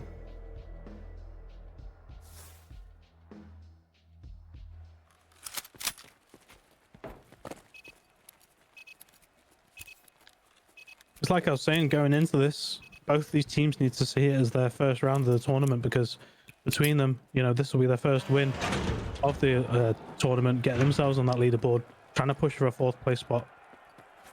Not just that, but it gives me hope for the strength and the depth of the lineups in the NA scene when it comes to arena teams. I mean, I as a European myself, I definitely actually am comfortably happy to say I don't have a bias between the European and the NA teams, because I believe there is exceptional players in both scenes actually. But the NA scene looking strong, and I made the point about a World Series. This is giving me even more anticipation and excitement for seeing these two regions face off, because there are other games where one scene looks way stronger than the other, and I don't think that's the case here, Ryan. It's actually looking pretty close. Yeah, for sure. For any lads, they're putting on a hell of a show. Some salt in the wounds there from Iron, folks. A very, very common conception that we get from the chat. Sometimes you got to back your boys. We are 4v4, 7-6, with Evasion on what is seeming to be. Look at that nade drop through the window. Fudge is gone. Goodbye, sweet prince. You are done. Mr. Jones just seemed to have his number, doesn't he? What was that? Yeah, with those nades. And the man on speed dial doesn't even go to the door, just puts it through the window. 4v3 here then. Bombs going over to the other site, and they've just read it now, seems like. And the Evasion have done it again. Playing like the amazing cricket players from India, throwing the wrong one casually out the back of the hand. We flip-flopped. This is tough now, though, in a 2v4. And there's only one on site. There's none on site now, and everybody's dead. Shut them down well there.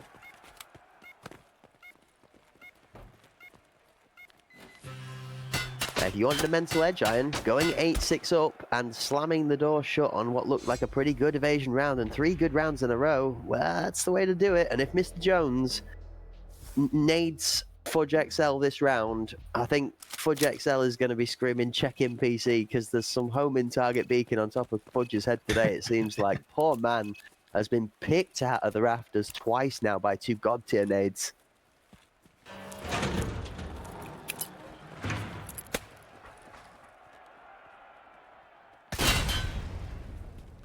Round 1 is safe. Oh, Sees wow. the head. Does Mandini gets the kill on Ghost.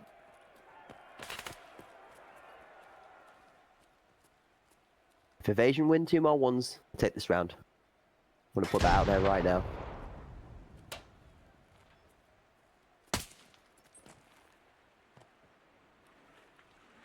Oh my. Now, this Mandini is gets a another position. kill. Fudge is just lurking right now. It's a good spot to be in for the rotate. Jones takes out Cryo. Mandini takes out Jones though. 4v1. Choms back against the wall. Yeah, the only problem here, and as much as I love to see it, Chums is in a good place and Fudge is way far away from the action right now. It's a good place if somebody's playing Harbour, but at the moment, Fudge is out there on his own having a picnic on the beach. Thankfully, Evasion managing to clean it up. I mean, it worked either way. It did, yeah. Maybe Fudge playing the audio card, sitting back there for some information for Iron, and just letting them clean it up themselves.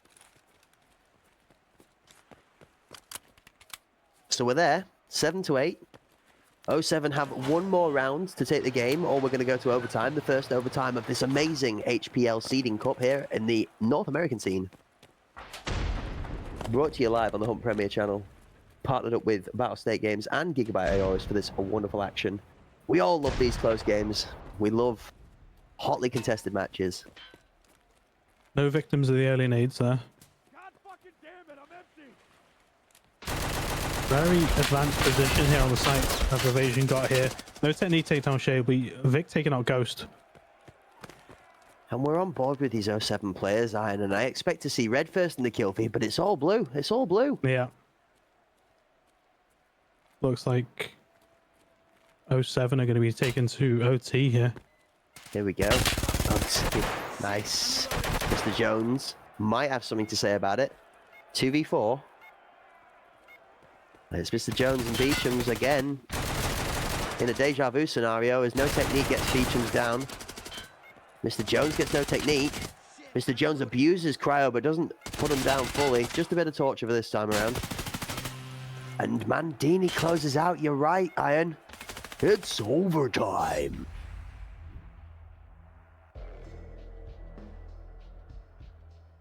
Mr. Jones, though, with 25 kills so far. That Vector putting in work.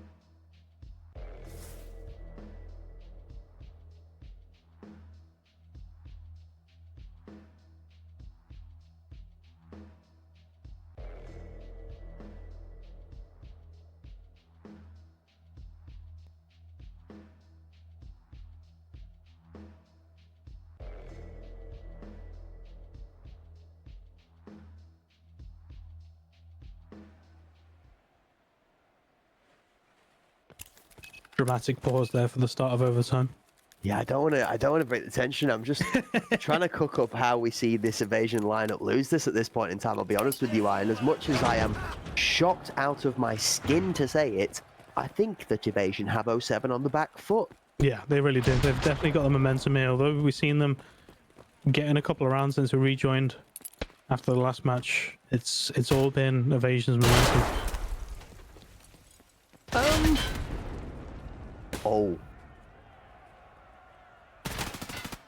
Oh, Evasion are here early. Mandini 2 kills early on here. And they're just rolling onto the site now. Bombs down an awkward spot. They're all pitched up well. So we turn to the gun players. Fudge XL swings the big door and takes one. Ghost gets Fudge to return. Jones and Ghost. Jones thankfully whiffing shots against his teammate. Shit, I'm reloading.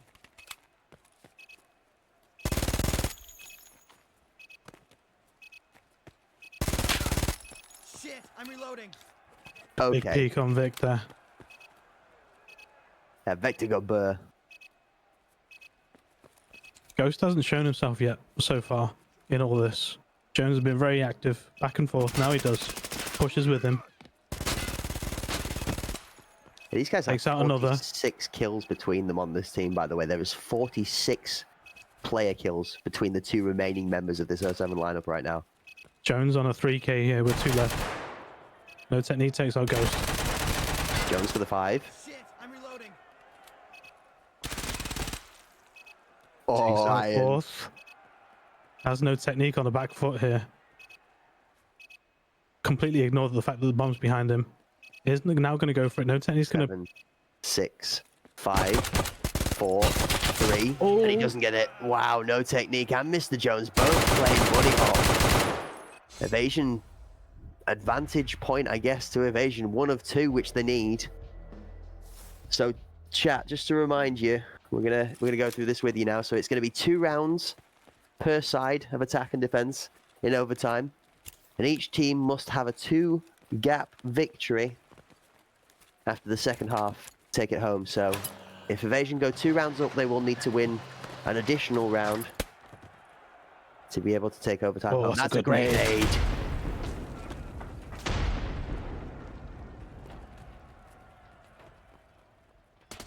Oh, he doesn't get to try this round, unfortunately, Iron.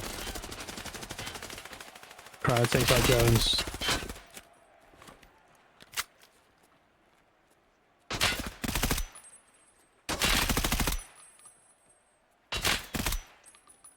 Shelby drifting round corners like the old GT Shelby 500 Cobra of our memories and films, but not managing to find anything except from his stash. As Evasion close another great round out and go 10-8 up in overtime. And they switch. That's it. This is match point. I mean, they've been just as strong on the attack as we saw them before the overtime. So, as we said, the momentum's with them. Match point.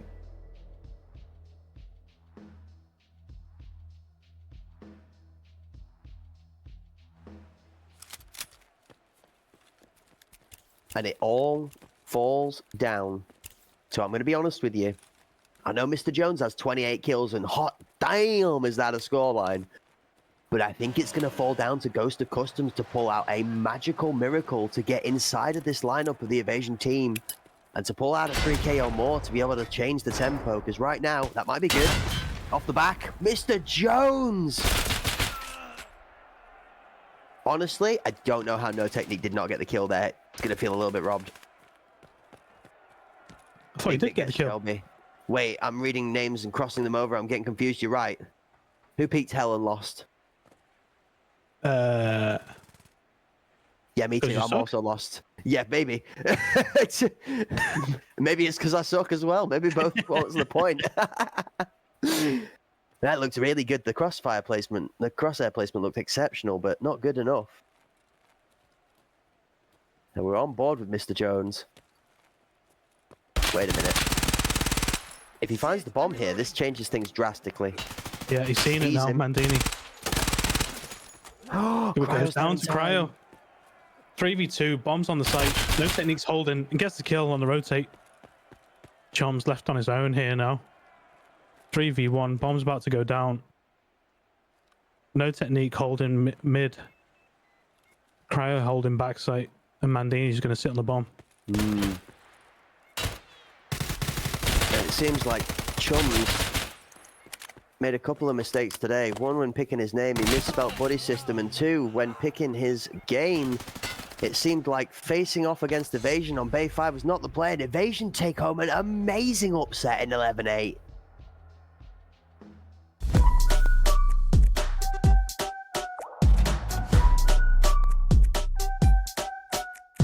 Max power, I'm about to go bigger and better. If I ever lose, set it on faster than ever. If I ever lose, set it on bigger and better. Hitting all the goals I can. Bigger, bolder, faster. Ooh, I'm going to the maximum. I'm going to the maximum. I'm going to the maximum. I'm bigger, bolder, faster. Going to the maximum. I'm bigger, bolder, faster. Hello and welcome back. And I'm going to be honest with you. I'm going to say cheers, folks. I'm going to have a quick drink of this because I'm going to need some energy after what I just witnessed. That was one absolute menacing overflow, ladies and gentlemen. Yeah, a machine of a performance. Wow. Yeah, what a fourth round we saw there. What we just came away from there, Evasion taking it to overtime against 07, getting that win, big win from them. Momentum just kind of picked up in that second half, and they just rolled with it. Amazing performance, despite the fact that Jones dropped the 28 bomb, wasn't enough for 07, and Evasion getting their first win of the event tonight. It's unbelievable. The performances from multiple members in that match alone, and just outstanding amounts of kills all around. We saw multiple members, not just in the double digits, 24s, 25s. It was something to behold. It really was. And a wealth of wisdom when it came to the approach from the evasion side, actually, on constructive attacking play and being fluid and adaptive to the environment around you, actually. Yeah, we saw those split pushes. We seen no technique in a 1v4. Yeah, that match had it all. It was very different to how Evasion played their first 3 matches. I'm not going to lie, and I'm pleased it panned out for them that way. Yeah, they did an absolutely great job. And speak of great jobs, let's have a look at the great job that's been done by the production in the background to update our tables. Ladies and gentlemen, Master X, top of the board, 4 wins, 0 losses, but a 19 positive wins to loss ratio, with Mavericks coming in second with 3 wins, 1 loss, and a 15 ratio. Iron, Aspect and Aegis middle of the table.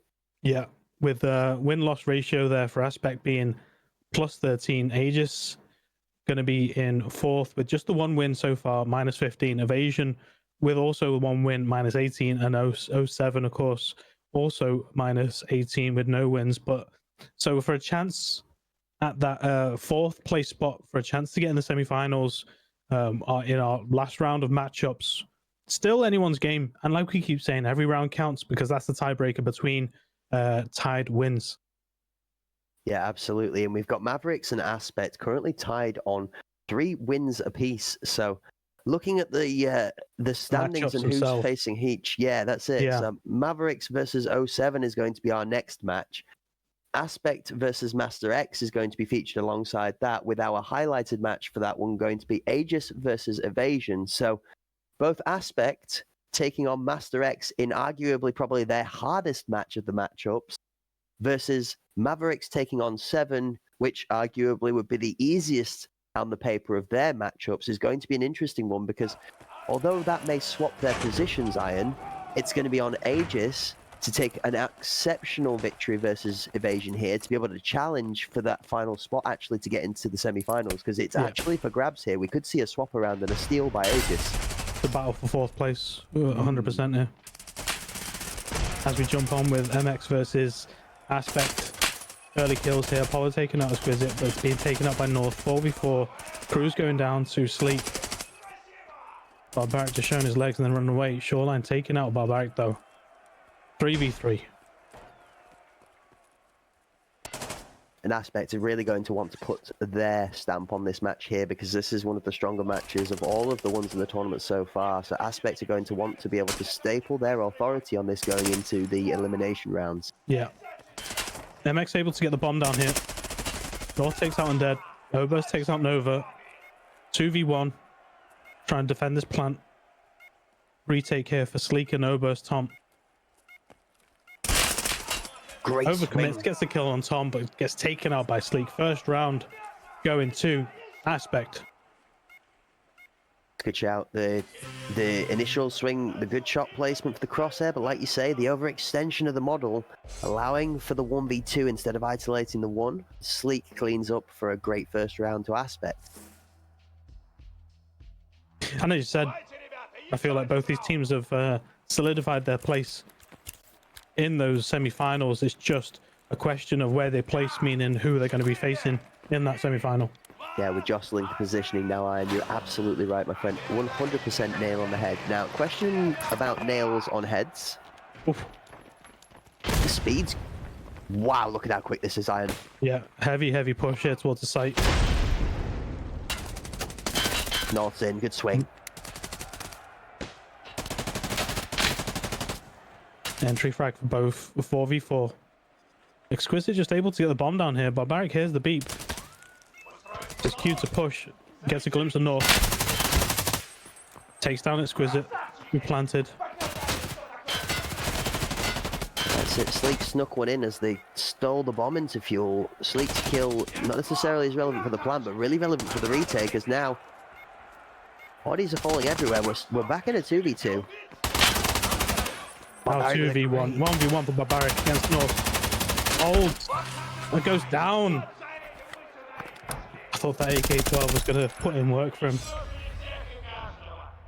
Honestly, just a 1-1. fraction too high. Just a fraction. There was close eye, and it was a really good attempt from Barbaric, but North holding strong. That probably is the difference between the AK-12 and the MP7 when it comes to recoil control. There probably is just the consistency of an MP7 there at that kind of range. Very good. Ooh. No one can make that nade.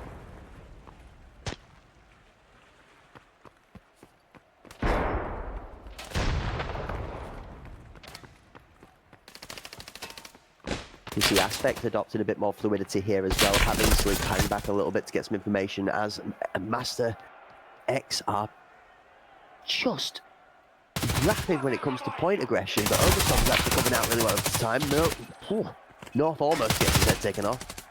Apollo finds Shoreline. The action in this game is not going to stop Iron. We're not going to have a second to breathe. No, it's just back and forth trades here. 4v2 in favor of AP here.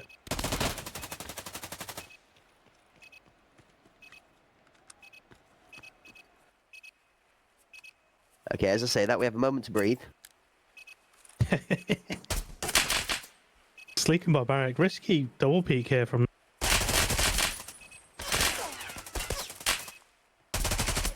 Sleek gets caught out running into the truck there.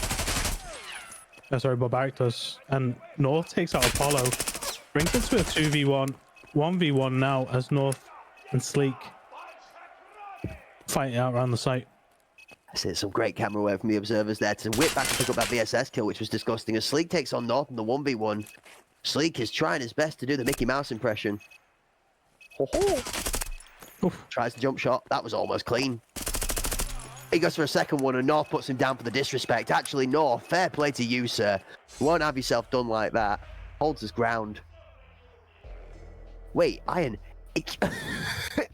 North is on 8 kills, and we're only 3 rounds in. Oh my god.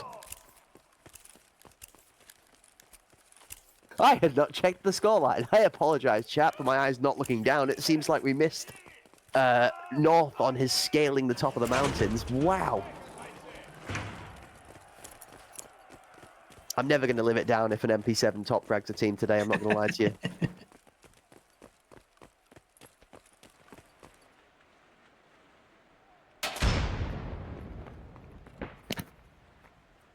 It's a heavy push to the site here. Undead takes out Exquisite. Nova takes out Undead.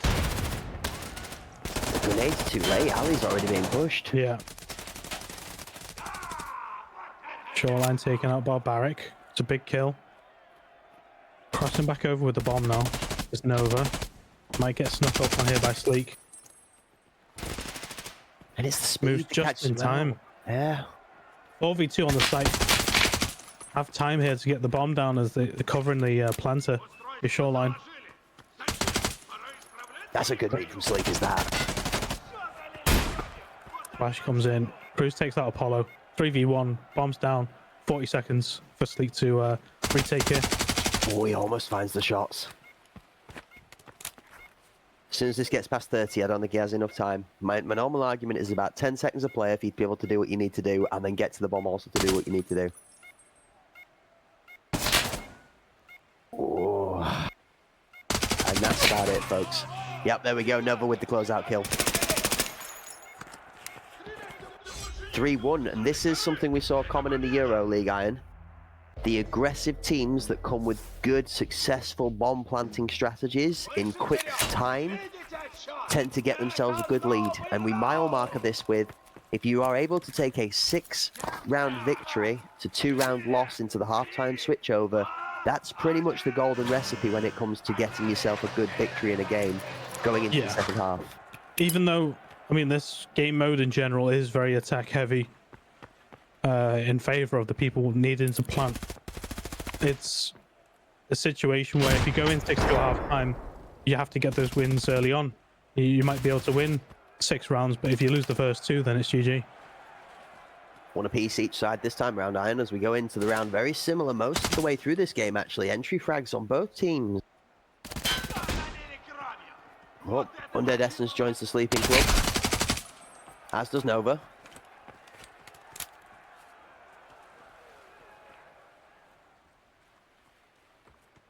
Sleep might get sandwiched here. Well, they're going to fully rotate off the site. They are. Not reading that Apollo is ready and waiting for them. But if we swing together as 3, I don't think Apollo's going to have as much success as he'd like to hope. Not if we swing separately, though. Nice to jump out in time. 856 A1 Trace is whizzing past him. And then it re-rotate back to the original site now. The Barbarics there holding firm. Gets 1. The Sleep gets a 2nd. 3v1 now. Planter left on his own now. And it's discipline, actually, Iron. Yeah. That's going to be the tale of the story for this game so far. It's discipline. Barbaric and Sleek, even though Master X try and throw them the switcheroo and then the fake and switch, actually, they just stand their ground and say, no, we don't think you've got it in you to commit to the full swing. And Yeah, it's all about that positioning. Apollo holding down mid-map. Just didn't give him a chance to rotate at all. Like I say, if you're going to commit to that play, I'd like to see them commit to a full run through. You have to play the tempo then at that point. If you're going to switch, you have to switch and switch fast. And if you're going to fake, you need to at least kill that guy middle so the information can't be given that you're faking. This nade's going to come out from Overstorm and it's going to be great because that one's going to miss and then North's going to eat this. But he's not thrown it. Did Overstorm hold? Oh.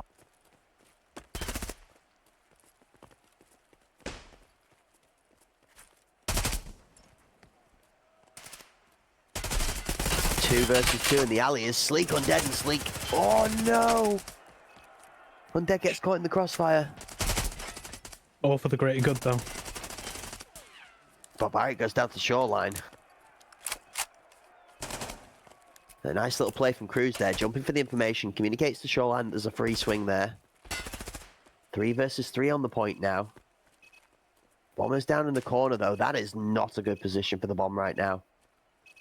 Is Sleek gonna get, if Cruz plays this right? No, Sleek knows. 2 aware. Good job from Sleek.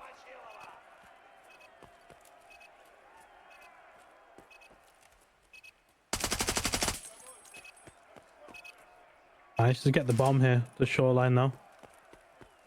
Is it a rotation? No. Yeah, that's it, absolutely right. And you can't spell teamwork without the casual TK accidentally. Where are we going, Iron? North was doing enough distracting there. But they have got to rotate here. Tom might be coming across. Apollo's still... No, Apollo's one who's come across. Tom's still holding off. He's coming out late. He's been caught out there by North. Wow. Oh! Apollo playing the slow game. Does Shoreline know? Is it? He's not heard a thing. North saves the day! The timing.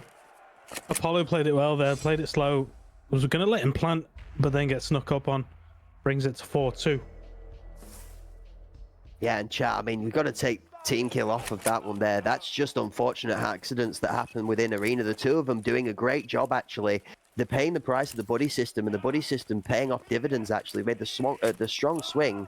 It happens. Sometimes you step across each other, and you just have to, don't worry about it, move on, because there's still a round to play there. So, making it worth the while, Iron. 2 for 1 before going down.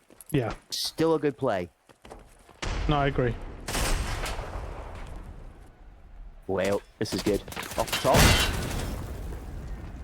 Apollo getting into drag against North. Barbaric taking on over. Cruising and Exquisite taking out Sleek and Apollo. Barbaric taking out Shoreline. After all that chaos, it's 3v2 now. Where's the bomb going? I don't And they're think it's taking going out Cruz. anywhere. Exquisite. That does have the bomb.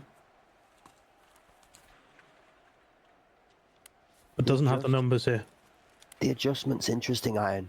I think Aspect have finally sort of cooked a little bit of a solution to this aggression from Master X. I mean, the nade even this time over the top was just off. It was only slightly too late. So I think they're starting to read the tempo of this a lot better now. And it's paying off in these openers. I mean, we're 3 versus 1 strong again.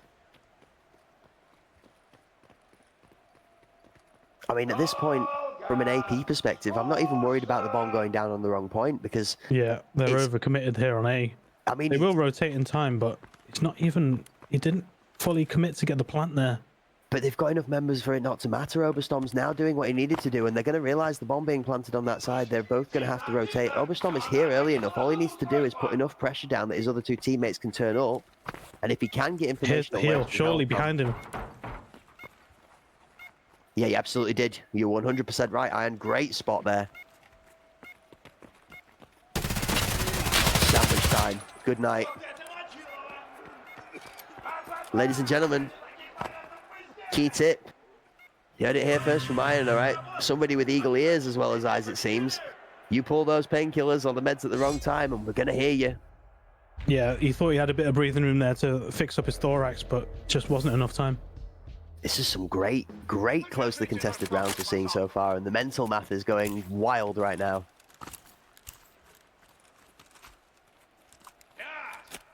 North upwards of 10 kills. We did not expect anything less after popping off to an 8-kill start across the first 3 rounds. 7 deep, 12 is good, strong at this moment in time, but Sleek with a good solid 10 to retort with. Nobody home on that nade either.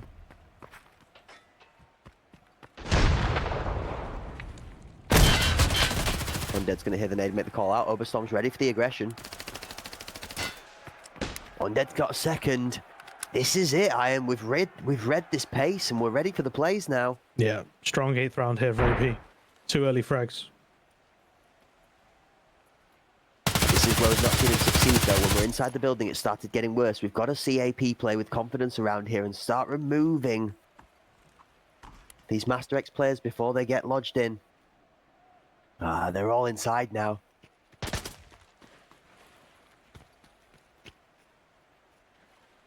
I think even Master X themselves are surprised with how much security they've got inside here. We're playing the trap, and it feels like we're almost letting them plant for a retake at this point. Yeah, with the numbers as they got them. Oh, actually, Shoreline North take out Oberstorm and Undead. The Sleep takes out Shoreline. Brings it to 3v2. All of a sudden, tables are turned, bombs being planted. But Sleep does take out North. 3v1. There it goes. For a second there, they had an opening. When they exploded onto the site, it was just chaos for a second. Exploded was correct, Iron. And did you see how synchronized the 3 moved? 2 facing the front, 1 facing the back, and all 3 of them sidestepping in perfect unison as they swung 3 angles at once. Honestly, Master X, that was flawless. I would clip that again. That was an unbelievable point take. I'm really shocked that AP pulled that off because that looked so good, Iron. Yeah, they done well to get as many kills as they did there, but inevitably, AP were doing enough. And are we switching sides already? It's so close. I'm like shocked. We've not seen the team reach this. This is 4-4 half. It's probably one of the first or closest halves that we've seen so far going into it. We've seen so many 6-2s. This is a tough game, and this is a great response from Aspect.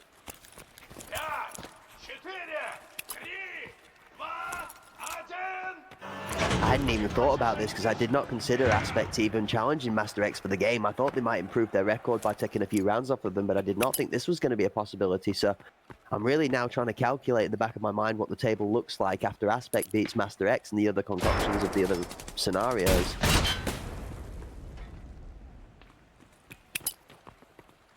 Long way to go, though.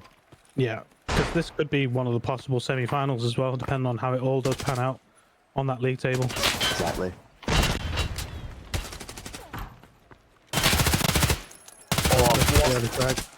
Squizzy gets the refrag though.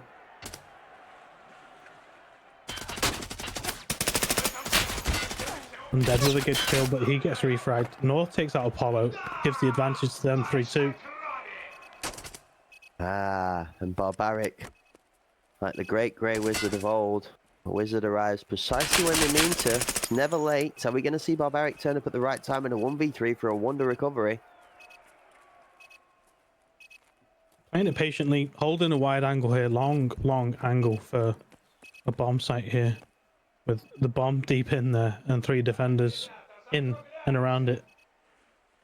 Look at how Master X have pitched up, Iron. Instead of surrounding the bomb in close quarters, they've spread out either way away from it in a 3-pointed triangle to try and gain information as early as possible, so that Barbaric gets as little room to get in here and try and cause chaos. Oh, wow. There's no way they're getting through Connector. He's going to get spotted through the window. Barbaric's been given freedom. He's holding the angle through the window, but Didn't spot him coming through. Nice Gets the kill. try.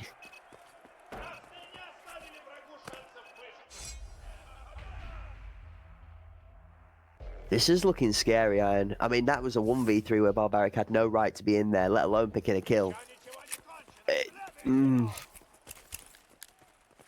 It's going to take a round or two, I think, more for Aspect to finally unlock the key for the attacking side. They've got the defending down, but now we've got to add a level of complexity on there where we've got to plant a bomb and put the pressure on as well.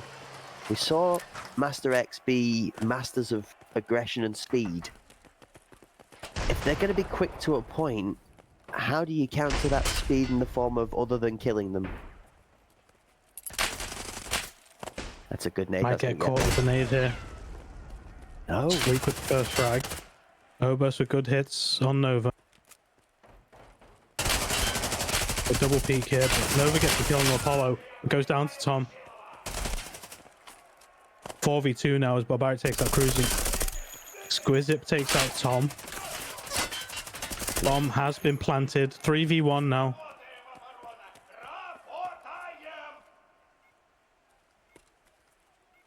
This is what we wanted to see, Iron. Bomb down, pressure on. Positive numbers advantage your bonus as well. North really covering off all the opportunities here. Oh, and there's too many. It's just too many. Yeah. Strength in numbers. If there was anything that counted, it was North, but not on that occasion. Brings it back to 5-5. I feel like we're going to overtime here as well, Iron. I feel like this one's going to go the whole way. Seems that way. Just a game of tennis at this point. One for you, one for me. Yup.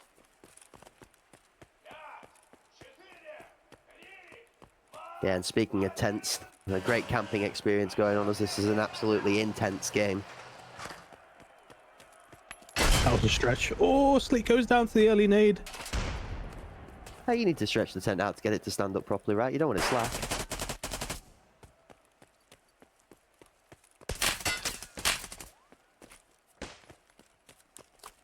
There's His nades are just causing chaos right now. Oh, Yeah. Barrett goes Oh, down. no. Oh, I'm dead even.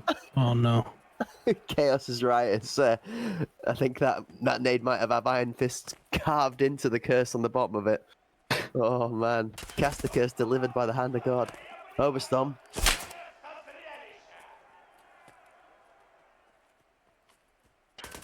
The irony in the round being the only AP member fallen down has fallen down to another AP member, as 3 Master X members have now been removed from this bomb site.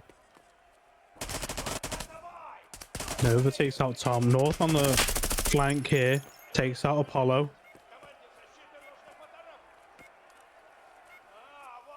North again in another 2v1 with bomb planted. Home turf advantage though, north of the point.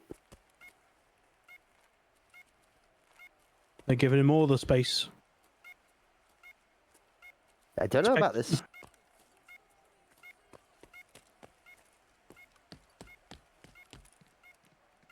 Yeah, they were expecting him from mid, it seems like. Regardless, they're just not bothered by his movements here. Let him run into the trap of Sleek. Gets the kill and the win for the round. 6-5. Talk to me, Iron. How are you playing that there? Would you be tapping the bomb, doing a tap dance on the bomb, trying to pull them in a little bit more? Because I feel like playing into their hands with how deep they've set off of that bomb there. I feel like there's too much room to breathe. Yeah, after he'd cleared the outside plat and the site, at that point, how you got no info as to where they're holding from mid map. So, yeah, you're probably right. Tapping the bomb, but hindsight 2020. Oh yeah, absolutely. No criticism, no, 100%. I'm just more curious, I think, for myself and for the folks at home, how you would try and approach that if we were stuck in that situation ourselves. It's an interesting conundrum you find yourself in a lot, is I don't have information, especially when you're playing solo or duos in games and people aren't necessarily good giving comms nade. and VoIP. Wow. Apollo out of the round early then.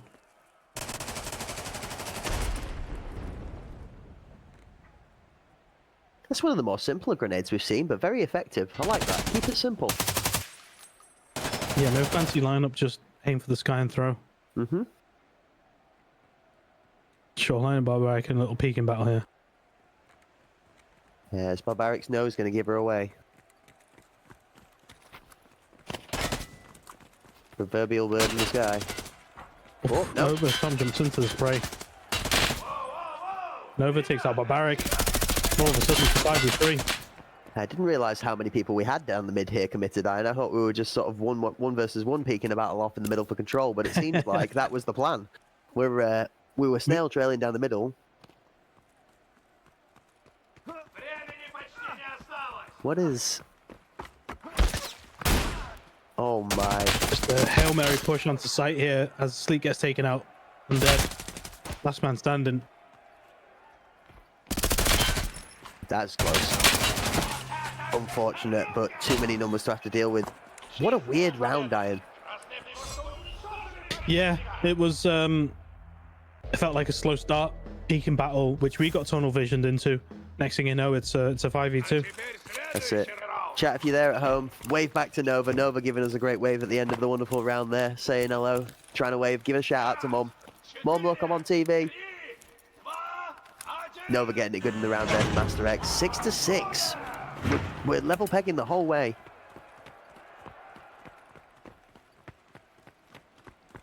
Right, where are these grenades going? Because this is going to be telling the tale. We've seen some of these be great. We've seen some of these be other than. It's looking nice. Oh, he's going to jump into it. No, it goes off just before Cruz gets there, and Overstorm picks up Cruz as he walks in instead. Nova takes out Tom, though. They're very deep on the site here. Barbarics in a good spot. Undead's there as well with the bomb. So North is close in corridor. Exquisite is out up on the platform alley. Got a flashbang going down towards Barbaric's general direction. Undead's holding Exquisite right now. Barbaric needs to unlock corridor for the two of them to be able to swing alley. So Barbaric and North are going to have a duel off. If Shoreline gets in here on the closed door in time without Barbaric seeing, then Undead can get picked on a close swing if North swings at the same time. So we're now in a 2v2 and it's a duel for time. And Sleek's holding wide angle mid-map.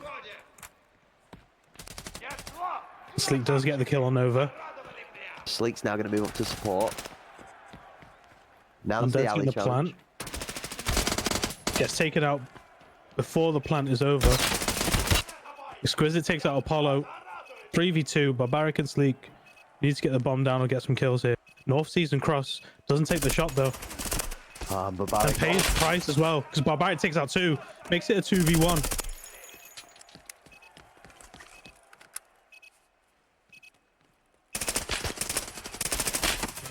And gets the 3rd as well. Wow. Wow. Barbaric.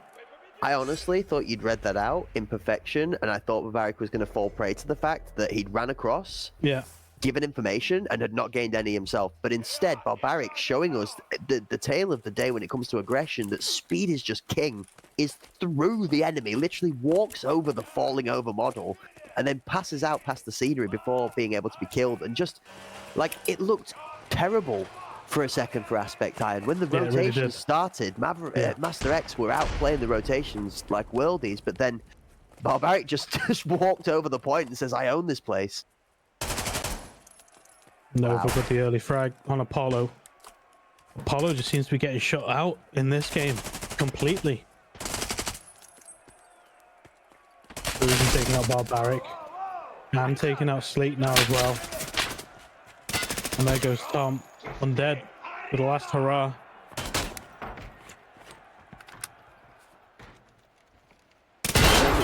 Oh, wow, that nade is exquisite. That's what that is. Wow. 7-7. The model position Undead was in, doing a little chicken dance on the floor as he's falling over. Great.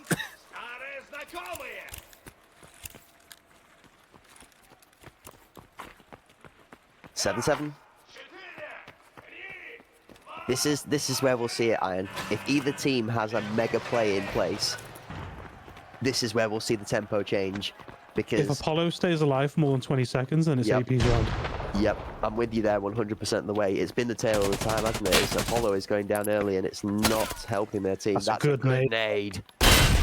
He's out of it. Cruz is dodging nades like he's got blue suede shoes on, and he gets a kill for it too. Does force them all onto site though. This is a good swing from Undead. Oh, Cruz is waiting for him.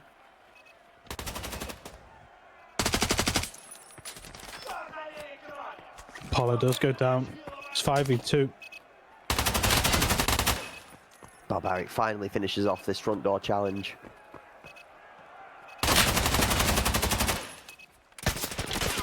Gets shot at the back by North though.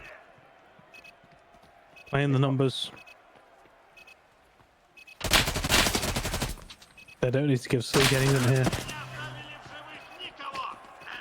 Gives him SSOT to the face though. 8-7.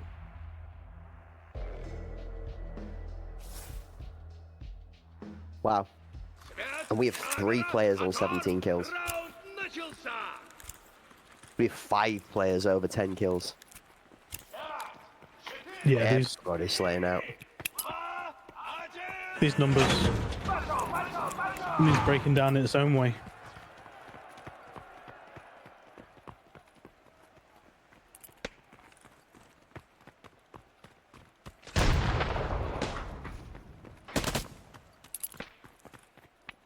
It's a good nade onto site.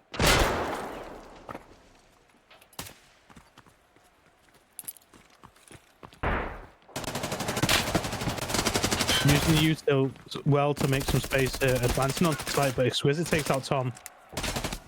Undead's on the point with the bomb on his back. Gets taken out by Cruising though. Sleep takes out Cruising, Apollo takes out Shoreline. 3v3. It's a deadly crossfire. Exquisite takes out Apollo. Bombs in the middle of the map, in the middle of the site there, sorry. This is the push from MX. They've got to get this round. This is game point for them. If they take this, they doesn't go to overtime, and they save themselves the pain of draining themselves to stamina. Remember, this endurance factor, chat, is going to come in later on. This is only the round robin section. These guys have got to get to elimination rounds, and they don't want to be playing extra games here if they don't have to. Oh, Sleek's making life difficult. Yeah, it brings it to a 2v2. This is the recipe we've seen for aspects that's looked good. It's Barbaric and Sleek in the clutch. Nade comes in. Sleek gets caught out by it. And Exquisite takes out Barbaric. What a nade. 2 in a row. Exquisite with a nade onto Undead, and then onto the rest. GG. Keep talking about keeping these nades for the retakes. And that's it. Back over to Aegis versus Evasion. Evasion just winning the second round there, bringing it to 7-2. Tail of the tape here. Yeah, Jess so with 12 kills, Mandini with 9.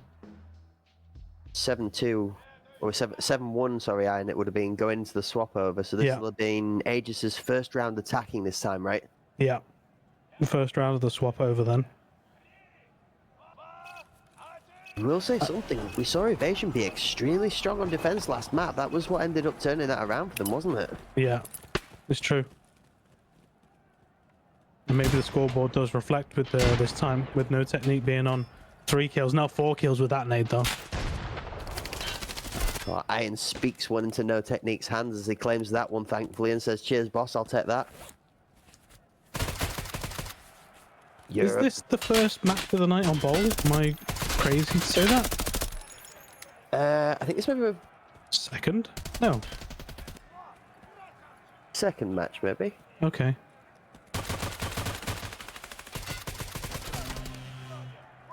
Oh, Right. of course, we did see Master X We and did. Mavericks on Bowl in round 2. We did. We didn't see a whole load of that match, actually. No. We spent a fair bit of time watching that, but we swapped between. That was the round chat that we got to see all of the games when we swapped between a load of them in between. We got to see all the action going down.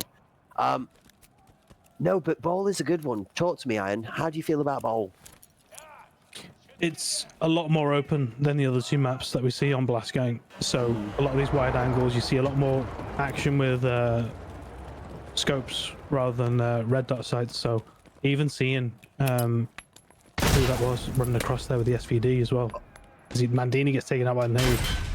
I love that Mandini still got the nade off before he died, though. He hears the nade at his feet and just goes, you know what, I've got to get this off somewhere, so at least throw it for some use. It lands just in front of Jenny, so if there was an aggressive push there, Mandini would have somehow stolen something from nothing. It's very clearly, convincingly not an A push, though. Yeah. Yeah, it was Cryo there with a TAC 30 SVD on this map. Ah, Right, taken out with Cryo though. Maple Syrup getting taken out by Vic. 4v3, 1 minute 10, bombs down. and I'm actually a bit sad about that. Iron, that bomb is in a tragic place now. Yeah, it's tucked away in a corner that can be held quite nicely. Reloading.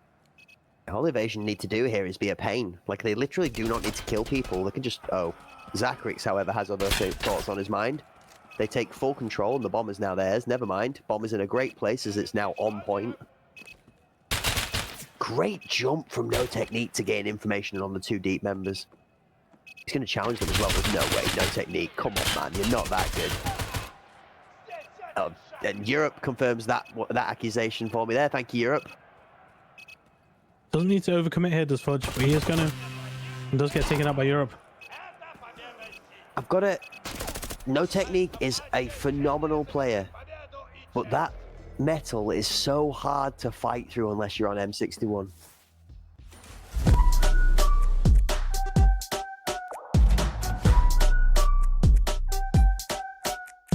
Max power, I'm about to go bigger and better. If I ever lose, set it on faster than ever. If I ever lose, set it on bigger and better.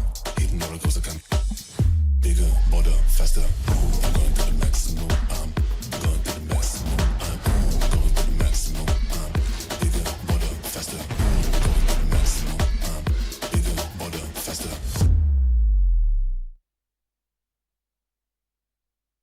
What a bop, Iron. I just can't stop bopping. That little trailer there is absolutely amazing. GG's to both of our competing teams in that final match that we watched there, and to everybody in the round 5 setups. What a great set of matches, and a final thank you before we take a small intermission, ladies and gentlemen, to come back for the elimination stages to our wonderful partner and sponsor, Gigabyte Aorus, who have joined us here throughout the entirety of the drop season and the Euro League, and now our HPL Seeding Cup with the NA teams here. And an amazing performance from Gigabyte.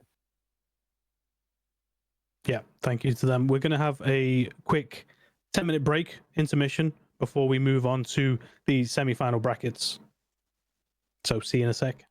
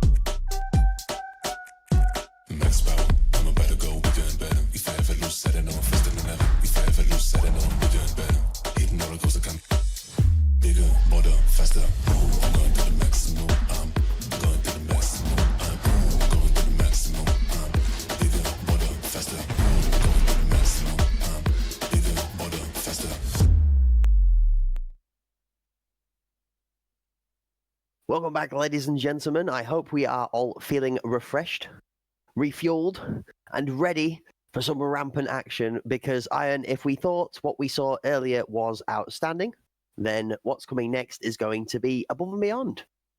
Yeah, for sure. We've had a preview of what's to come with those semi-finals. Our final four have been picked. All the cards have fallen into place. All the dice have been rolled, and the last hurrahs have been sung.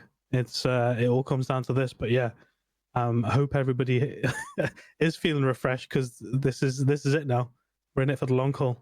We are in it for the long one. That is absolutely right. And I cannot, for one, wait to see our second semi-final of the day, which is going to be a revenge match of that Mavericks aspect matchup that we just saw. So I cannot wait to see that one play back out again. Sorry, Master X aspect. Do you know what? The Mavericks and the Master X teams have got me so confused with so many M's. I'm just sitting here thinking, and I just get stuck.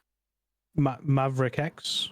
Maverick X, one super team combined of the best in an A. Hey, I tell you what, there's an argument out there for an all-star match coming in the future. Well, that's slightly premature. You say best of NA, that's still to be decided. There's a few important matches to come to take that title away. Got to throw a little bit of flavour out there on the competition, see who bites at the rise to the challenge, who's going to throw the gauntlet down. I'm sure everybody's going to be sat in the chat, chatting away and getting interactive with the community whilst we're gabbering on about the matches that have gone and the matches that are to come, because everybody's shown, I've been keeping an eye on the chat, some great presence today. You know, a lot of the guys coming in and some great sportsmanships with the GGs and stuff. And with the 5 amazing rounds we've seen, Iron, absolutely right. The GGs have been dished out because every team in their various different ways has shown up with a great performance in at least one of the rounds. Yeah, for sure. And much like any tournament league style event, although the scoreboard eventually is what rules all, it doesn't tell the whole story. There's so much to this event. There's so much more to this picture that's been painted over the last few hours that it's been incredible. So many back and forth matches, so many amazing scores being put up individually on the losing end as well. So yeah, there's definitely a round of applause for everybody. GG's all around, no matter where they place so far in this league and whether they advanced or not. That's it. So as we move on to the elimination stage, it is a GG's to our adorable Eva Innovation as they leave us, and it will be an extortionate 0-7 as we do salute goodbye to our 2 teams that walk out and exit the first show match tournament for the first HPL seeding. However, as we see 2 leave, 4 go through the golden door to the next stage in the contest, and it is going to be a battle of our 4 top titans to see who can take their spot in the best of 3 match to fight it out for the overall victory today. Now, me personally, we're still in a volatile environment. It's best of 1s, but where in the round robin section in Iron, we might have been holding back that surprise play, that chemical X factor. This is the time to drop that bombshell if you've got it, right? It all depends whether the mental fortitude is there for it. At times like this, I feel like you do get a second wind, and you know that it's your tournament life is on the line with every game, whereas with the league format and this round robin where you're playing everyone doesn't quite hold that same strength and truth. So as you said, if they have any sort of strategies that they've been holding back on, now's the time to pull it out of the bag, or alternatively it's more of the same what we've seen so far. I'm curious to see a couple of effects that's come on from the way that this plays out in general. As we know with the EuroLeague, the players have got a bit more comfortability, a bit more preparation time. There's sometimes up to 5 days between games. This is a lot of time to practice, a lot of time to get yourself refreshed and refueled. I know we've all had 10 minutes to go away to the locker room and sort ourselves out, but these teams will be probably cooking up the recipe for success today rather than taking a moment's respite because it's all on the line. So we're going to see how each of these 4 teams deal with the endurance challenge. It's going to be a long day. When you get to that best of 3 at the end of the day, it's going to be tough. And I'm curious to see, actually, Iron, whether it favours the teams hot and fresh out of their semi-final or whether playing first and then being able to watch your opponents is going to allow those guys that might not have kept the muscles fluid the ability to create a plan from the game knowledge they're going to get. Because both teams are going to be watching each other's semi-finals, let's be honest about it. But playing in that second semi-final and coming in that second and third place position, it means you don't get that preparation time. We're going to go straight from that semi-final into the best of three. They're probably going to have some respite, absolutely. We'll give the players time to get themselves sorted, but it's not going to be enough to be able to make a solid plan in that time unless you're a mega genius, let's say. Yeah, it all depends on how much time they've had to watch each other in that off time, and I don't think there would have been much time for that, as we do jump in with MX versus Aegis on our first semi-final. That's it. And again, here we go. Iron, we're on board with this MP7 as Shoreline TTV takes out Maple Syrup Junkie and gets Zacrix and gets Jez before he goes down, and Xanax finally shuts that down. Iron, did we have a round? Have we started yet, or did I miss that? What? Blink and you miss it. That's the first round in the bag. Huge 3-kill for Shoreline. Backed up with Nova and Cruising to round it off. Cruising to round it off might actually just be the title of that first round, as Master X, they are not here for a long one in this one, it seems, Iron Fists. They want to get this done quickly and out of the way so they can get into the final, don't they?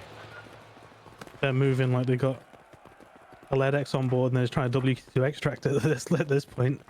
That's absolutely right. Yeah, an aggressive push to the site here. Shoreline takes out Jess. And I see the theme you picked there with the LEDX, the Shoreline commonly finding LEDX within that state. Taking the buff.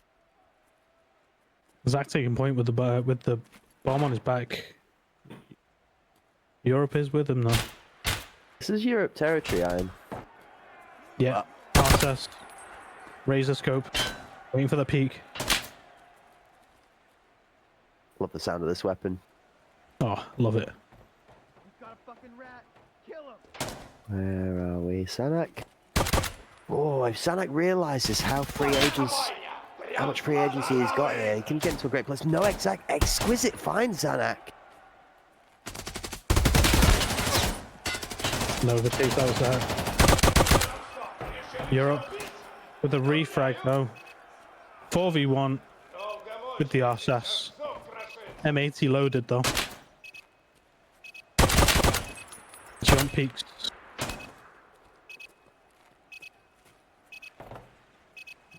$30 on the clock as Europe here trying to duel his way past Nova to get into this 1v4, and Nova as the first defender says nope, we're not even going to give you a whiff of it. Commanding 2-0 from Master X so far. Shoreline 4 on the board. Nova with 3. North, shockingly, not a single number on his scoreline so far after we've seen an exceptional performance from North in the last match.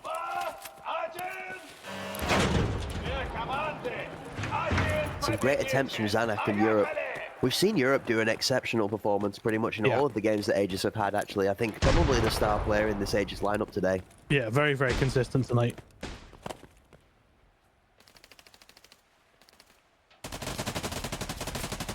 Nova takes out Maple Syrup Junkie though, first frag of round 3.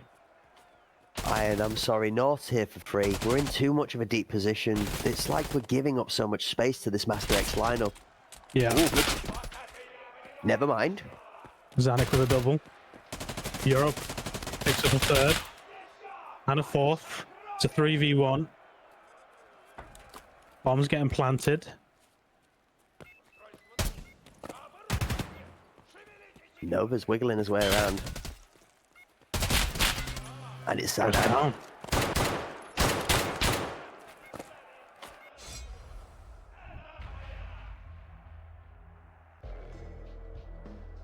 It's so hard to read the strat because even as an attacking side here, Aegis are going. So it feels like almost like a mid-site split. Not all of them committing towards the site. It's interesting to see from the attacking side. Which, see, they're going again here. Bomb's going to follow late. 2 going down mid, 2 going down left lane towards site. want to see a more constructed approach from all 5 members from Aegis here. It feels like we're almost like I don't want to see the slower pace because wow, exquisite. It's just exquisite. It's in the name. Double kill with that MP7.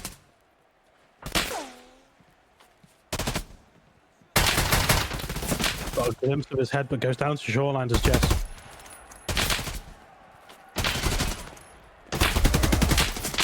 Does eventually go down to Zach, but Zach is taken up by Shoreline. Europe in a 4v1.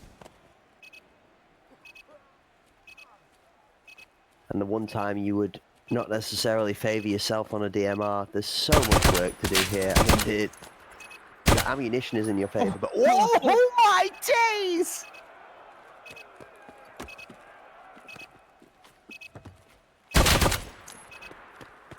Iron, help me.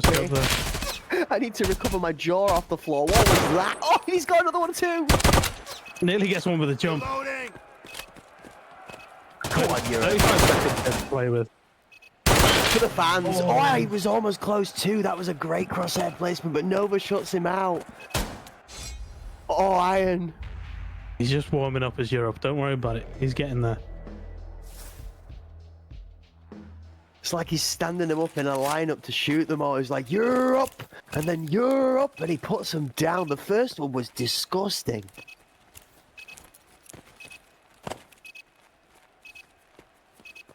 Ooh, a bit of magazine magic. Okay, we like this. Love to see it. That's going to be M61 in the MDR, is that right there? Yeah, a bit of a change up from the M80.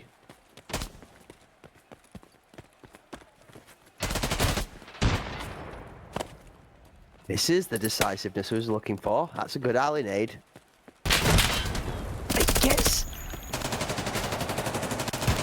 Solid push. How is Maple Syrup Junkie alive? He's not. Okay. Survived long enough to get the reload off, though.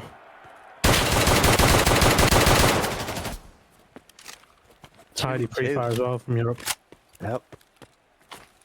That reload animation, slap that mag back in there, give it some oomph.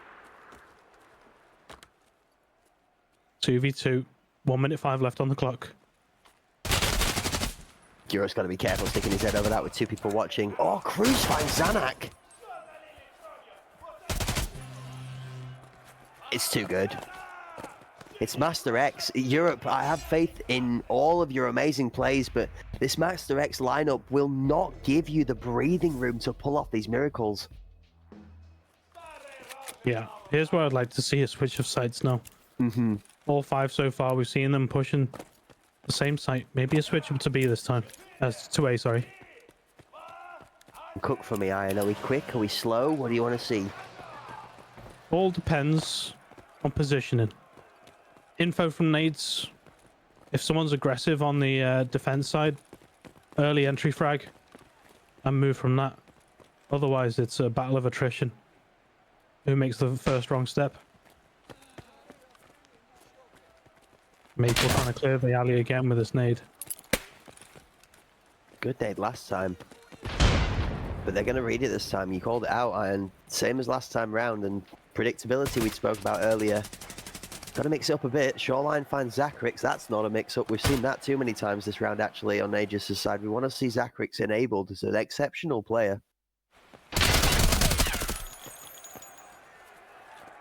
About.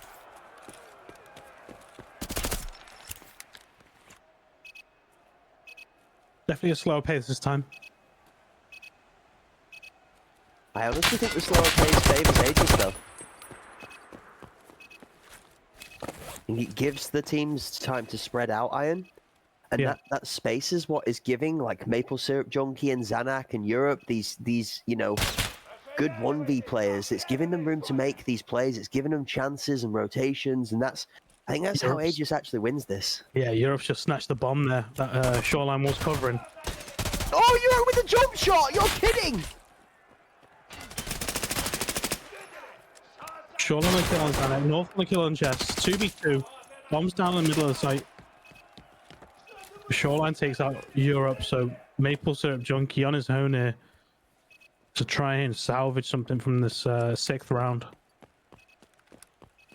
I'm like the yin for your yang, chat. Sorry, Iron had to yank me back from the stratosphere as I got ejected out of my seat from that shot from Europe for a second there.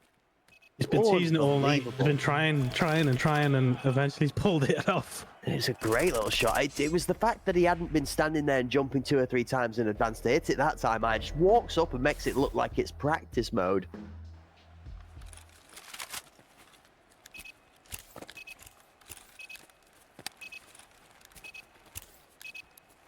Okay, we've returned back, Iron. I'm here again.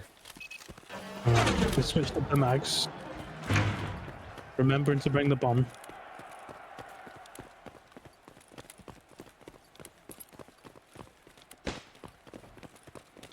This is that A push you were talking about. We've got 2 strong insider fuel here actually watching it, and there's going to be a reposition from this Master X side. If they're not here in time, Maple Syrup Junkie might run right and connect. Great push from the bomb squad. Buddy system on the doorway. They don't realize how much space they've actually gained. Jez has passed shoreline. There goes the bomb. The second pass as well with the bomb. Cruisman takes out Maple Syrup.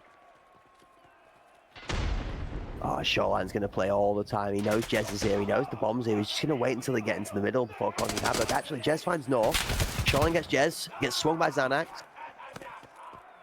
Bomb's being planted. Good cover off. Doesn't get covered correctly here. Exquisite and Cruising take out Xanac. Zachary takes out Exquisite. The 1v1. Bomb's not down. 40 seconds left. No, Takes bomb is a second down. Bomb to is down. Oh, it is planted. Yeah, it is 40 seconds left to defuse. Open close. Oh, I don't know if Cruz needs to spray there. He's given information now and he's going to wait for the repeat. But if Zachrix reads this right, he's just going to run him round. Does waits for the spray. And Zachrix is ready for it. Aegis get around back. 5-2. Well played from Zachrix. Yeah, good defense of the planted bomb there by Aegis. He made the call, Iron. He stepped up. He might not have won the 1v1 in connector, but he did more than enough to absorb enough shots from Cruz that he couldn't complete the transfer onto the bomb plant. And like you said, the bomb goes down. Zachrix in a good position. It's the run around, Iron. It's run round in circles. Yeah, it's true. The site gives you enough space to do that as well when it's a 1v1.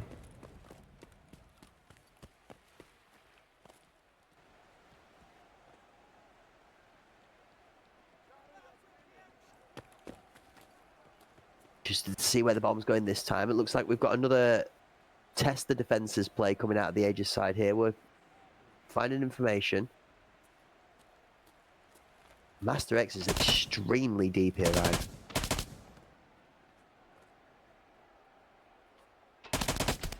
Yeah, but MX are holding from not from sites. They're holding mid-map, back site. Exquisite takes out Xanac there.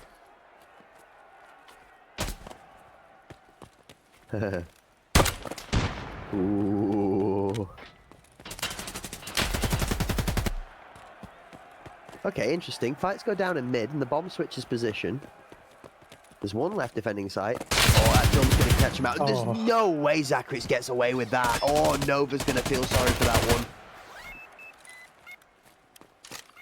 Bomb plant 3v3, now 2v2. Europe getting traded.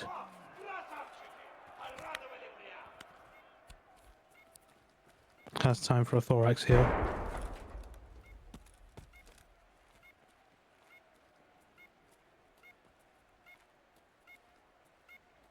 Exquisite has Jez literally on the inside of this wall. And Jez is going to get found out time. Jez, Exquisite, he Exquisite, gets Jez, it's, caught oh my out. word! How did it happen, Iron? There's no words. He had no right winning that gunfight whatsoever. It looked like for a second the both of them looked so confused. They both shot each other model to model, center of mass. Both looked at each other expecting each other to fall over. Both realized that they hadn't both done enough damage to each other to kill each other, and then carried on firing again. And it ended up, like you say, in the most unexpected of outcomes. I can't believe Jez didn't win that. Yeah, he had every right to win that. I just really need to shake that round off coming out of the switching sides.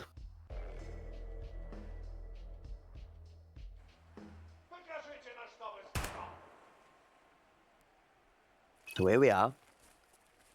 Master X attacking now. Talked about the recipe for success, Iron. 6-2, going into the half. Aggression, I think, from MX is what will be their friend here. Wow. There's some aggression for you. Good need by cruising. Oh! Double kill for Jess. Exquisite takes out Zach. Europe takes out cruising. It's a 2v3. Maple Syrup's still holding mid. Now he joins them towards site. Bomb carrier goes down. We're in a 1v1. We're in a 1v1 and it's Europe versus North. North wins. More importantly, MX win 7-2. I'm not going to lie to you, Ian. We could be looking at a scoreline right now of 5-5. It feels like these teams could have quite easily traded 3 or 4 rounds either way. Even some of the rounds that MX have taken for themselves, they could have given to Aegis because of the way that these have been just sort of dice rolled at the clutch sometimes. Yeah, I mean, just the kill numbers alone for each team paints that picture.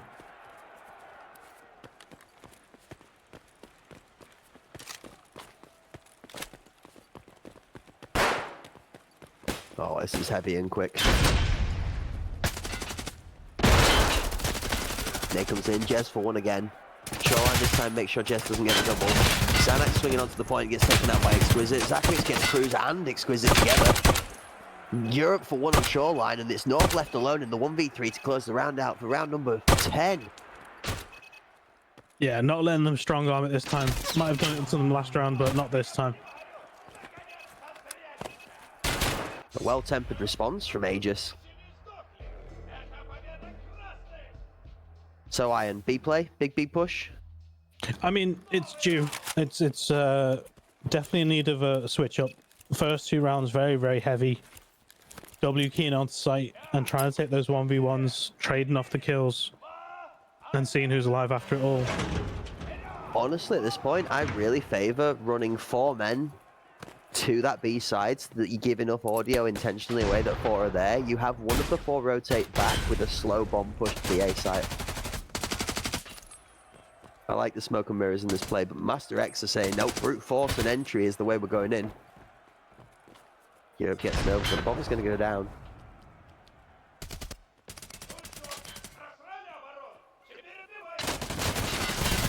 Exquisite on the height. Oh wow, 3 quick kills from Master X. And there goes Zacharix. 8-3. Yeah, that was a solid bomb hold there, and a nice trade to round it off. This is quick. This is really quick from Master X. Yeah, I feel like they're in a hurry.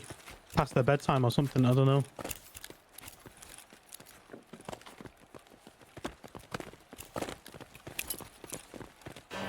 Yeah, we said it was a fight for first place. We didn't say it was a race to first place, but Master X seeming to take the literal speak of both for those there. Where are we going to make magic from this time, Europe? Come on. If he jumps and gets one of them at that distance, I'm going to be absolutely flabbergasted. Shoreline with the entry frag. Yes, again. Exquisite on the Xanax. Shoreline does go down to Zach there. Oh, I think Zach tanked one to the head there. That looked like took one to the arm as well, but good shots from Cruz. Europe gets North. Exquisite. How many times am I going to say that today as Nova knocks the kneecaps out from underneath Zach as he folds forwards. 9-3 Master X, Iron. What a match.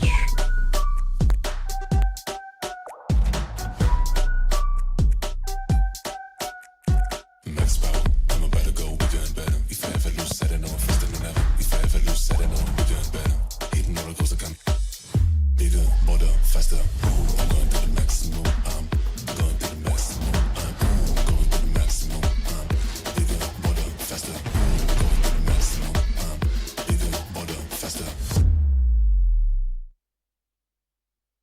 bigger, bolder, and faster, Iron, seems to be the name of the game when it comes to Master X in the semi-finals. They wanted to be out of that game non-stop action and pace, delivering them the game. Yeah, well, and what a masterclass from Shoreline. Top fragging for the team there, and just the entry frags that he was getting just pushed the pace for the match itself. Before we could blink, the rounds were over and the match was over. There was a period there at the start where it was kind of a bit back and forth, but once they got momentum, there was just no stopping them at all. GG's. That's it. You said a masterclass from Shoreline, and with that, we're going to take you to a leaderboard update. So, as everything turned out in the round robins, ladies and gentlemen, your final table totted up just as you see on the right-hand side there. Master X in first, Mavericks second, Aspect third, Aegis fourth, and Evasion and 07 leaving us in the round robin stage, taking us into our semi-finals, which you just witnessed the first of our two, which was Master X versus Aegis in a convincing 9-3 victory to take themselves into our grand final in the best of three later today. Moving on next, though, we will be coming up against Mavericks versus Aspect as they fight out the second and third spot tie in the table to take their chance and take it down Master X. Yeah, it's a repeat of what we saw in the final group rounds with Aspect taking on Mavericks. Mavericks trying to hold a commanding lead that they had over Aspect in the first round match, but yeah, it's going to be interesting to see how this pans out. Whether they learn anything from that first matchup, whether they take in any of the info that they learned from that first matchup, whether they switch up things completely. Who knows? Yeah, absolutely. And with Mavericks and Aspect going up against each other, chat, we're going to give you a chance to get involved in a semi-final of your own. It's you versus the hot prize line, !HPL to enter the raffle to earn yourself a chance to win a full arena code, ladies and gentlemen. So get yourselves involved on that hot prize line, !HPL to get involved in the raffle live in chat right now. Iron, Mavericks, Aspect, it's a revenge arc for Aspect, and let's be real, they put on a phenomenal performance the last time to push Mavericks to a 2-game deficit at the punch. 9-7, they took that off of them last time, and that means, for me, I think we're looking to see Aspect come out of the gate strong, and I think it's going to be interesting to see whether we get taken back to Bay 5 or whether we go onto a different map for this match, because I think that might change it. Yeah, that's what I was just going to say. That is a big factor of it. Seeing that first match go down on Bay 5, how it did, it was back and forth with the scores being so close. There was a lot of information for both teams to download in regards to who was playing which area, which site, which kit. That can all change depending on map pick here. But I'm expecting more of the same. I'm expecting it to be back and forth. Don't ask me to pick a winner on this one because it can go either way. I don't think there is a winner to be picked. I think you're absolutely right. I think to hedge a bet would be actually doing a disservice to both teams because of how equally matched they're going to be. I think we are going to go into this one, and I do think we see an overtime or a 9-7 victory. I don't see it going more than 2 rounds apart either way throughout the progression of the game to get up to that scoreline. And I think regardless of if we do see a gap, I think both teams have the capability within them to close and turn the map tempo around, with close being competent and composed from both teams so far. We've seen bomb defusers, bomb retakes, and super aggression on the attacking side from both of these teams in very calculated play. I mean, myself and Blue have kinged the word of the week, preparation, Iron. Prep, there's definitely been practice put in by these teams. Yeah, no doubt. The amount of hours all these players have between them, they definitely have been on the grind since day one of Arena being dropped, and since the formation of these teams and also of these leagues.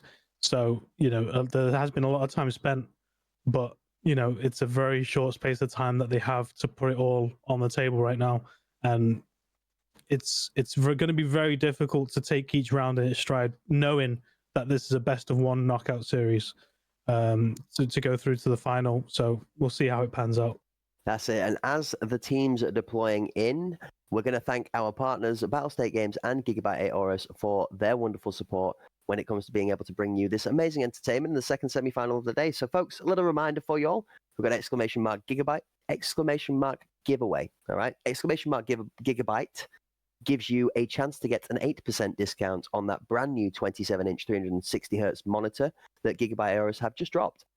At an 8% discount, exclusive only here. As well as that, giveaway, exclamation mark, giveaway, ladies and gentlemen, will give you a chance to get tickets to get involved in that Gleam Link raffle, which you can win yourself a chance to earn that monitor, or an Unheard Edition key, a standard key, or 2 arena keys. I believe we're picking the kits, Iron, and map dependent, I do think that changes what kits we may see. I'm kind of excited for a bowl, personally. Yeah, we'll see. I mean, how it's been panning out so far, bowl does lend itself to a more variety of kits, it seems. You know, we're seeing those, the mixture from MP7 to RSAS. You know, it's each player playing to their strengths and choosing which lanes they're holding down based on that kit as well. I feel like they're in a good groove at the minute. Yeah, absolutely, would agree with that. And we've got some call-outs in chat saying that Mavericks need to lock in. Yes, Mavericks do need to lock in because this is not a game you can drop at this point in time. Aspect are 100% not a team, Iron, that you can give breathing room to either. They are exceptionally frustrating when it comes to being able to win the ones, and they're also competent together as a team of 5. We've seen their synergy come through very strong. Do I think Aspect are going to win this one? Honestly, no. I do think that Mavericks so far, and Dev Demyth specifically for me, his positioning has been unbeatable. In fact, I actually would challenge Dev Demyth's positioning versus the majority of players I've experienced on Arena overall at the moment. Just throwing a bone out there, I've seen some great plays. The only time we've seen Mavericks really be tested is when Dev Demyth has been taken out of that playmaking role in the middle of the team and hasn't been given agency to work between the two body systems. So I think that's the key for Aspect, shall we say. Yeah, Flip side, they have that ace in the bag though with no technique and obos. Tom, the amount of times we've seen them backs against the wall, 4v1s, 3v1s, and then being able to pull out the bag, it's a nice feeling to know that that is something that's within your team and is doable for anybody in your roster. that's the point, and that was what I was going to kind of throw it to you for, Ryan, is Aspects. Let's look at it from their side of the bag. What do we need to see from the Aspect side to enable that success, where we're looking to the Dev Demyth within this Mavericks lineup? Who is it on Aspects that you think we need to see catalyze the performance? Well, we saw in their last match, you know, Apollo got shut out completely, and you know, maybe that's why they fell short eventually. But the fact of the matter is, like I said, they have all of the players capable of those clutch situations, but it's when they have numbers and everybody on the same wavelength, cohesive, good comms, good positioning, that's when it all clicks for them. So it's all well and good relying on those, you know, clutch situations, but that's shouldn't really be necessary for the most of the part of the rounds. It should be shut out before it even gets to that point. So we're going to preach that instead of praising the gods in the clutch, we need to be clinical and precise in our approach, and let's execute the objective. Get the bomb planted, put the pressure on, and draw people into these ones where we know we're confident because there's a wealth of talent across all 5 players. Yeah, exactly. You wrapped it up nicely there. Lovely. And wrapped up like a subway roll, we're going to roll on to our next topic, which is going to be the map. Let's have a talk about both Bay 5, but well, let's talk about Bowl and Skybridge, because we're going to assume we don't return to Bay 5 purely off the basis that one team has already lost there and there is a ban involved in here, or there's going to be a veto involved here. So I would expect that Aspect would veto that Bay 5 map unless they believe it was a skill diff, unless they just believe that execution was the problem on that map there because they were close. So, and I am being told, actually, Iron, that's the case. Bay 5, we are going back to Bay 5, which means maybe Aspect's very confident there. Yeah, that would be the case. You kept mentioning Bowl, but I don't see either of those teams wanting the semi-final to go down on there. It's good to go back to Bay 5, more of the same. Again, they can use what they've seen from the previous matchup moving forward with this. So they have, obviously, they've produced information for the other team, but also, you know, they're able to, you know, recheck their notes in terms of what happened in that first round as well. I'd be curious to see how the breakdown of that went about. It would be interesting to find out. Did we see Mavericks veto Skybridge then, and did we see Aspect veto Bowl and just end up at Bay 5 through a joint decision, or was it a case that the coin was tossed and somebody got to pick Bay 5? Because I'd be curious as to whether Mavericks are confident going back there, Aspect are confident going back there, or each team has said, we don't want the other map, we're happy to settle here. It adds a layer, I think, Yeah, to for sure. my understanding of how we're going to lay out to this. So I'm curious to find out if we can get that information. I ask too much sometimes. Sorry, chat. That one does ask a lot off. We'll get some of the results. So we'll see. But chat, forgive me. MP7. It's been performing well. It's been performing phenomenally, and that's why I'm kind of. I'm not one to edge back on things, Iron. I like to stick a man of my word, and I like to hold my guns up and take a fall when I've made a failure. But I cannot deny the performance that's being put on by both MP7s that have been wielded by North and by Exquisite. Yeah, no, it gets to a point where FMJSX against those face shields, the time to kill is going to be pretty much the same as any other, barring the Val, obviously, with its fire rate and pen. But if you're running an AUG 856A1, 855A1, then it's going to compare to that in most regards. Obviously, we've seen the Vector being pulled out as well at some points during this tournament with the 30 rounds of AP. But yeah, I mean, it performs well. I'm not sure what you've got such a stigma against it. Maybe we'll need to do some sort of conversion therapy and make you understand the power of the MP7. It's just, honestly, it's just a feel. It is, and I will be honest, this is not a paper fact that I've gone down and done some statistics on. This is playing Arena itself, where, for me, maybe it's my boomer aim. Maybe it's just not landing shots on target. But I feel sometimes that MP7 is not as consistent as myself wielding, let's say, an SA58, for example, or one I've been quite a fan of recently, the 762 Mark 16. Actually, really, really solid. I'm not surprised we haven't seen one of them, because M62 is, people have ums and ahs about M62. Some people like it, some people hate it, superstition as it is.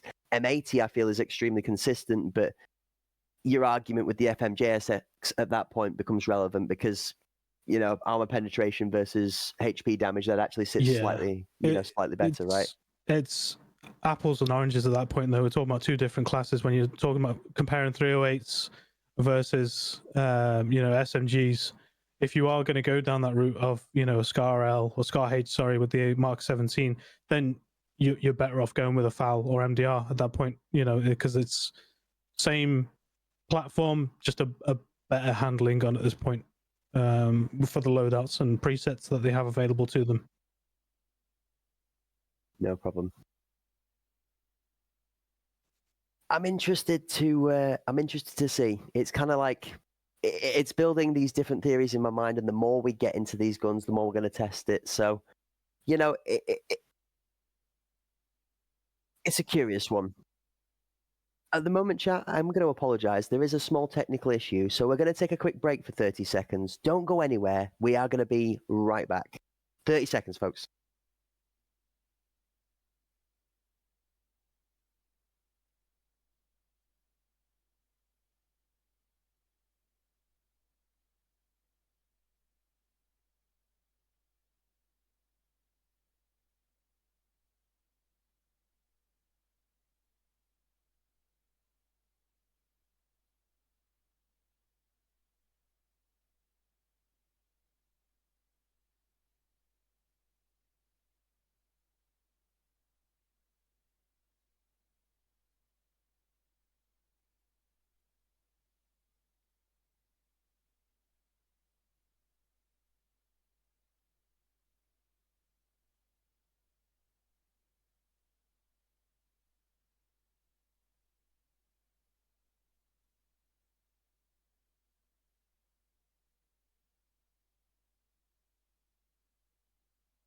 Surprise, chat, we're back. That's it. 30 seconds. We promised you we wouldn't be long, and we're back there. Thank you very much for hanging in there with us. Momentary technical issue away. We'll just flick that one off the shoulder into the distance and forget about that, and we're going to go back to the action. So, Iron, MP7. All right, look, I'm not going to pitch it as bad. I think in arena it's exceptionally good because mobility and tight corners are the name of the game at the moment, especially bomb locations. Having mobility and not barrel issues is seeming to be extremely necessary. It falls in category with that vector we talked about, the AP 6.3, short nose.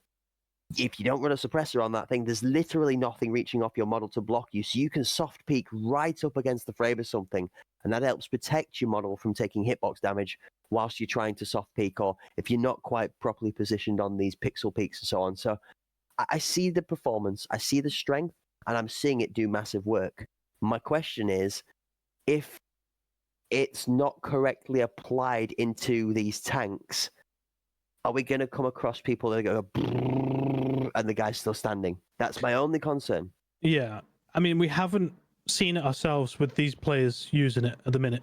That we have seen the Vulcan face shield tank plenty, but there's been a variety of weapons that's been, you know, getting tanked by the Vulcan face shield. So not necessarily the, you know, single out the MP7 itself. It's just part and parcel of knowing what you're up against and which player's playing where, which angles are going to be peaked or swung at times. But sometimes, you know, none of that matters in regards to who is it you're up against, or who is it, you know, which angle's being held by which weapon. At this point, none of that really matters, because even if it's somebody with, you know, one of the DMRs with a razor scope, they're doing just as much damage as somebody with an AUG with a red dot. Absolutely valid. Yep, and that's it. And I mean, I think that's why I favour seeing the M995 ADAR and so on that comes in, because that strength of ammo can back up these kind of fights in the twos and the body system. But I think I heard at V Breezy will have won the Arena Tarkov key. Congratulations to V Breezy there for jumping in on the HBO raffle. He's not allowed to win that. Yeah, I feel like this hashtag rigged theme is kind of sinking in a little bit here. Breezy, congratulations. Get in touch with one of the mods to claim the prize or create a Discord ticket. Iron, semi-final number 2. Here we go. 2 early nades. No victim so far to the early nades. There's a victim to Windchill though. Undead Esses go down early. Sleep peeking through the bus. We did say that Aspect would need to find a comfort zone to take on this Mavericks lineup, and Undead being the first frag might be the beginning to that. Yeah, and he's been the bomb carrier for them in every match of every round so far, so bomb down as we speak. Bob Wright takes out DNA. Or maybe it's part of the play, and maybe Undead is the speed bomb delivery system, moves it from spawn to the location required, and then he's done his job for the team. Here running behind Apollo here. Yeah, they've picked up the bomb, they're rotating again. Apollo's going to hold mid-map, as we've seen him do time and time again tonight, whilst everybody else rotates to the other bomb site.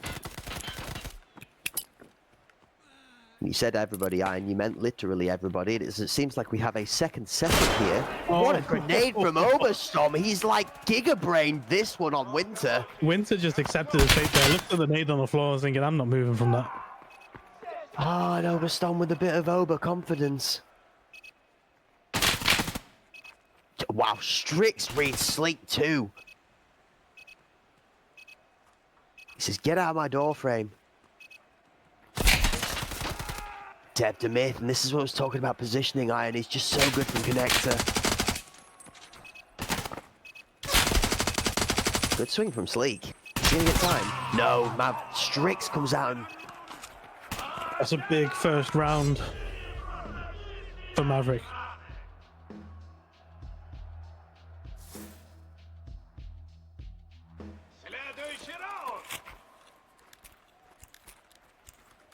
We saw a great nade from Oberstorm there to start that one off, and Aspect looked like they were finding the purchase onto the first round, but Mavericks closed the door quickly. Aspect attacking first tier, chat, so 5 more rounds for them to try and find some success from the pressure. Another good nade.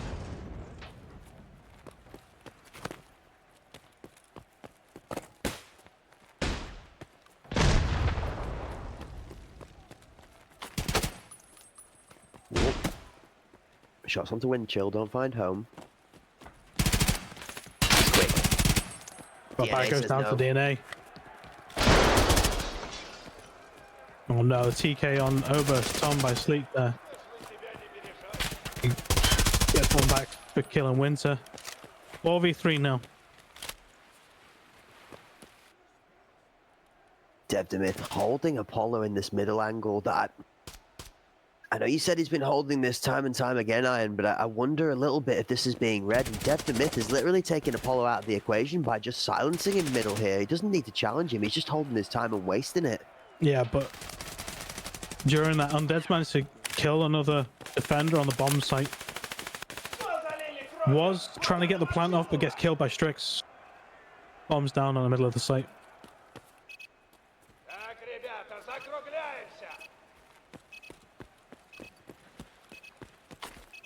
At this point now, they can just play time. They got numbers, they got position. Apollo is going to try and rotate round, but Strix has heard him. And does get the kill. And there's Windchill for Sleek on the point as the second round is closed out by Mavericks. And it's getting a little bit messy from Aspect. We need them to maybe just tighten it up a little bit. It almost feels a little disconnected, like we're struggling for which play we want to go for here. Yeah, and as you said, Apollo's being read on that mid hold, not pushing to the site. Whether he needs to get in the mix and try an entry frag towards the site, help them out, gain more position on whichever site they're attacking here.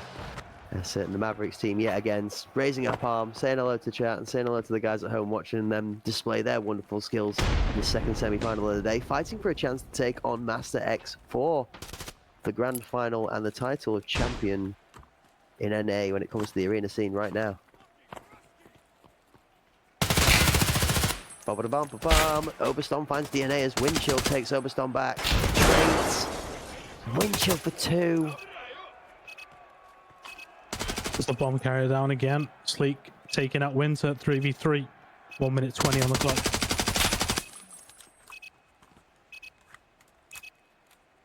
This is Barbaric territory. We're close quarters. Barbaric takes Windchill out with a great set of shots.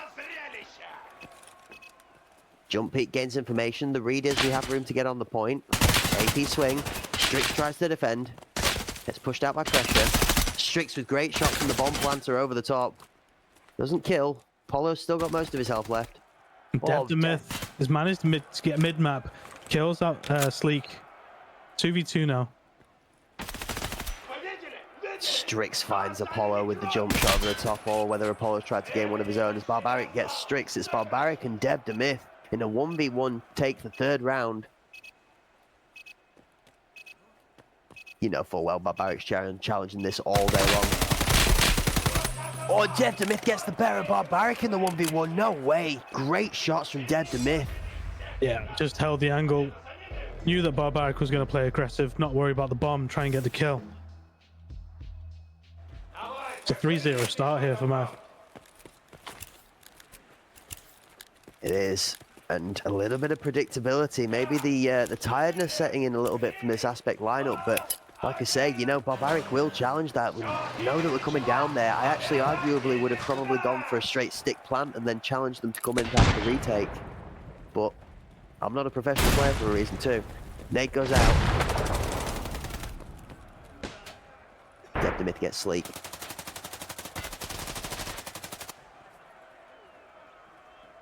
Barb returns one onto DNA. Strix does take out Barbaric. Winter takes out Oberst Tom. Devdemith takes out Undead. Apollo's left on his own here against 4. Now 3. But it is Apollo though, Iron. Yeah. And this is what we wanted to see. Not necessarily in a 1v3, but we want to see Apollo being given some breathing room to make his magic work. Heavy left swing here. He's being covered off a distance too. He sees he's being covered off by distance. That's a good read. Pre-fires. Baiting the push. Swings the push, and unfortunate. Great effort from Apollo. Really tried to work it to his advantage, but not quite landing the shots on Winter. That's what I would like to see at this point, is Apollo switching it up and trying to entry frag to clear a site for them. Because the kills that he's getting is after 2 or 3 teammates have gone down. And even the bomb carrier being the first to die on a couple of occasions here.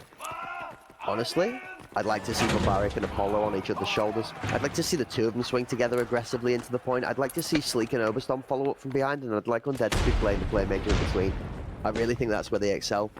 Undead in the quiet spot, being able to work between the two teams and play a sneaky game where the other four are just aggressive. It's a bit deep. Winter's going to survive that. Dev the Myth finds one. Undead's going to try and get in on point. It's going to seem by connector, but safe. Strix finds Overstorm. Dev the Myth goes down to a great shot from Barbaric, though, as Windchill picks up Barbaric in response. It's trades, and Winter gets Apollo. All on Undead. Oh, Windchill.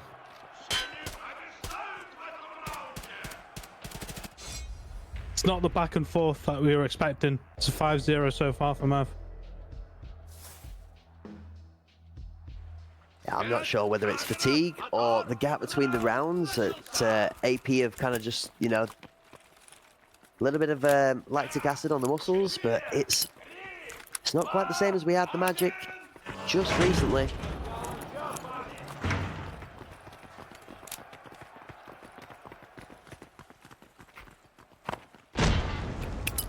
Winter gets an 8 and Overstorm.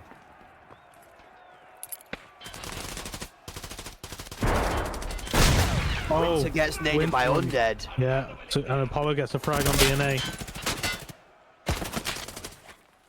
That's a really good response nade, actually, is that from Undead. That's a good read to respond and put it down the lane where he's coming from.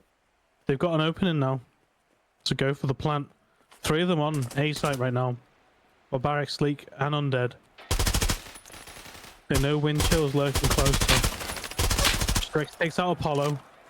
Brings it to a 3v3. 1 minute 12 on the clock. Barbaric takes out Strix.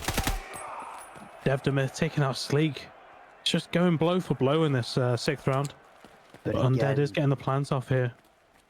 And I'm concerned, Iron. I'm just scared. Dev the Myth in this middle Magic position again. He's playmaking. It's the difference in the round. The bomb plant's great, but we need Undead to get off the point here. Here we go. Now we've got some form of setup. It's Windchill that's going to be the tough challenge. Is Undead going to timing peek him? Not quite.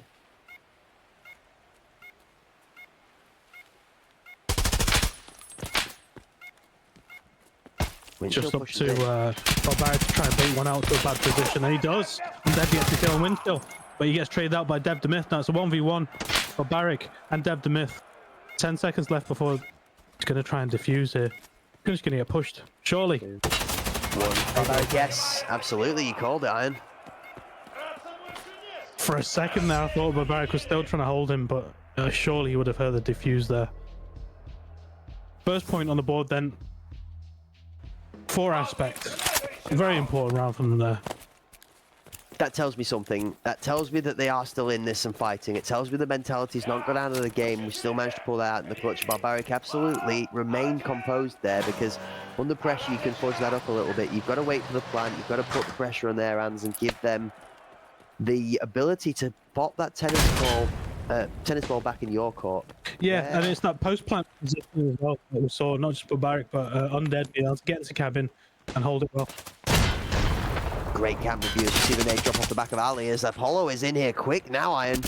Yeah, that's what we're talking about. Apollo getting that first frag, opening up the site now. We've got all team members close to the site, if not on it already. Overstorm underarming the grenade over the top. Apollo finds DNA.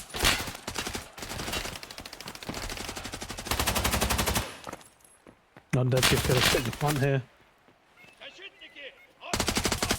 Nice tough retake now. Well, impossible retake now for Dev the Myth. Yeah. 5v1.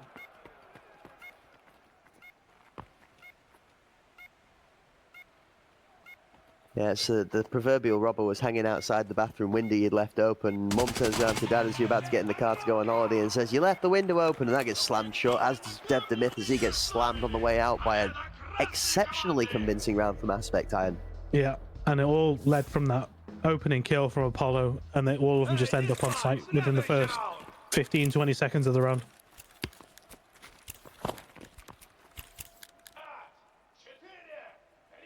Now, is it the wheels on the bus go round and round, or is it a band-aid for a pretty deep cut? Well, if it works, try it again until it gets red. Oh, I like this actually. I like this a lot. Much slower start to the round here.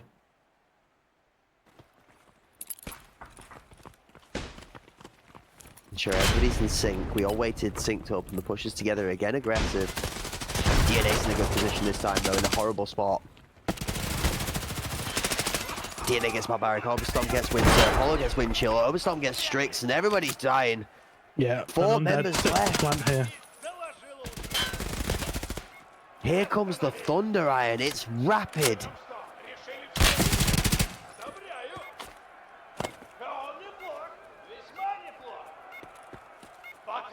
2v1. Does almost have the retake already. The Sleek takes him out.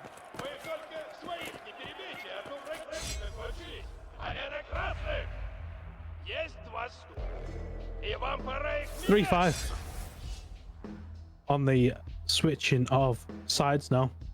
Yeah, I'm a little stunned. Got plagued by a little bit of dial-up modem syndrome there for a second. Just kind of a little bit of da-da, just waiting for the response. It's I can't believe I'm going to say it. Aspect have 100% come out of the gates 2 rounds late, but they're here now. Yeah. Whatever they tried in those first rounds just didn't work out for them, and it feels like they've hard reset now. Now, can Aspect weather the Mavericks' aggression? Because we know this is going to be quick. Yeah, DNA taking mid-map, the rest of them going towards site with the bomb. They're keeping util to clear the site rather than those early nades to stop the push. Barrick takes out DNA though. That nade's going to find Ellie if he doesn't move. Undead moves. Good positioning from Undead. But Winter gets across now for it. A sequence follows. Dev the Myth is deep on site here, right next to Undead. Undead's got to swing this before Winter reaches the corner, or it's in his favour. So he's going to fall off and let Ali challenge. Throws a flash. Ducks the headshot. There's no way he wins that there. What? Has time to throw the nade and get the kill. I thought he was getting a nade is going to be like combo Barrick. It's all going down to the point iron as we see a team kill, and then Dev the Myth picks up and takes Sleek. Barbaric gets Strix, and it's Dev the Myth versus Barbaric. The 3v1, but Dev the Myth running riot as Undead Essence shuts that down. What a round! Yeah, the pendulum swung there with that Undead kill. He was caught with his pants down, nade in his hand, but able to get the nade out and also get the kill. Yeah, I would hesitate to say pants down. I think that man was caught out in the street, full-blown naked, running down the road, because that was robbery. He had no right to win that. That was unbelievable.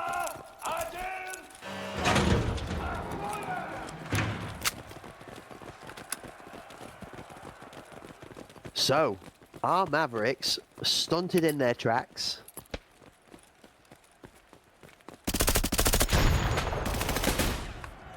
Nope. Early kill by Strix on Undead though. Wow, nades are going out left and right. People are running away from them well as well. There's another one inside as all of the Aspect members get pushed inside, like you said before. At DNA falls to Sleek. Winter's covering the bomb. It's messy, Iron. Yeah, it is. Barbaric's making all the noises pre-firing, hoping that someone makes a move off it, but Overstorm goes down. Just Apollo C, and Barbaric left now. It's just it's nobody now. The first round on the changeover. 6-4. Not just that, Iron, but look at where Dev is in comparison to Apollo that round again. Apollo's suffocated out off the point. He's not allowed any room to get involved in the action.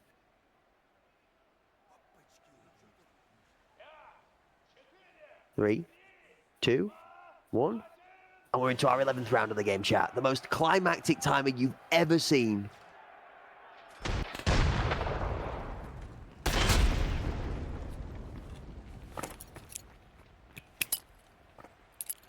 There was a missed joke there. There was much better opportunity for a hilarious comment in that one, actually. That's just Apollo gets the double kill though, but gets taken out by Windchill. Dev the Myth takes out Sleek. 2 kills each, but Barrick tries to clear out the site. Does get the bomb carrier Windchill. Excuse me?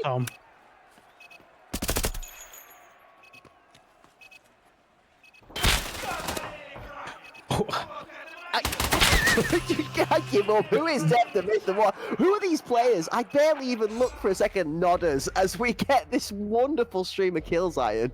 There was some obscene kills there from Deb the Myth.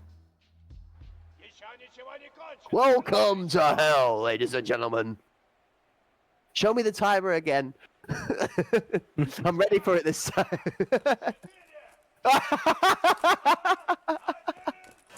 Beautiful, a beautiful. Some great camera work from the spectators there. They're really earning the pay today, Iron. They really are. Tuna sandwiches in the post.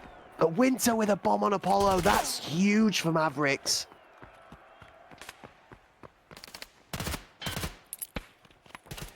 Good nade. That's really good. Oh, he takes out the bomb carrier wind chill again. Does Barbaric. Brings it to a 4v4. Bomb gets picked up by Strix. They're deep on site here. I say DNA's in a horrible position. He's filthy. Look at him. This is gross. That's a good flash. Oh, I almost don't want him to push in front door. He needs to swing alley for this to work at this point in time with DNA where he is. Undead needs to make work. So DNA finds Undead. Oh, Winter gets overstormed. Barbaric finds one.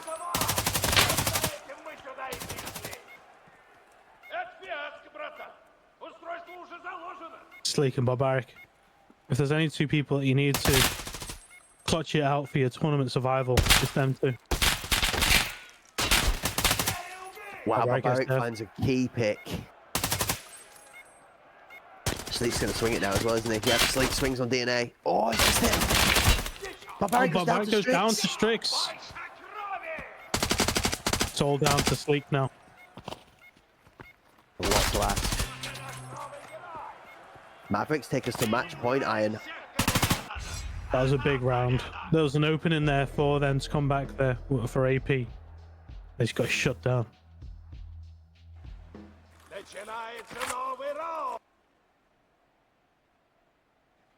Go on, Iron. What do you make of that? Puss.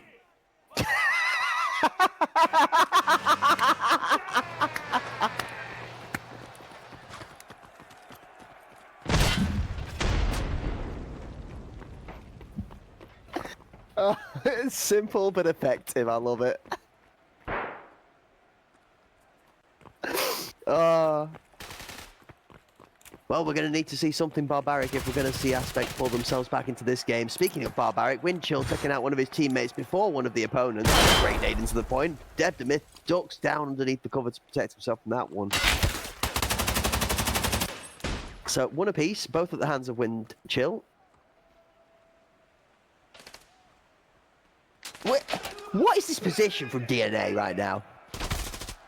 Oh, it's disgusting. He's taking out Barbaric, but gets found out by Apollo. 3v2.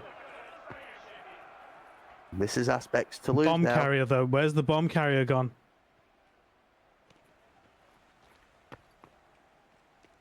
Faked it out, came back to A. So I was about to cue some pop rock. Planting. Bomb is down. Undead and Apollo. 2v1 retake now. Undead needs to wait for Apollo's back up here. Just double swing him. Yep. And he knows where he is as well. He's got the information. They're calling it out to swing it together. Apollo's getting ready. Oh, Undead, come on.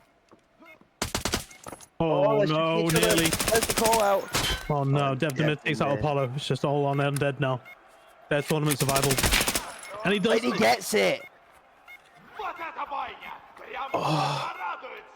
I can't take it. I thought it was going to team kill. I did too. I thought they both were going to team kill at one point. I can't believe they're not talking to each other where they are in comms at that point. That's so crazy. That's the difference, though, the millimeters, because if they get swung and he steps between the two of them, all it takes is one right bullet not to hit the enemy's head and to hit each other's, and it's a problem. Yeah, at that point, though, comms are out the window. You're just playing on instincts, and if you see someone move, they're going to end up snapping to it, but... I mean, this is it. Aspect can't lose a round now, so it's do or die, and sometimes if you make the mistake, it is going to be die. How's it going? Other side. Here's the read. This is the nade. Over the crane. Thumb above. That's a good throw. Apollo takes out DNA though early on. And takes out Winter. Dev takes out Sleep. Windchill takes out Apollo. 2v3 now. Barbaric 2v2. Barbaric and Oberst Tom. Bomb has been planted. Barbaric takes that wind chill. Oh my, it's Deb the Myth. And catches out Deb the Myth as well. How does he find him there? That's unreal.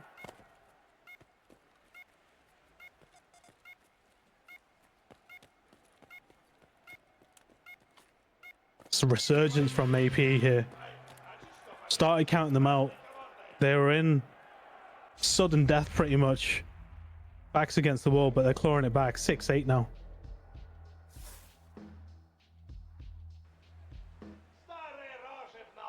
This is literally hell. You're not wrong, cameraman. Welcome to hell. Maverick's current form of hell in the form of fuel. As we look at the Paradigm shipping container here in its fullest glory. Beautiful and green as it is. What's our next one? Come on, spectator cam, challenge me again. You've got me prepared now. This is an interesting split here. Bomb carrier heading out to A. Got 2 players going to B. Haven't seen such a wide split so far in this semi-final from Maverick. And how quick is Aspect going to respond to the fact that the bomb's not over on this B point? Apollo gets the first frag though, it's DNA. Winter's rotating back. They can't overcommit to that frag. And they're not. Oberst Tom takes out wind chill. Dev the Mist takes out Oberst Tom though. They're able to recover the bomb. Winter in a pretty gross position, trying to hold the cross. Actually gets up at the wrong time. Just about to see 2 members go over there, so AP gonna get all the members here for free now. That early split means that Undead's the only one here protecting the bomb site as they move up onto it. They're still not touched on him being outside on plat. He does get the kill. Right, kits on Dev the Myth. Winter's left all on his own against 4 now. Bomb down in a horrible spot. 45 seconds left. Popping a few stims to try and salvage something from this round. And if you told me, Iron, we were going to be here at 6 and 8 with Aspect having 4 members alive versus the 1 remaining member of this Mavericks lineup, I did not and would not have told you that you were telling me the truth. I would have called it fibs. Winter though. Winter brings it to a 2v1. Apollo shuts him down. All of that. See, I like the split. Don't get me wrong, but all of it was from Apollo's first frag. And it all collapsed after that. You made the point, Iron, the space, and we talked about this for Aspect. They've done it. They've managed to get inside the Mavericks' head. They've managed to intimidate them enough that both points are threatening, that Apollo is now being given the freedom to make his magic work. Barbaric, we can't take anything from Barbaric. I mean, let's not talk about that connector kill, because that was just gross. I don't want to think about that again, and I'll have nightmares. They just have so many difference makers in these teams. That's a great nade this time. Nade. Oh, it fell in the hole! DNA getting the entry frag though on Apollo. Winter's gonna run to spray of Undead. DNA takes out Fleet. DNA also takes out Barbaric. It's a big kill. It's a strong round now. Strong position. 4v2. I mean, it's Undead and Overstorm in a 2v4 safety game. Oh, Overstorm's going to be the last person alive. He's got to get this frag, and he's not, and that's it. Mavericks take the game 9-7. Iron again, it's a 9-7. GG's.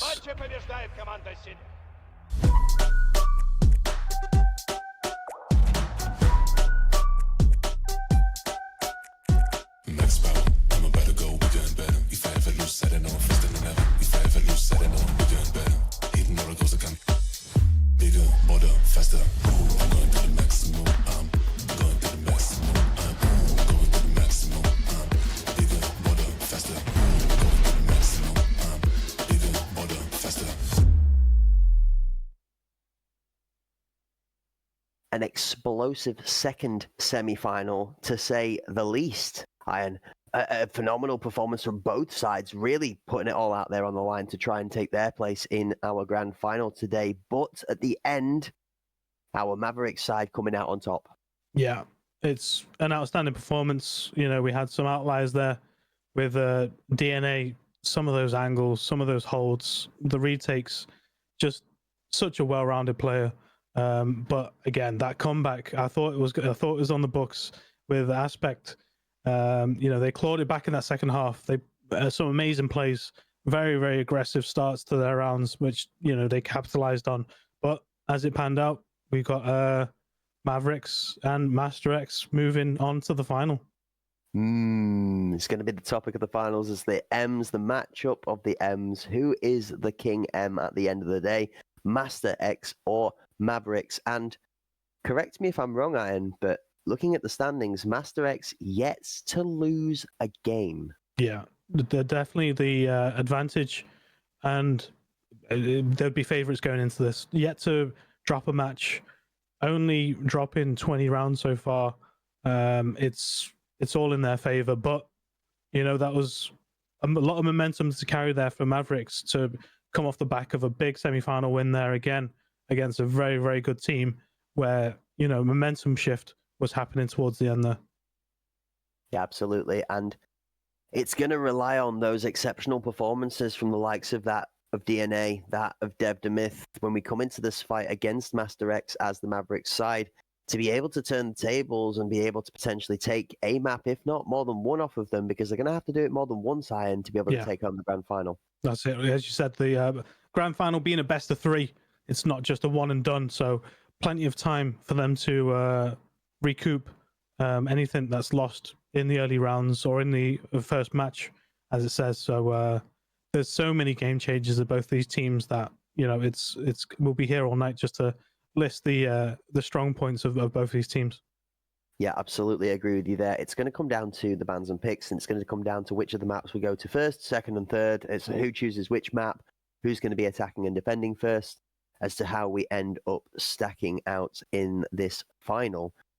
It's been an amazing performance from both Aegis and Aspect, respectively, and GG's to both of those teams, but we are going to be saying goodbye to them in the semi-finals as they don't quite make it through, ladies and gentlemen. So, Master X and Mavericks up next for the best of 3 to take home the first place spot in our HPL Seeding Cup here, the show match for the North America scene. Those of you that have joined us a little bit later on, we've seen tons of great matches today, from the round-robin performance with the results of that on the table on the top right of your screen right now, and then how those teams have fed out through the elimination brackets to our grand final, which will be coming up next. And it's going to see Master X ended up taking on Aegis in the first semi-final with a convincing 9-3 victory, and we just witnessed a very close game between Mavericks and Aspect where they locked their place in 9-7. Yeah, for sure. And as we keep saying, there's so many players here who are game changers. We keep mentioning and seeing Shoreline, the things that he's been pulling off, but the advantage has to sit, as we said, with Master X. So far, going undefeated so far in this league, it's a strong ego boost for them. It's whether or not they play to their strengths, whether or not the Mavericks team are going to try and single out some of those top fraggers of their team, but regardless, you take out Shoreline, you've got 4 other players who are more than capable of pulling off a win. And with a missed opportunity, gives myself a second chance to redeem myself for that wonderful pun that was there on screen. So with time to kill, the timer was cracked, Iron, in all matters and forms of the word. Yes, it's that bad. That was what you missed out on, folks. I'm sorry. It just had to be there. I'm going to have to be honest with you. Speaking of cracked comrades, cracked is going to be the name of the game when it comes to this grand final, and it's going to be who is that cracked that they're going to be able to crown themselves champions of our show match here today from NA. As we keep saying, there's so many performers on this team. It's going to be interesting to see the map picks. Which map do they want to get out of the way first? Which map do they possibly want to decide if it goes to a tiebreaker being the second map, and which one is going to be that third map being if it is a 1-1 in the first 2. I just don't know enough in terms of how they're feeling right now. Are they wanting to stick to the 2 main maps that we've seen so far, or are we going to start seeing Bowl just being thrown out there as a red herring as the first to get out of the way and see how that plays out? It's going to be interesting to see how these picks do turn out for them. I'm sure as a lot of people in chat are convinced, the scene in my mind is just an image of a gnome holding a fishing rod and a message behind saying "gone fishing." We're hoping that none of our teams are left gone fishing in this final here, because it's not going to be a match where there is room for error. No, Not not a at all. single round of map is going to be allowed to be dropped, right, Iron? And they're going to have to make sure that they capitalize on every unforced error from the enemy team. Yeah, because we've seen so many of these momentum shifts. You know, you give a team, even if you're 6-0 up, 7-1 up, you give a team one more round, and the momentum just starts snowballing from there. One kill becomes one round, and one round is all of a sudden 3 rounds. So it's important for them to apply that pressure and keep it going if you know the momentum does shift in their favor. Yeah, absolutely. And I know we have been keeping you guys updated with the action on multiple occasions, but when it comes to Gigabyte, it would be a Giga problem not to be Giga mentioning them, because their action and activity within this has been substantial. We've been saying a massive thank you to them for their partnership alongside Battlestate Games, bringing you guys here the Hunt Premier League show match today for the North America scene. And if you fancy you guys getting involved in any of the Gigabyte action, then !Gigabyte will get you on that link to go and check out an exclusive 8% discount on the brand new monitor that they have released recently, the Gigabyte Aorus 27-inch 360Hz monitor, which looks phenomenal. We've had loads of guys popping in chat all week long saying about their favorite streamers or their friends that have had one of these monitors before, and the feedback has been 5-star rated. It has sounded phenomenal, and I cannot wait to get my hands on one of my own. So I'm going to be going ! Giveaway to make sure I've got my chance in the pool of the raffle prizes. Iron, loads of things we're giving away. Yeah, or from the monitors to game codes, there's all sorts to give away, and so many ways to enter as well. Be sure to make the most of the bonus ways of entering, following all the appropriate channels and Twitters to make the most of those bonus entries, because I know I have already. That's it. And like Iron's just mentioned, ! Socials, ladies and gentlemen, you want to keep up to date with the action. You want to make sure that your calendar is inundated with Hunt Premier handles, okay? Because there's going to be loads of them throughout the calendar, yearly going on forward from this. And you don't want to miss a thing, because as we've seen from every single one of our matches, even here throughout the drop season, we've put on light-hearted show matches, 4 fun friendship battles, and what we've turned out is having fiery fields of action and entertainment, even when the stakes have been the lowest. So you do not want to miss 1 second of it. ! Socials to get involved with that. And if you're feeling fancy, hit the follow button. That'll help you stay in touch for when we go live here. Yeah, and going back to tonight's final, I think it's going to be a different kind of stamp of authority from Master X if they're able to pull off an evening where they go undefeated 7-0. It's you know, not only taking the title of this North America show match, but it's gonna put a big target on their back for the rest of the NA scene and teams across the world as well. You know, gunning for their position. It's unheard of, you know, to go such a flawless win through this kind of a format. And we spoke about this coming in, and I did mention about the community's general feeling of a Mavericks side coming up against them in a pub match and being a very feared opponent. The dominance and performance we've seen from Master X would add the question mark to the end of that Mavericks statement and sort of say, is there a bigger animal out there? And we know the truth story, Iron. There's always a bigger fish. Oh, for sure. Yeah, there's definitely an undiscovered team out there who more than capable of putting it together, but it's a different kind of pressure. The longevity of trying to win back-to-back matches against different play styles, different teams, people you know, people you don't know. It takes a different kind of stamina. It's a whole different ball game to winning a one-off scrim, to winning a long-form format like this. So, maps, Iron. The cards are drawn. We'll close the windows, and the judges' comments are in. It is Master X with the first pick of Bay 5. We're going back to Bay 5 for game 1, which means Mavericks will start defending. Interesting. Second one, we're going to go Mavericks are going to pick Skybridge then as a retort. And we're going to see Master X defending there, which means the decider leaves us on Bowl, Iron. Interesting. So, as expected, you know, get the comfortable maps, shall I say, or the most played when it comes to Blast Gang. You know, let's stay on the comfort zone. No red herrings. No curveballs being thrown here by the teams. Playing to their strengths.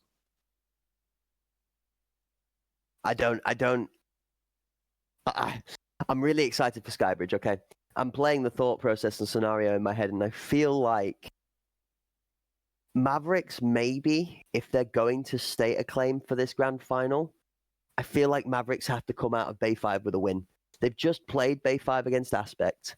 They're in the best form we've seen them in the tournament against Aspect twice in a row, pulling out some great wins. They're comfortable there, I would say, arguably, than the other two either maps. So I think that Master X picking Bay 5 really is a mental statement, a mental challenge to Mavericks, saying, look, you've played this map twice in a row through two grueling matches. Now do it again a third time against a potentially tougher opponent. Yeah, and with them defended first as well, we've seen them time and time again this evening go in 6-2, 5-3 on the defending side. So, yeah, a big stamp of authority needs to be laid down in that first map. It's going to be difficult to claw back, knowing that you're going to have to win 2 maps in a row if you lose in the first. And I think we've seen Master X be the more mobile of the two teams when it comes to adaptability to play. So that's what makes me think they will excel on Skybridge, and why I think Mavericks, if they're going to contest for this, need to take this first game 1. So speaking of game 1, ladies and gentlemen, the grand final, let's get it started with, well, you know it, it's a toilet nade. Early positions being made here towards the site. DNA taking out North, Windchill taking out Shoreline, Cruising taking out DNA, and now Nova taking out Windchill. It's a 3v3. And they've already moved down to site. Bomb carrier goes down to Winter. And Strix takes out Cruising. Nova's left in a 1v3. He makes it a 1v2. Bomb's down in an awkward spot, mid site.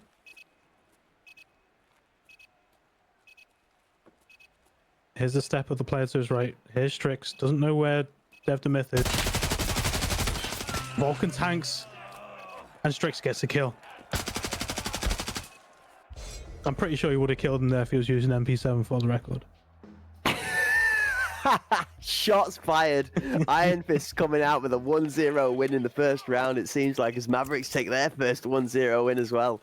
I like that. Witty repartee. Beautiful.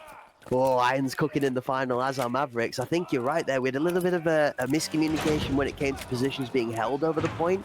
We had a couple of crossfires that overlapped at the wrong times there, Iron Fists, and we had Devdemith and Strix and Windchill just kind of falling over after each other in the alley, and I think in the mess, Mavericks actually are favoured in the chaos. Yeah, with that kind of position, it's all about not getting drawn into unnecessary gunfights, is exactly what happened. Windchill's in a tough fight here, Shoreline on the right-hand side. Oh, Shoreline gets taken out. Oh, so does Nova. They had all the position there. No one's seen DNA prone on the middle of the site, though. No one's seen him there. He's not moving. Oh, not giving it away.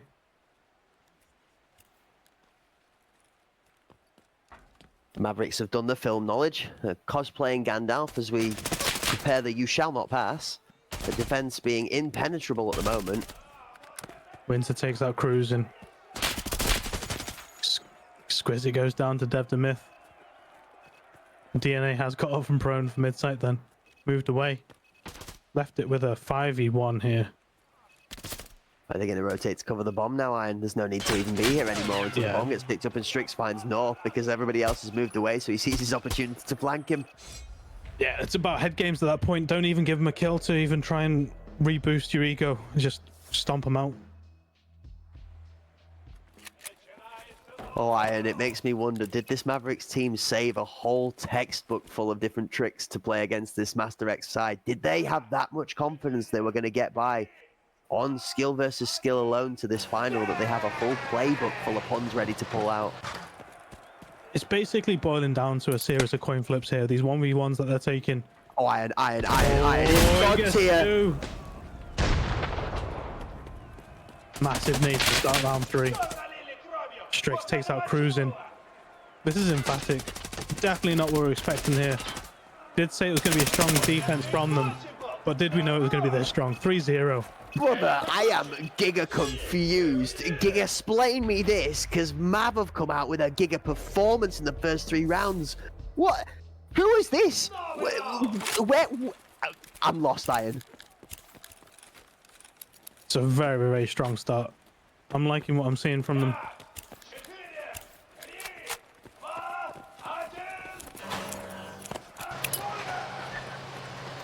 There's like very few moments in my life when I use this word, but whoa. It's 2 things that we haven't seen so far in this tournament tonight. MX yet to get off the board and Shoreline yet to get on the scoreboard as well. That's 2 really scary points.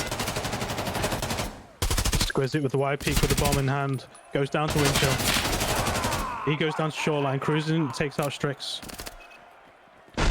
Shoreline's on the board. And they're a man up as well here. DNA again, just prone middle of the site. Not worried about all this chaos going on around him. Oh, Chooses my. time to pounce and it's now takes out Shoreline. Brings it back to a 3v3. Dev Demith takes out North. Nova's still got the bomb.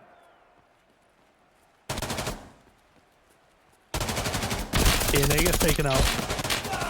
And Cruising takes out Winter. Dev Demith left in a 2v1. Brings it to a 1v1, takes out the bomb carrier. Cruising knows where he is. Gonna keep holding. I don't trust Cruising in this at all. I don't he trust does Cruising get in this taken at all, out. mate. It's honestly, Mavericks are benching Master X at this point in time. I mean, 2 of the members are laid down on the floor mid-fight, doing a couple of press-up reps just to get the blood thrown through the muscles because it's this much of a walkover. What are we witnessing? It's 2-3 rounds in a row that DNA has been able to just go prone on the bomb site and wait for someone to cross. At what point do you save one of these early nades just to clear the bomb site? Under Armour nade in there to make sure he's not doing it again. Preach to me. I just want to hear the magic more. Oh!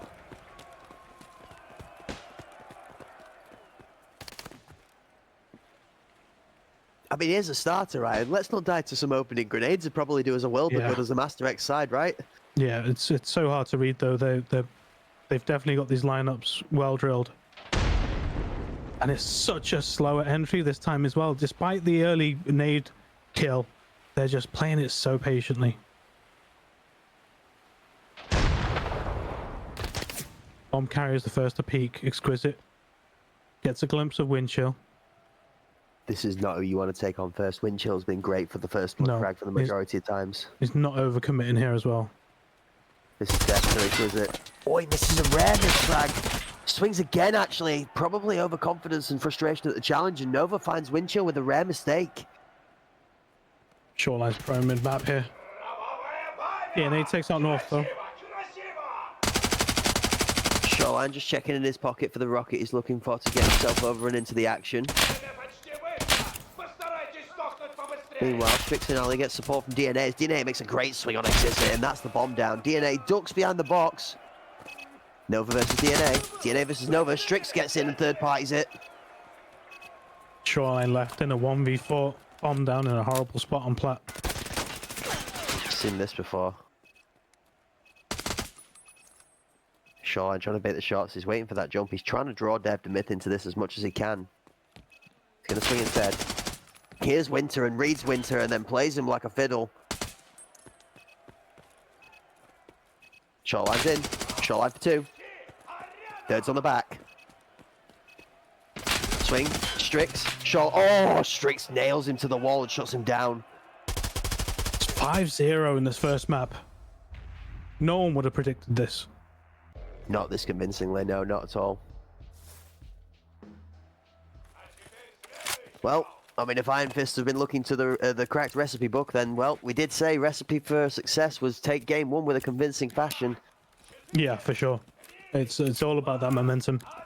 And it's all dependent here. Still all to play for on this first map. Whether they can change things up. Winter, again with an early nade kill. Dev Demith taking out Shoreline. Strix taking out Cruising. This is emphatic. North does take out Dev the Myth though.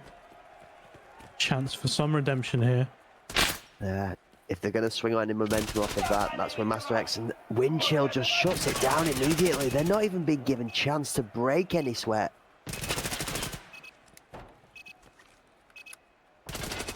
North is just suffocated out of this point. It's a masterclass, Iron. Yeah, and a reminder, this was MX's map pick as well. This is meant to be Mavs' weaker map of this final. The only thing I'm going to throw out there, chat, is don't count the chickens till they're hatched. I know we are currently witnessing an absolute rollover, but they are about to swap sides. If we go to 8-0 when they swap sides, then I don't care about the attacking side, defensive side play. But if we get 2 rounds on the board or 1 round on the board here for Master X, we've seen many a team be extremely successful defending and then fall apart on attacking, so... Shoreline does take out Dev the Myth though. Probably one of the first rounds that we've seen them get the entry frag. Winter does take out Shoreline though, gets the trade. And also taking out... Winter's coming. That's going to be the name of this game. Winter is coming. He's coming for the first. He's coming for the second. He will not be moved. The DNA swings and gets a bit of a reckless one on Cruising. Actually, Cruising responds and puts him down for it. North recovers the bomb. Left in a 2v1, middle of the site. Isn't going to go for the plant yet. He's still waiting. Takes the plant. Oh, great. Out. Wow. The timing's perfection, Iron. Strix and Windchill are literally pixel perfect on the swing synchronization. Yeah, at that point there's no counter to it. When the timing's that good, and the retake of somebody who's there mid of the bomb site, able to plant, gets wiped out like that. There's just nothing you can do.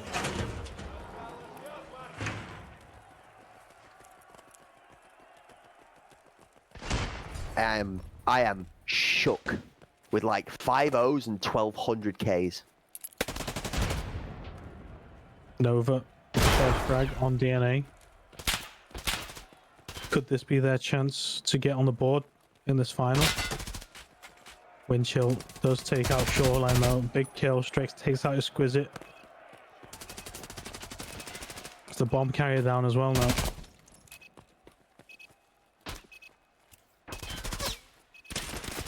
Winter Wow. taking out North.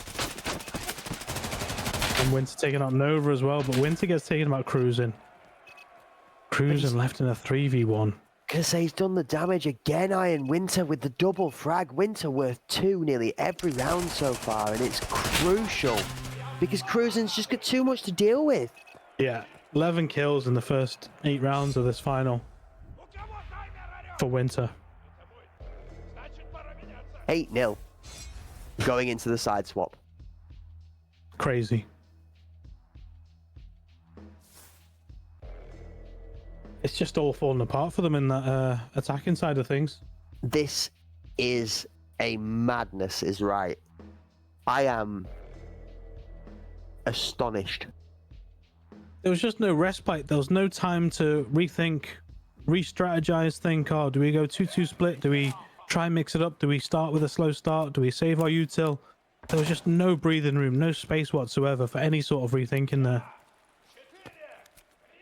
It's like every member of this Mavericks lineup has gone and got themselves a shot of adrenaline in between the last game and this one, and it's just doubled their efforts and the approach. I expect this bomb to be down within about 40 seconds. Maybe not even that. Yeah, Windchill. Push the site with the bomb in hand. Dev the Myth, opening kill on Shoreline. Cruising does get Dev the Myth though. Nova does take out DNA, so it might not be a complete shot out here. Nova with another kill. And North takes out Winter. Strix left on his own, on middle of the site.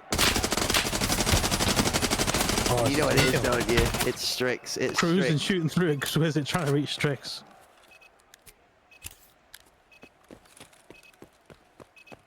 What more could you possibly want to win game 1, eh? Let's go for a 1v3 in a complete underdog scenario. Fracture on. Did you sneak a green stim for that? Yep. It is. Clean. Oh, come on, Strix. Don't do him like this. He's going to as well, isn't he? Peeks one more time, I reckon he's got him. He's going to sneak in. 50 seconds to acquire the bomb, plant it, and then cause havoc. Oh! He's got a free plant now. The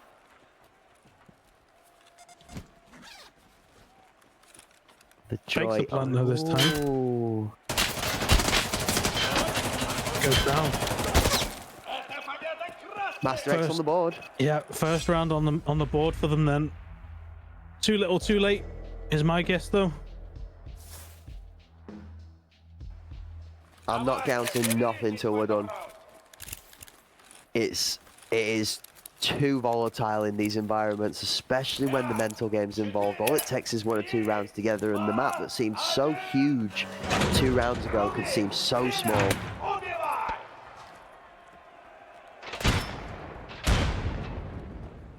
No one home. Widespread from Master X this time. Maverick's going for a similar style play. Slightly different approach this time, though.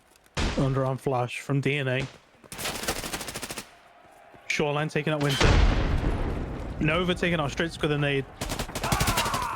And Cruising taking out Dev. Nova taking out Windchill as well. And Nova to get taken out by DNA, and Shoreline rounds it off. Okay, so it seems like in America we absolutely love to defend. Defending is the way. That's it.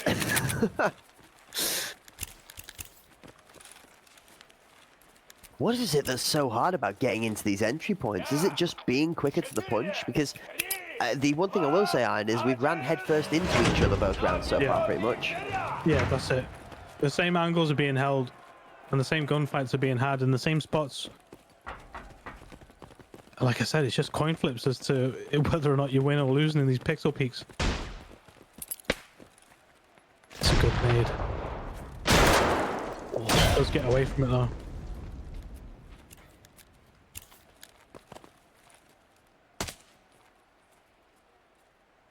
On board here with Winter. Probably one of the top entry fraggers we've seen all day, actually. Crucial to Maverick's performance so far. Ooh! Big rotation here. Shoreline is waiting for them though. Does get the 1 kill. Let a few of them cross before he got that kill. Shoreline's hanging about as well. Like you said, staying for this information. Winter knows he's going to come back. Good kill from Winter.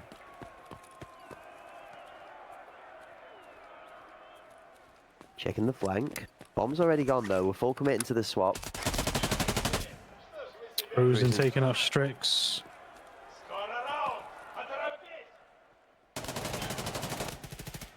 Windchill though, carrying the bomb, takes out Nova.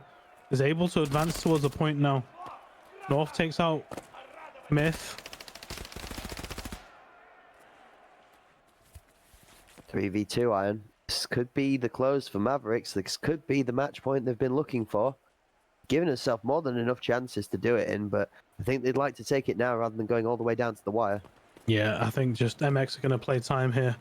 No reason to overcommit. 10 seconds left on the clock. They are able to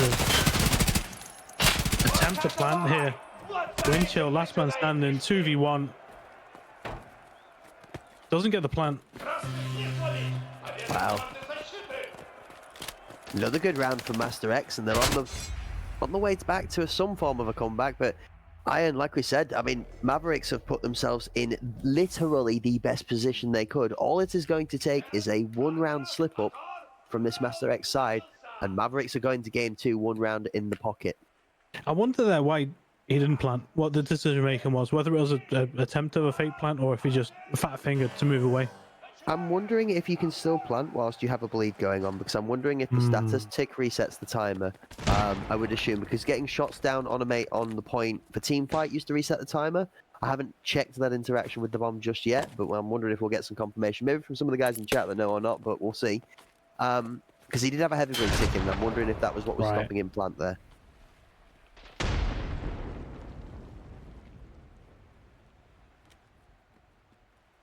Can neither confirm nor deny, but we'll find out. Just letting them walk out to site this time round and getting the 2 kills as they do walk out. Ooh, And the 4th there. 2 good kills. Yeah, I think it's official. The NA teams just prefer defending. Casters know nothing. We talked about this game mode being attack heavy and attack friendly. Yep. Just not the case anymore. Nope. But this But is just what let them- excites. Just Oh, so interesting. Just let them all walk onto the site with the bomb, and then just one by one pick them off. Yep. It's like the retake season, right? It's like we're almost encouraging this. Yeah, you can have the bomb, you can Yeah. plant. We'll let you think it's safe, and then we're just going to storm the house and just burn it down. Let them cook. Let Master X cook. Rally up. We are chefing. Okay, it seems like chat's coming in with the support for Master X. It seems like Master X have inspired some followers with this resurgence here, Iron. Aggressive. Bomb's trying to get in quickly. Winter's holding the back of teammate here on the inside as we swing onto the opener. Cruzen goes down. Swings for the second. Winter on a bit of a rampage. Is he going to find Corridor? He is. Corridor goes down too. Knots, the second victim of our winter extravaganza. Exquisite picks one back up. Definitive goes down. Winchill gets one and DNA gets a second. Have managed to plant the bomb though. 40 seconds to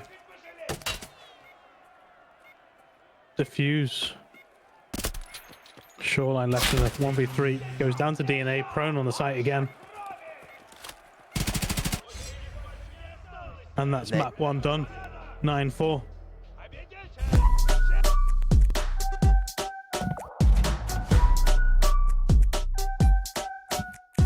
Max power, I'm about to go bigger and better. If I ever lose, I don't know, faster than ever. If I ever lose, I don't know, bigger and better. Hitting roller coaster, come bigger, bolder, faster. Ooh, I'm going to the maximum. I'm going to the maximum. I'm going to the maximum. I'm bigger, bolder, faster. I'm going to the maximum. I'm bigger, bolder, faster. What a ridiculous game one. Yeah, nobody saw an 8-0 first half coming from Mavericks there, but you know we saw a lot more information to be downloaded from that second half. Some of those 1v1s that were being taken, some of the strats that were employed on the defending side, but all that matters is that map 1 was taken by Mavericks there. Yes and no. I think I'm actually going to steal a little bit of map 1 and I'm going to kind of apply it to map 2. As always, I forgive the devil's advocate within me that's kind of interested to see if we're going to see an 8-0 defensive round from Master X going into map 2. That's my only, sort of question mark to the point you make, and you absolutely hit the nail on the head. I think it is going to be, do we see 8 defensive rounds again? Yeah, with MX first to defend on map 2 being Scribebridge. I've given up making predictions because every single one of them have been wrong so far. So I said it was going to be a back and forth tennis match. Turned out it was going to be an 8-0 first half. At the risk of embarrassing myself further, I'm just going to have to wait and see what happens. I will pitch in one. I'm quite I'll happily waylace to the mountains or let the mountains collapse on me at my fault of pride. I don't mind. I think I like my underdogs. I want to back the underdog. I'm trying to find within me a reasonable argument to give this Master X side. And I can't believe this is what I'm saying. The underdog is Master X after what we've seen all through this today. But I'm trying to find the kryptonite. I mean, you've got to stop them in the tracks. At the moment, it's where's the stop button on this just automatic 200,000 mile per hour bullet train that is steamrolling its way through the Master X station. Mavericks, I need to go up and look the proper definition of Mavericks up right now, but they are monstrous mountains in the size of the hill that they are setting to climb if there's going to be any resurgence from the Master X lineup. Yeah, and it's... a lot of it has been going down to those first early gunfights. Who's been getting the entries? Who's been, playing that patient game on the site? I haven't seen this kind of strategy employed on so many occasions of a defending team letting a team just walk onto a site and then just everybody collapse on them. And it's just a little killing hole, shooting fish in a barrel. Okay, all right, here's the pitch. Okay, hit me with it.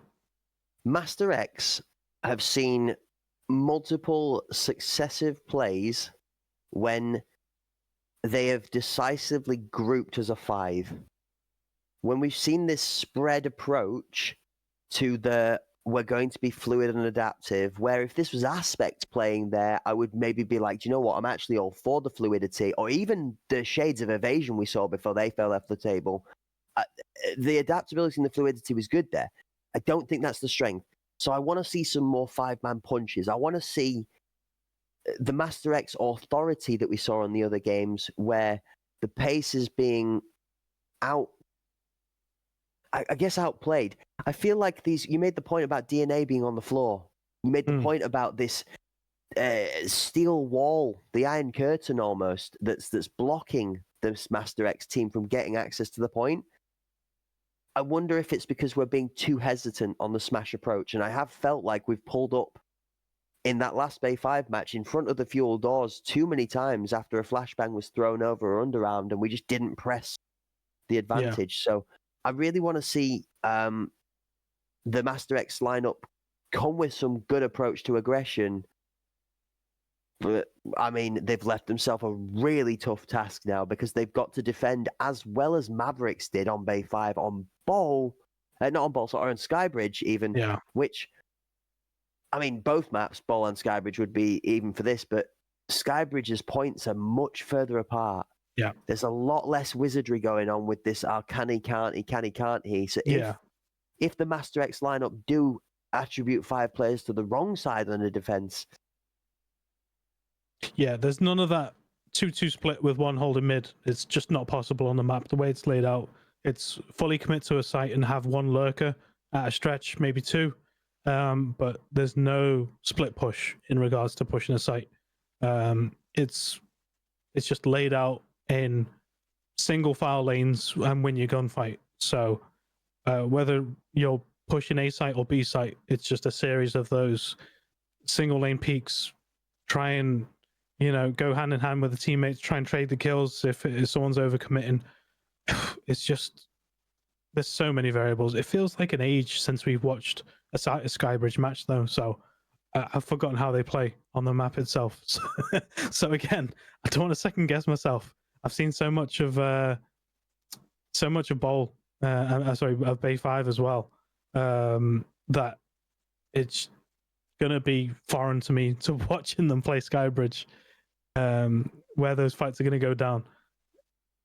I can't wait to see them. And Nani coming in with the Mavericks noun, monstrous mountains, confirmed definition. And I'm now reading text like a Pokedex off of the board. It's going to be interesting. I think I'm going to pitch at some cute plays with aggression when it comes to defense, Iron. I'm hoping if we've got a Kana in chat, if he'd be nodding in approval. I think I like to see an aggressive defense on Skybridge, especially on that A point, because if you get up and into the area of the bomb plant, I feel like you can suffocate an attacking side out actually really well on Skybridge. Yeah, and again, a lot of it does depend on loadout. That first map was very Val and Orc heavy. Maybe a sprinkling of Spear along the way comes to mind. But I'm interested to see whether or not, because I remember in those early rounds, we've seen TXs and RSASs being used on Skybridge, whether they revert back to that strategy as well. So a lot is dependent on loadout choices here as well. I'm going to be interested to see whether we go aggressively into the B site. I think both teams are going to be tested here, because this is something we've discussed about in the Euro League when it comes to Skybridge, is how much depth of play does the attacking team have?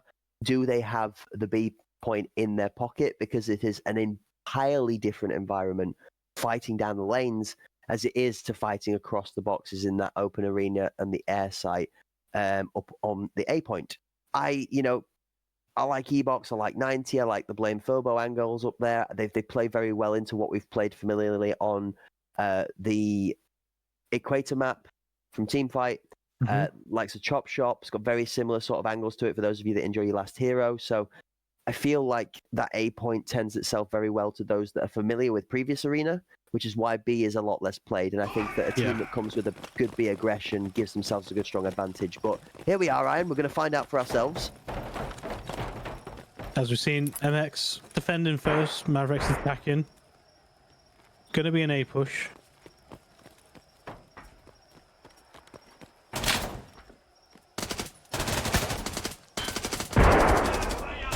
Now VIP's been cursed. Oh, wow. Yeah, Strix with the first kill on North Windchill, taking out Cruising.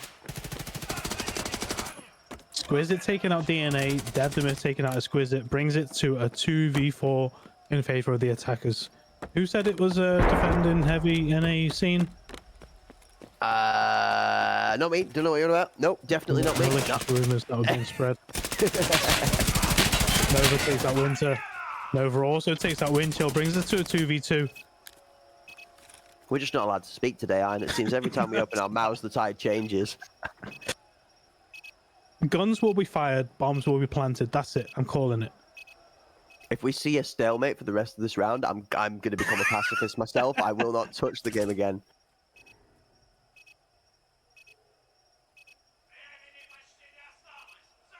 Are they going to vote for a knife fight just because they heard us say that?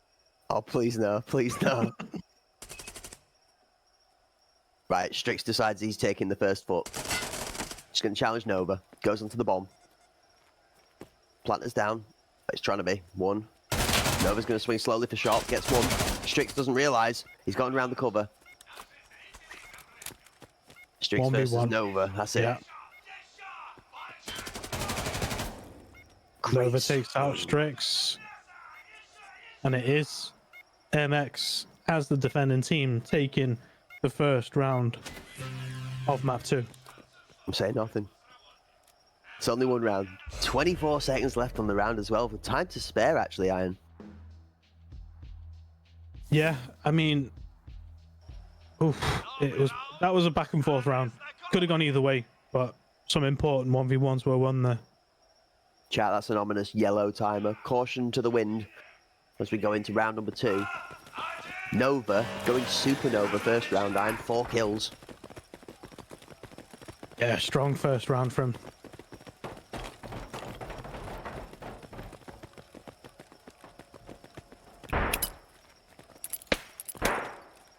Pretty decent nade. That's going to roll the box from Porch.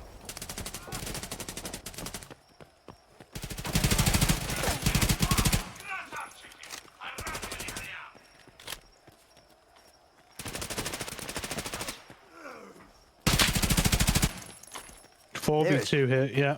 They're on the site, getting the plant down. Wave comes rolling in and takes out the planter. And DNA.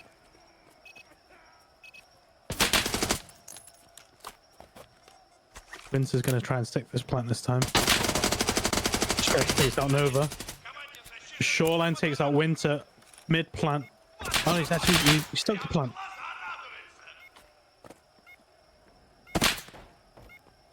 Shoreline jumps up for the hype, doesn't find anything on the peak actually. I thought Strix was going to pick him off for a second there. Pixel popped up at the right time. Doesn't press the advantage either though. Shoreline's making some moves around the box. Yeah, gonna play time here. Strix, ring around the rosies. Give him the old run around. Don't give him an inch. Yeah, I hesitate to say we're in a 1v1 scenario because we're in a 1v1b scenery. Round and round and round we go. Oh, he finds him. And the victor, Shoreline. Ooh. Just got caught off guard there. Didn't really keep track of where the audio is coming from. Shoreline just does a 180, spins round, shoots in the face, defuses the bomb. Round 1. And not a second too soon, Iron, either, with just less than a second sparing after defusing the bomb. That's a good swing from Shoreline. It's good timing as well. Yeah, he's going to be kicking himself with giving that one to Shoreline.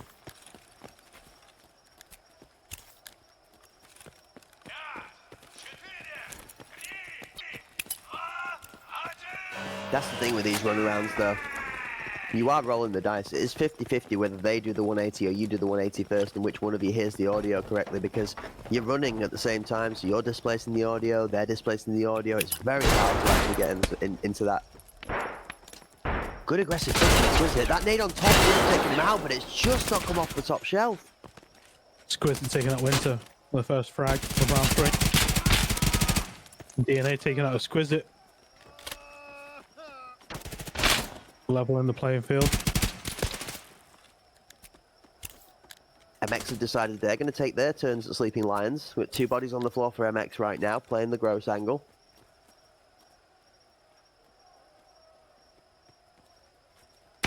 Oh, never mind, 1 up. We're hopping now from north, both up. And even though they're given the space on the site here, they know if they try and push the site, go for the plant, they know that Nova's just going to roll that same nade that he did last round. Windchill takes out Cruising.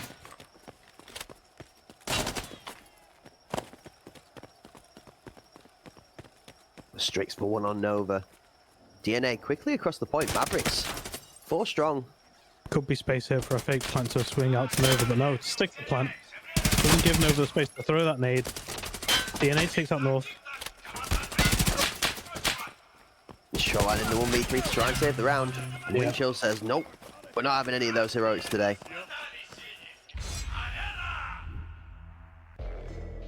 First round on the map for, Maverick attacking. Brings it to 2-1. For those of you that don't know, Shoreline TTV absolutely won. That we would expect in these clutch situations to be pulling out a potential victory. There's many a shorts flying around the various socials you'll see of this man pulling off disgusting moves in the base game. Looks like it's going to be a B push.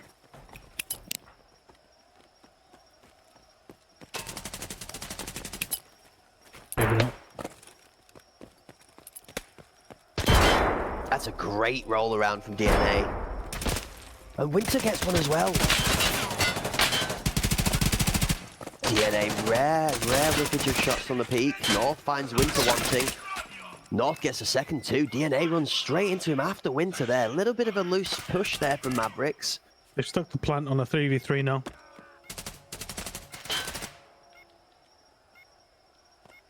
I hope they come out on top of this iron, because I can't help but thinking if we lose this round, we're going to go into that thinking we should have had more members to cover the bomb off.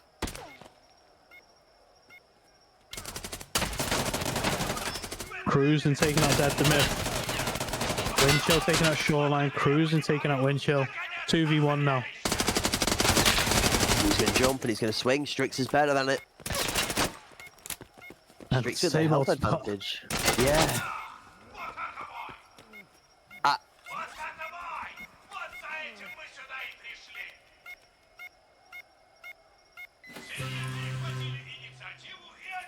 Yeah, could be a factor there. One thing to note, he was wearing the Vulcan. Here in the steps of North, trying to give him the runaround. The audio just wasn't there for him. Of course. And you've got to remember that, chat. With great power comes great responsibility, and you have to responsibly understand, if you've got a big head, you ain't got no ears.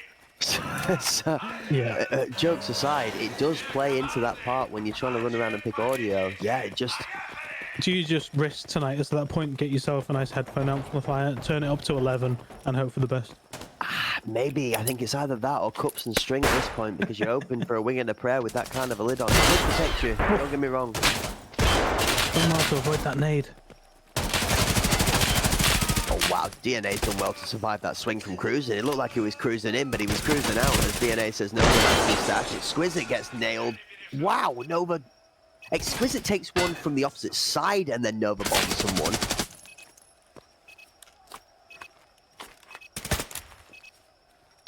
A completely different opener to game 2, the almost mirror of what we saw in game 1.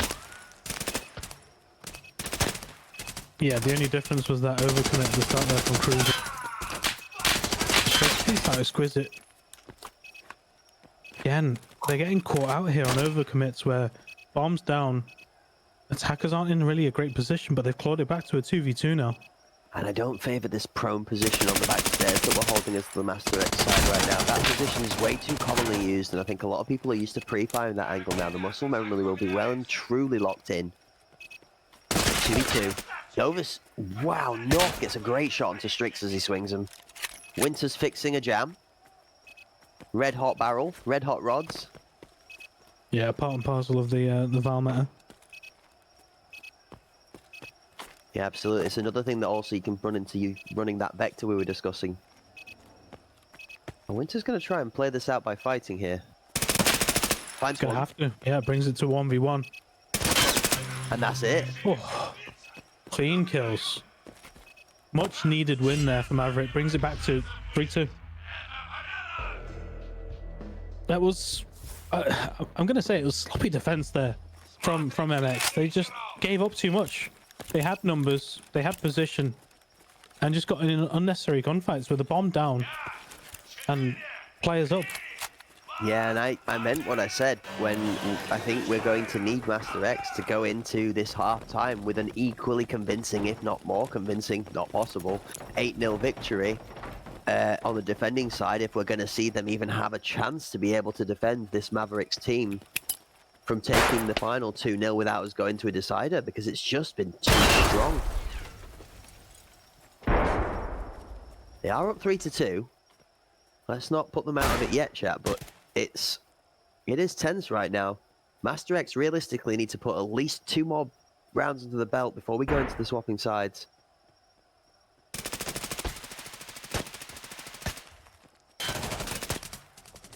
The hail of fire coming down from both teams for no result, except to say that, and then Shoreline makes me a liar. DNA goes down. Exquisite prepping the snade lineup, waiting for the right call of the right movement through a hole in the wall. So he's just trying to decide whether he wants to throw it in Windchill's left or right pocket. Oh, Windchill now changes his mind, decides he doesn't want the nade. He's going to go for the point instead, get the bomb down before it's important, and that's the cue to throw the nade. It's long, Windchill's safe. Now we're going to plant. Oh, look at the flank, Iron, look at the flank. Yeah, Shoreline's creeping. And Fake it's all the going to go plant, off. but does get it down. Shoreline takes out Winter. I know he's here now, but Strix has got too many problems to deal with, as does Dev the Myth. Strix realistically needs to rotate out, and he has. Gives Shoreline more room now, though. He's going to call for support. Nova's on his shoulder now. Nova trying to look at what room he's got. Strix finds Shoreline. North gets Dev the Myth. Nova versus Strix in the corner. The two buddy up. One's going to cover and one's going to defuse. Nova just needs to hold. Great play from the Master X side. Yeah, really good defense there. Good retake. Solid stuff. Takes it to 4-2. How many rounds until we see attacking side go for a B push is the question. Yeah, you took the words right out of my mouth, and I think you might have pulled it the second before it happens. I reckon this is the B play now, Iron. If it's been prepared. I know a lot of teams don't favour the B side because they say the long range doesn't play into their players' playability. They like the closer range weapons, the close quarters setup. I don't think it's going to be an issue of skill here. I think there's more than enough talented players to swap between the ranged weapons and the close range weapons. But if you're talking about comfort and wanting to play into your own success, Yeah, he's just a bit too long there. ENA dies to his own nade. Windchill takes out Exquisite. I think North got information on Winter there as well. He did. Look at the reposition for the peak onto the prone. Yeah, just seen his arm poking out as he went prone. And this is what I'm talking about these prone peaks. They're too readable.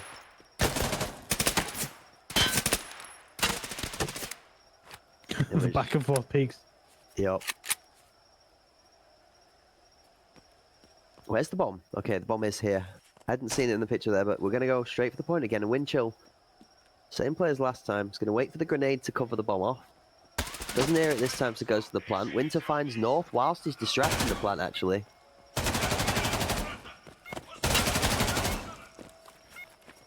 Yeah, difficult retake here.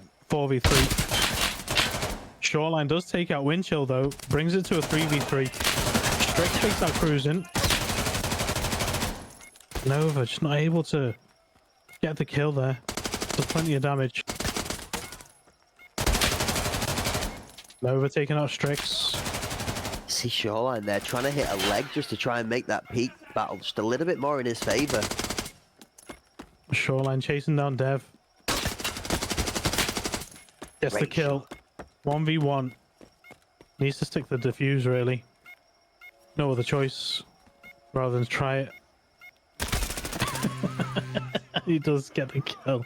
There's nothing he can do, unfortunately, at that point in time. Winter is coming at 6 seconds left. You know you have no choice other than to defuse. Timer just slipped away there. But definitely doable for Shoreline, just left it all a bit too late. Yep, agree with you completely. I think we would almost favour him to win the 1v2 in that, but it's a game of time and objectives as well as kills. And nobody's a magician. Switching out of armor here. Ah, interesting. We're going the other way about it. We're not going to swap mags, we're going to swap armor. That's a curious thought process.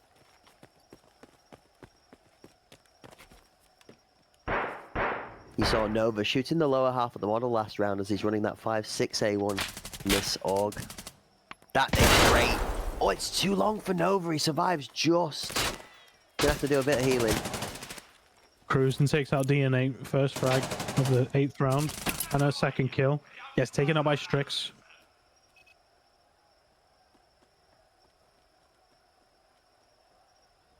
Primed. Just waiting for the right audio cue to call out. Oh, player being backside. He's coming as well. Windchill's going to run right into this. It's not even Windchill holding the bomb anymore. Planting, same underhand. Able to get out. Oh, no, he's not.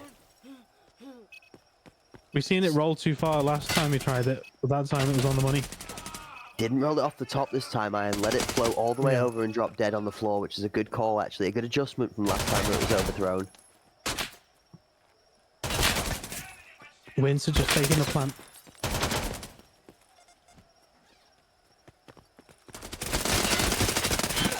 Great swing from Shoreline, but unfortunately gets taken out by Winter as North finds Strix, and it's 1v1 Nova.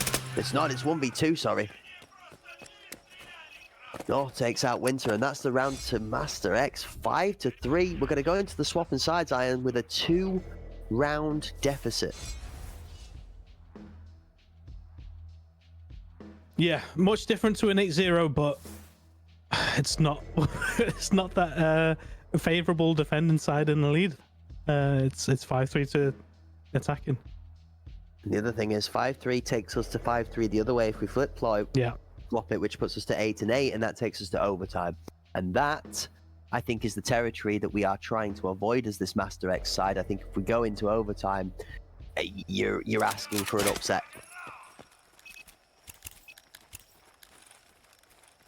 I still think this is Maverick's game to play for, I'll be honest with you. Even with Master X having 2-round lead in this, the Mavericks have looked like they want to set the pace on this one as well.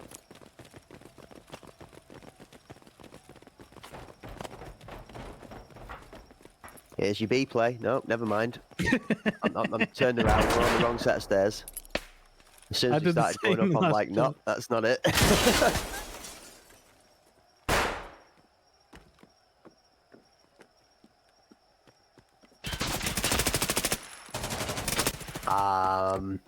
Okay, Windchill should not have been allowed to get across that doorway for free. That's a robbery. Strix finds cruising. Jump peek from DNA, Exquisite. Winter gets Nova, Windchill gets North, Exquisite gets DNA. 4v2 now for Mavericks.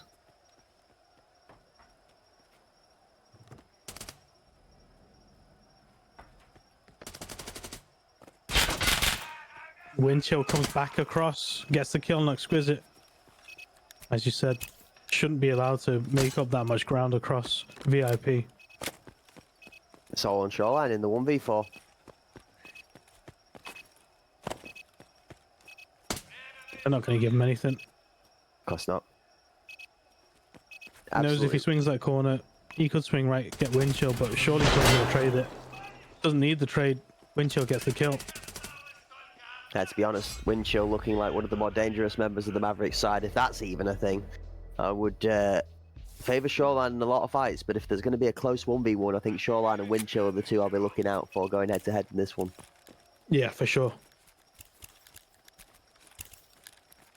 Yeah, Winter's come out to play in this one as well. I mean, Winter doing some amazing work in the first game, consistency being the key. Second game as well, also knocking out a nice little 10 frag. Nova on 10 as well. Strix on 13. Strix making the difference, it seems like, so far between game 1 and game 2.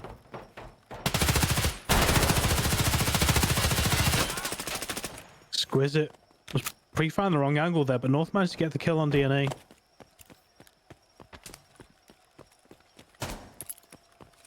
Another flash going out.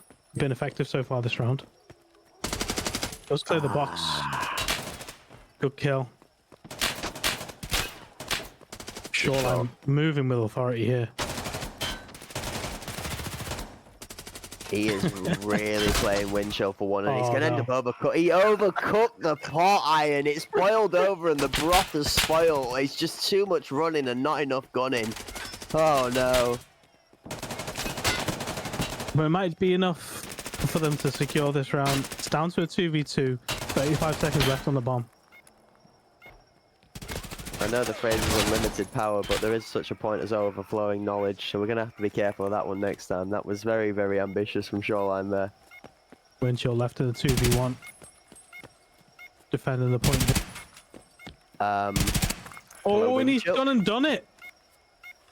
With time to spare on the defuse. Excuse me, can we get a rewind so we can watch that second kill in slow-mo for how sickeningly precise that was? I'm pretty sure even the Mavericks Discord call is probably going "Ugh" right now for how gross that was. Windchill's a demon with it. It was a brilliant retake. Back against the wall. Numbers against him. Gets the kills, gets the defuse, ties up the game 5-5. And I know I think I was being a little bit auspicious when I was saying that I think this is Mavericks' game to lose. I'm now actually convinced that Mavericks also believe that they've done enough already in the first half, 5-3, to take this all the way home from here. Genuinely, I think Mavericks at this point and now think this is their game to lose. DNA picks up Nova on the cross. Shoreline did make it through though. And you know he's going to move with purpose now through that lane. That flashbang down there is so effective. It's blinding at least 3 people as they try and cross quickly. Shoreline taking out DNA. I think it's the first real use of aggressive flashbang use from the defensive side we've seen. It's really, really successful, actually. 100%. Oh, definitely. He's going to be enjoying a little bit of a painful experience right now. Pressure doesn't come in time, though. Flash will have worn off. Oh, no, Exquisite's going to get found out wanting. No. Oh, he gets traded for, though. Shoreline with a good response. Strix gets Shoreline. Trade for trade there. 2v2. 55 seconds to get the bomb down or get these kills for MX.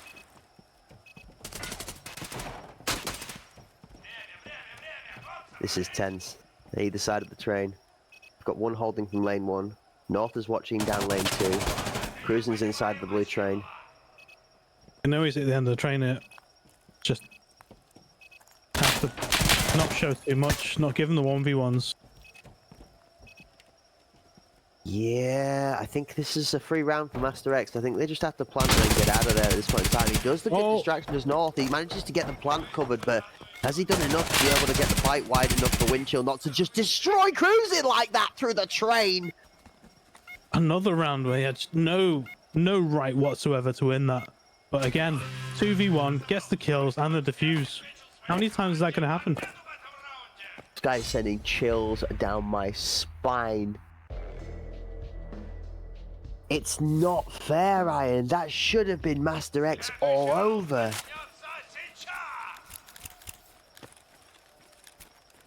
They even outplayed the peak. They forced him to have pressure from both players, so he had to waste the time so the bomb could go down. It was as well played as it could have been from Master X, but then the second we get off the bomb, we just lose composure and panic. All they had to do is hold the ground. I mean, you have to win a 1v1 versus Windchill, which is nigh on impossible, it seems, but... DNA with the early kill on Shoreline. Could be big for this round. Is this a replay? Sorry, did we not just see that exactly the same previous round as well? DNA has got this B site on lock, Iron. Yeah. Isn't allowing any sort of crossing. Isn't allowing any sort of cruising either. Dev's holding it out here as well. Gets taken out by cruising though. Does Dev the myth. Oh, come on, DNA. You can't do him like that. my You're God. disgusting. Who are you? North does take him out, though. They have a chance to push the site, try and get a plant. We call that one the Sergeant Raging Snake. Oh my gosh. Prone's out under the aggression. Wiggle wobble. Gets up and then puts him like a cherry on the plate. Exquisite takes out North by accident with a TK. Gets caught in the crossfire.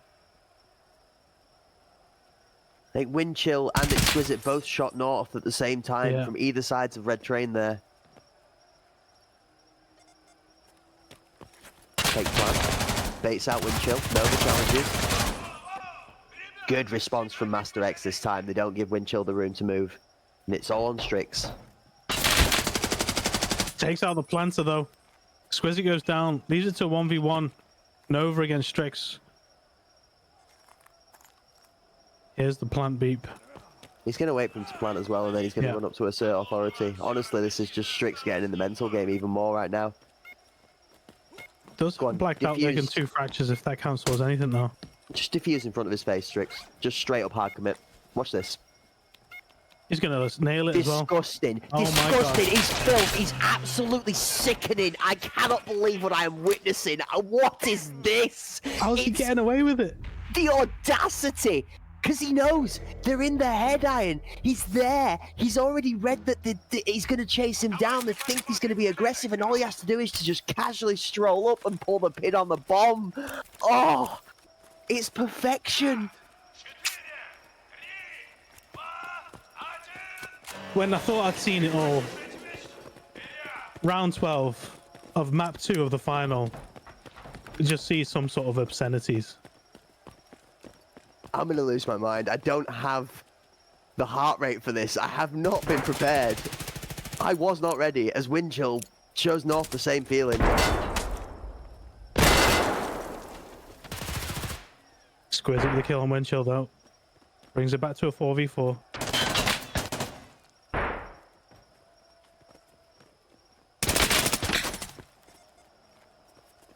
Sticking the plant here. There's Exquisite, he has as well. That nade is a bit too late. DNA takes out Cruising and Exquisite.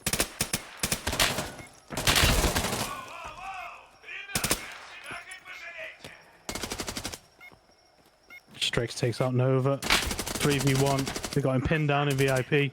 Get the kill. And the defuse.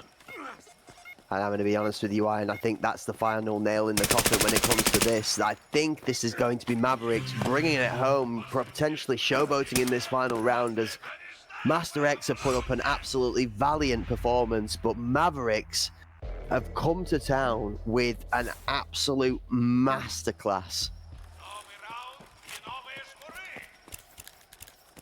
We're 8 rounds to 5. Mavericks up by 3 after a dominant first map on Bay 5. Yeah. They carried that momentum through to the second map, and you wouldn't think they'd be in this kind of position. 1 round away from taking it all.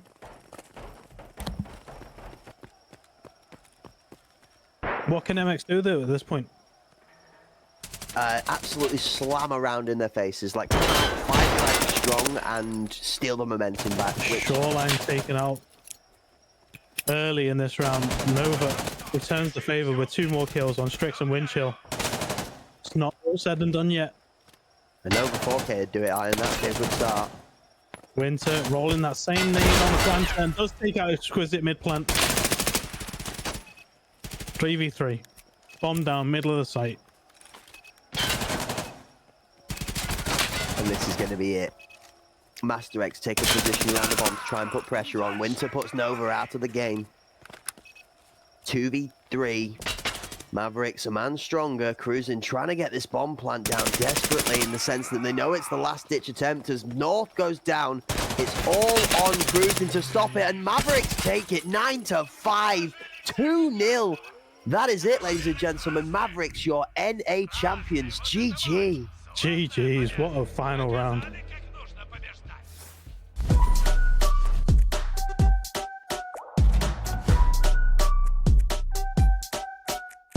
Max power, I'm about to go bigger and better. If I ever lose, I don't know I'm faster than ever. If I ever lose,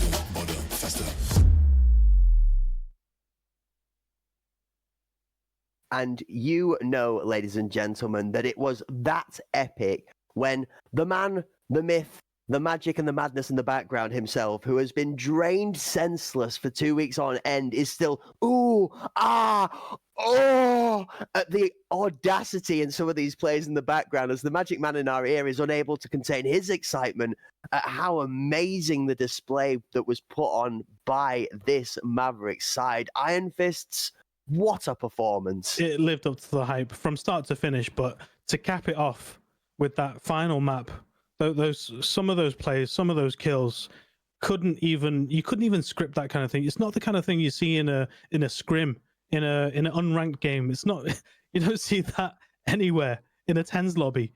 Just amazing all around, just GG's all around. But what a performance in that final by Mavericks.